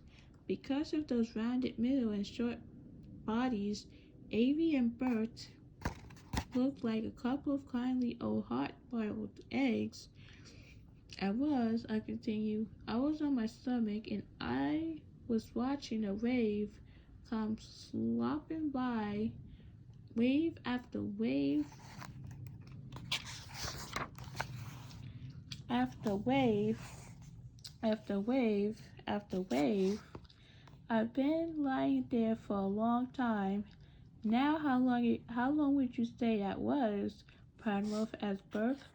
You always like to get his facts straight. She don't know. She was hypnotized by these waves. Won't you, Perose? Well, yes, I said. Uh-huh. I could tell. She was hypnotized by those waves, Bert. Oh, said Bert, nodding affably. So she had no track of time, said Avie. No, I didn't, I said, and a strange thing happy I began to feel, like I was a wave too, in a fish. I looked up to see how they were taking this. It's just Evie, bee string, cried Bert. It is forevermore, it is. It's my bee string all over again, isn't it, Bert? Said Avie, popping up onto her short legs in excitement. Oh, sure it is. Like, it sure is, honey bun, said Bert. You see, I was sitting here and it's very clear one day and Avie was out sunning on the laws, and suddenly when she goes crashing through the door and passes out on that very floor. Right here, said Avie, walking over and marking that spot with the toe of high heel. I was stone cold scared. Never been so scared in all my lifelong days. I called 911 and they sent an ambulance quick, but I thought I was losing her. She was so cold. I was losing her. She was so cold, and her heart was so slow. You were losing me, Bert, said Avie. I was nearly done already. What happened? I asked. I've been stung by a bee. So as I came through the door and and I just had time to yell, "Bert, I was stung," before going to the anaphylactic shock. Of course, we didn't know what is called until later when I woke up with all those monarchs hanging over every word. But Bert had the good sense to tell the ambulance man that's what I said, and they said my pressure was going down and they was losing me. I cried like a baby, said Bert. So he got stung by a bee. Anyhow, this isn't important to you. The part that reminds me is that I told Bert later that I was sinking into that big sleep, and I had this certain feeling that, we think we're all separate, but you know what? We're not. We're all connected, the birds and leaves and wind and everything. We're all one thing. Also, it was very relaxing, but you remember me saying that, Bert? I remember, said Bert. Avie is a very relaxed person anyway, not like that. I never had relaxation that good, that deep relaxation, Bert. I was floating. I was a bird. I was the sky. Avie's voice drifted off into pleasant reveries.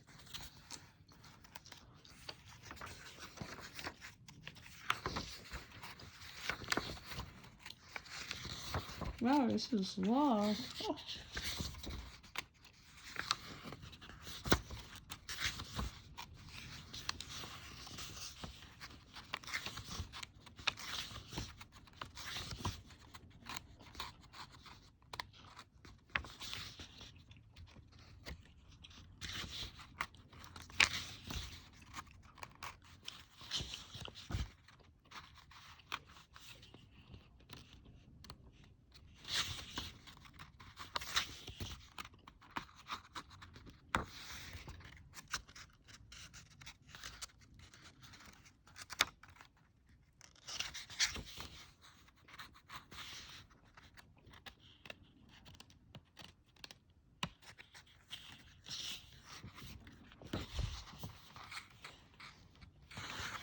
So she had already so it says, let's see. So exactly, I said. I was kind of absorbed and leaned down to look deeper into the water when it was a big wave washed over me, knocking me off balance. I fell off the dock. I had a net in one hand and it got wrapped around my waist. My fingers twisted in the netting and the whole thing hooked over the dock post and attached me by one arm to the dock. The waves swept me up and down until in and over until I couldn't tell where there was water and where there was air, and I thought I was going to drown, pulled to pieces by the sea. And then when she found out what happened to her sweaters, Bert, Avie said, poking Bert, who sometimes strips off in his rocker.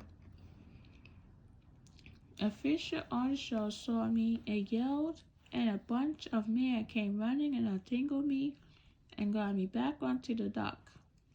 My hands was all mangled, and I remember thinking, it's another little trip to the hospital for me, and that's where I lost the tip of this ring finger. I said, holding up my left hand with missing fingertips. While I was in the hospital, Mr. Honeycutt gave Child Protective Service a whole file about me, saying saying she didn't even think I was being well supervised. I had lost a toe and part of the finger. In Uncle Jack's care, they sent me down here while they will review things. Well, I hope your Uncle Jack didn't give Mrs. Honeycutt a good price on that townhouse, said Avie.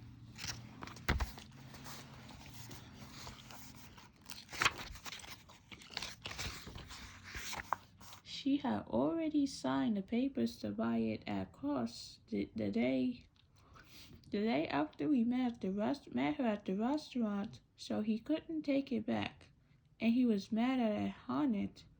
He accused her of getting rid of me for her own purpose, and she says, "And what would those be, Mr. Dalian?" He couldn't be very well said to snore him without sounding a conceited fool, so he just stormed around and spluttered. I guess she's kind of given up on him though, because she's used to call him Jack. Anyhow, she claimed to have nothing but my welfare at heart, and maybe she does, because after all, she's a brat to nobody, so she has to do the right thing no matter what. I told Uncle Jack that I thought since she was raised in boarding school, and she probably didn't think anything, of sending our child away from her home if she thought it was to the best interest of a child. Uncle Jack said she was a cold fish, but I get a glimpse of a good heart sometimes, like when she talks about her sister of all those deathbed visits she makes. Well, I think she's just a big cheater, said Avie. And anyhow, you can see that none of it was Uncle Jack's fault. Well, we can see that, said Bert. Sure, we can see that, said Avie. So we hope you to go back to Car Harvest, even though we would miss you, said Bert. You've been like a daughter to us, said Avie, holding.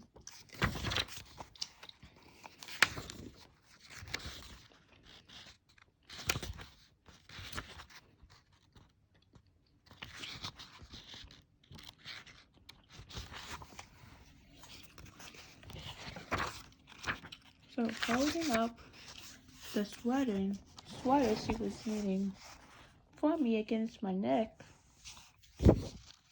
to see if it would fit. Better than a daughter, you asked for me, said Bert. Sure, because what Bert means is that we already know our flash and blood daughter stories, but you got the stories we never heard. You're more entertaining than a flash and blood daughter, said Bert, which we never could have, said Avie. Well, it's too bad about that, I said. You miss your home, don't ya? Said Avie. I started to cry. I knew my parents were coming home someday, but in the meantime, I did miss my home. Not my home with Uncle Jack, nice as he was, but my own home with the sound of my mother's footsteps in the morning as I lay still in bed, and the sounds of my father's coming up with the front walk at night. Even cried too, saying she misses the child that had never been born. I had been eating butterscotch chow mein noodles cookies, steadily getting home from school, and suddenly regretting the last 8 or 9. But I'm not miserable all the time. I scuffle sometime later when I could breathe. We gone through most of boxes of Keen. Sometimes I get these bursts of joy. Me too, said Avie. You could be skunk low as a skunk, and have a joy of your heart. Joy just lives like one of those spinning things, what they call Bert. Quastroscopes, said Bert. He always knows what I mean. Gatoscopes on your chest. It don't seem to have any connections to circuit systems. good or bad, have a mitt. She was always passing out mitts. Ain't it the truth, said Bert, who had been very helpful holding the tissue box. I know, said Avie, hopping up and down on her high heels. Let's go to that restaurant you like so much. What is it called? The girl on the rag swing, I said. Sure, why not? What do you say, Bert? She asked. Chinese is our favorite, said Bert. We've been to every Chinese restaurant in Europe, interrupted Evie excitedly. The Paris Chinese restaurant, they got nothing on the ones in Italy. But you know where you can find the very best. China, I invented. China isn't Europe, honey. London. Gosh, they got great Chinese restaurants in London, don't they, Bert? Said Avie. They probably do have the best Chinese restaurants in China, said Bert. But they probably don't call them Chinese there. No one in China says let's go out for Chinese food, said Avie. Jay just said let's go out or let's go eat, said Bernie. Well, girl on the swing isn't Chinese, I said doubtfully. Don't you worry about that, said Ave. We'll take you Quince Head. I don't know if Miss Bond is disposed of those dogs in the restaurant, I said. Oh, Quince Head's real nice and quiet. I'll just keep him in my lap and space scraps under my napkin. We did that on our trip down to Arizona, didn't we, Bert? Uh-huh, said Bert. You really traveled a lot, I said. We liked it, said Avie. We keeps us young. And she's gotta go home, Bert, said Avie. It only just to see the place. So to see the it's only just to see the place. Oh, I know, said Bert. She don't even know what happened to her. She doesn't even know what happened to her sweaters, said Avie. I followed Avie up to our room and watched as she began packing our overnight case. We'll leave in the morning. We stay in the motel. We won't put no one in that way. We won't put no one out that way. You probably have to stay with us, honey. Seeing as how you blurred of the prevents these days. But we'll take you to see your Uncle Jack and everything will be fine. And of course, eventually she was right. So, butterscotch cheese, Maine noodles, cookies. So here you have it. Something that's exactly what it says it is. Take a 12-ounce package of butterscotch chips and a can of chow mein noodles and 2 cups of salted peanuts. Melt butterscotch strips in a microwave or an adulted broiler. Remove from heat and immediately stir the noodles and nuts. Drop by a spoonful on wax paper and let it cool. So Parole's met Avie and Bert, and she's so even though she's drew new friends. Yeah, yes, mommy. Yeah, I hear you. So she has 2 new friends. So now she has 2 new friends. But even though they discussed about different things and Bert got stung by a bee, so they told the ambulance. So So that's so at least that she's your friend. So now at the end they took her to the motel to stay for the night. And now let's go on to chapter 13. So now we have 3 more chapters to go, and then we'll be done. So, free, you're probably wondering what was going on with Uncle Jack through all this, and thinking that in regards to nieces, it was just easy to go to him, but not at all. He was fighting for those child protective services folks choose and claw for me, and calling consistently with progress reports. When he got up to Cole Harbor and check into the motel, he was excited to give us the latest and raced to meet us for dinner at the Girl on the Wedge Swing, that same restaurant that they had the dinner at. Avie and Bert really liked the girl on the red swing. Look, Bert, that's her, said Avie, pointing on the menu quint hanging from the trapeze in the middle of the restaurant. That's girl on the red swing. That's probably why they named the restaurant that.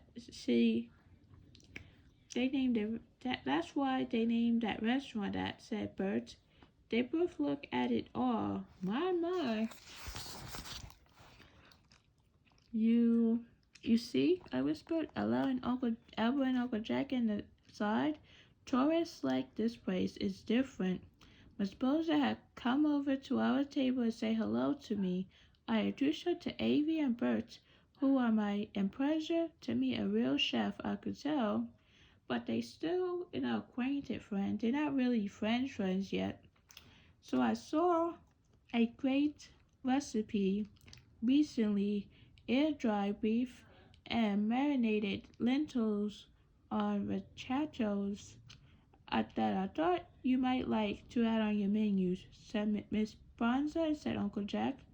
Nobody I know would order it, Miss Dawning and said Miss Bowser. Miss Boza, staring sternly at Uncle Jack. We're expecting a big tourist influx, Miss Boza, said Uncle Jack. Says Uncle Jack. I know they like waffles, said Miss Boza. All the adults turned their gaze suddenly at Miss Honeycutt, who was dining out with her colleague, approached our table. If looks could kill, there were 4 adults aiming right between her eyes. Hello, Pearl, said Mrs. Honeycutt briskly. Miss Donna, Miss Diane, introduced me to your foster parents, Primrose. I guess she didn't say hello to Miss Bronza because you don't talk to the help. I thought this was terrible, but just the way she has been raised, she just but I thought this was terrible, but that's the way she has been raised. We like to think of ourselves as just friends, says Avie. I'm Avie. This here's Bert.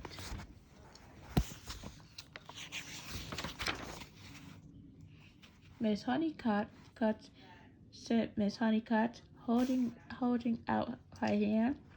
I think it's a rotten thing you did, sending this child so far from home, said Avie, standing up and looking Miss Honeycutt right into the midriffs. Nonsense, says Miss Honeycutt, not all the perturbed. In the first place, I didn't send her anywhere. The Provence is in charge of her. The Provence is in charge of that. She can't go on leaving pieces of herself all over town, a finger here, a toe there. I remember when I went to school, my first boarding school, Muffries in Wales. Actually, So Miss Honeycutt launched into one of her long ancestors. Wait a minute, in notes. This this one was about some cat who kept walking, having accidents. At the end, in the end, there was so little left of her that the mouse was stalking her. The mouse was stalking her. Well, we sit sadly while Miss Honeycutt guffawed. She stopped suddenly, flushing, flared her nostrils, raised one eyebrow, and then got her all brick again. Well, I was just going home. Goodbye, Penrose, Miss Giant. Charming, charming to have met you. Avie and Bert. She turned to left to join her friends, who was paying for the bill. Miss Boza looked daggers at her, shrugged, and returned to the kitchen. Uncle Jack made a low sound out in his throat, almost a growl. She got a lot of stories, doesn't she? I said. The three of them looked at me in disbelief. We think it's terrible what they done. Taking your niece from you, said Ava to Uncle Jack while we waited. So, for our food, and physically with our ice water and sugar packets and stuff. Terrible things, said Bert. Things are looking up, said Uncle Jack. We're going to have this whole mess straightened out before long. Still, it's a terrible thing, said Avie as the food arrived. As the poor tyke has to get used to the whole school, said Jack. It looked uncomfortable. He was using all his persuasive powers to try and get me home as swiftly as possible, and I could see he was annoyed to be reminded that he hasn't had better luck. I like these waffles. They cook under lasagna. Don't you think, Bert? Said Avie. I'm going to try to do this at home. I looked at Uncle Jack meaningfully, but he looked as if he had other things on his mind. I'm sure it sure had as weird going to a motel with Avie and Bert and not to Uncle Jack home with him. Avie and Bert wanted to drive by and see my house. You ought to see it in the spring, I said to my mother. My mother isn't much of a gardener, but she plants some shake and scatterneeds, which grows a mix of long-tingled, odd-fashioned flowers that are really beautiful until they wilt. My mother never bothers to pull out the dead flowers, so half the spring and summer yards look so wonderful, and and the other half look terrible. Oh, so let's see. Spring looked terrible, but Walter says it's all a question how you want to spend your time, and she likes to spend hers reading. Was your dad a gardener too? Sex Avie.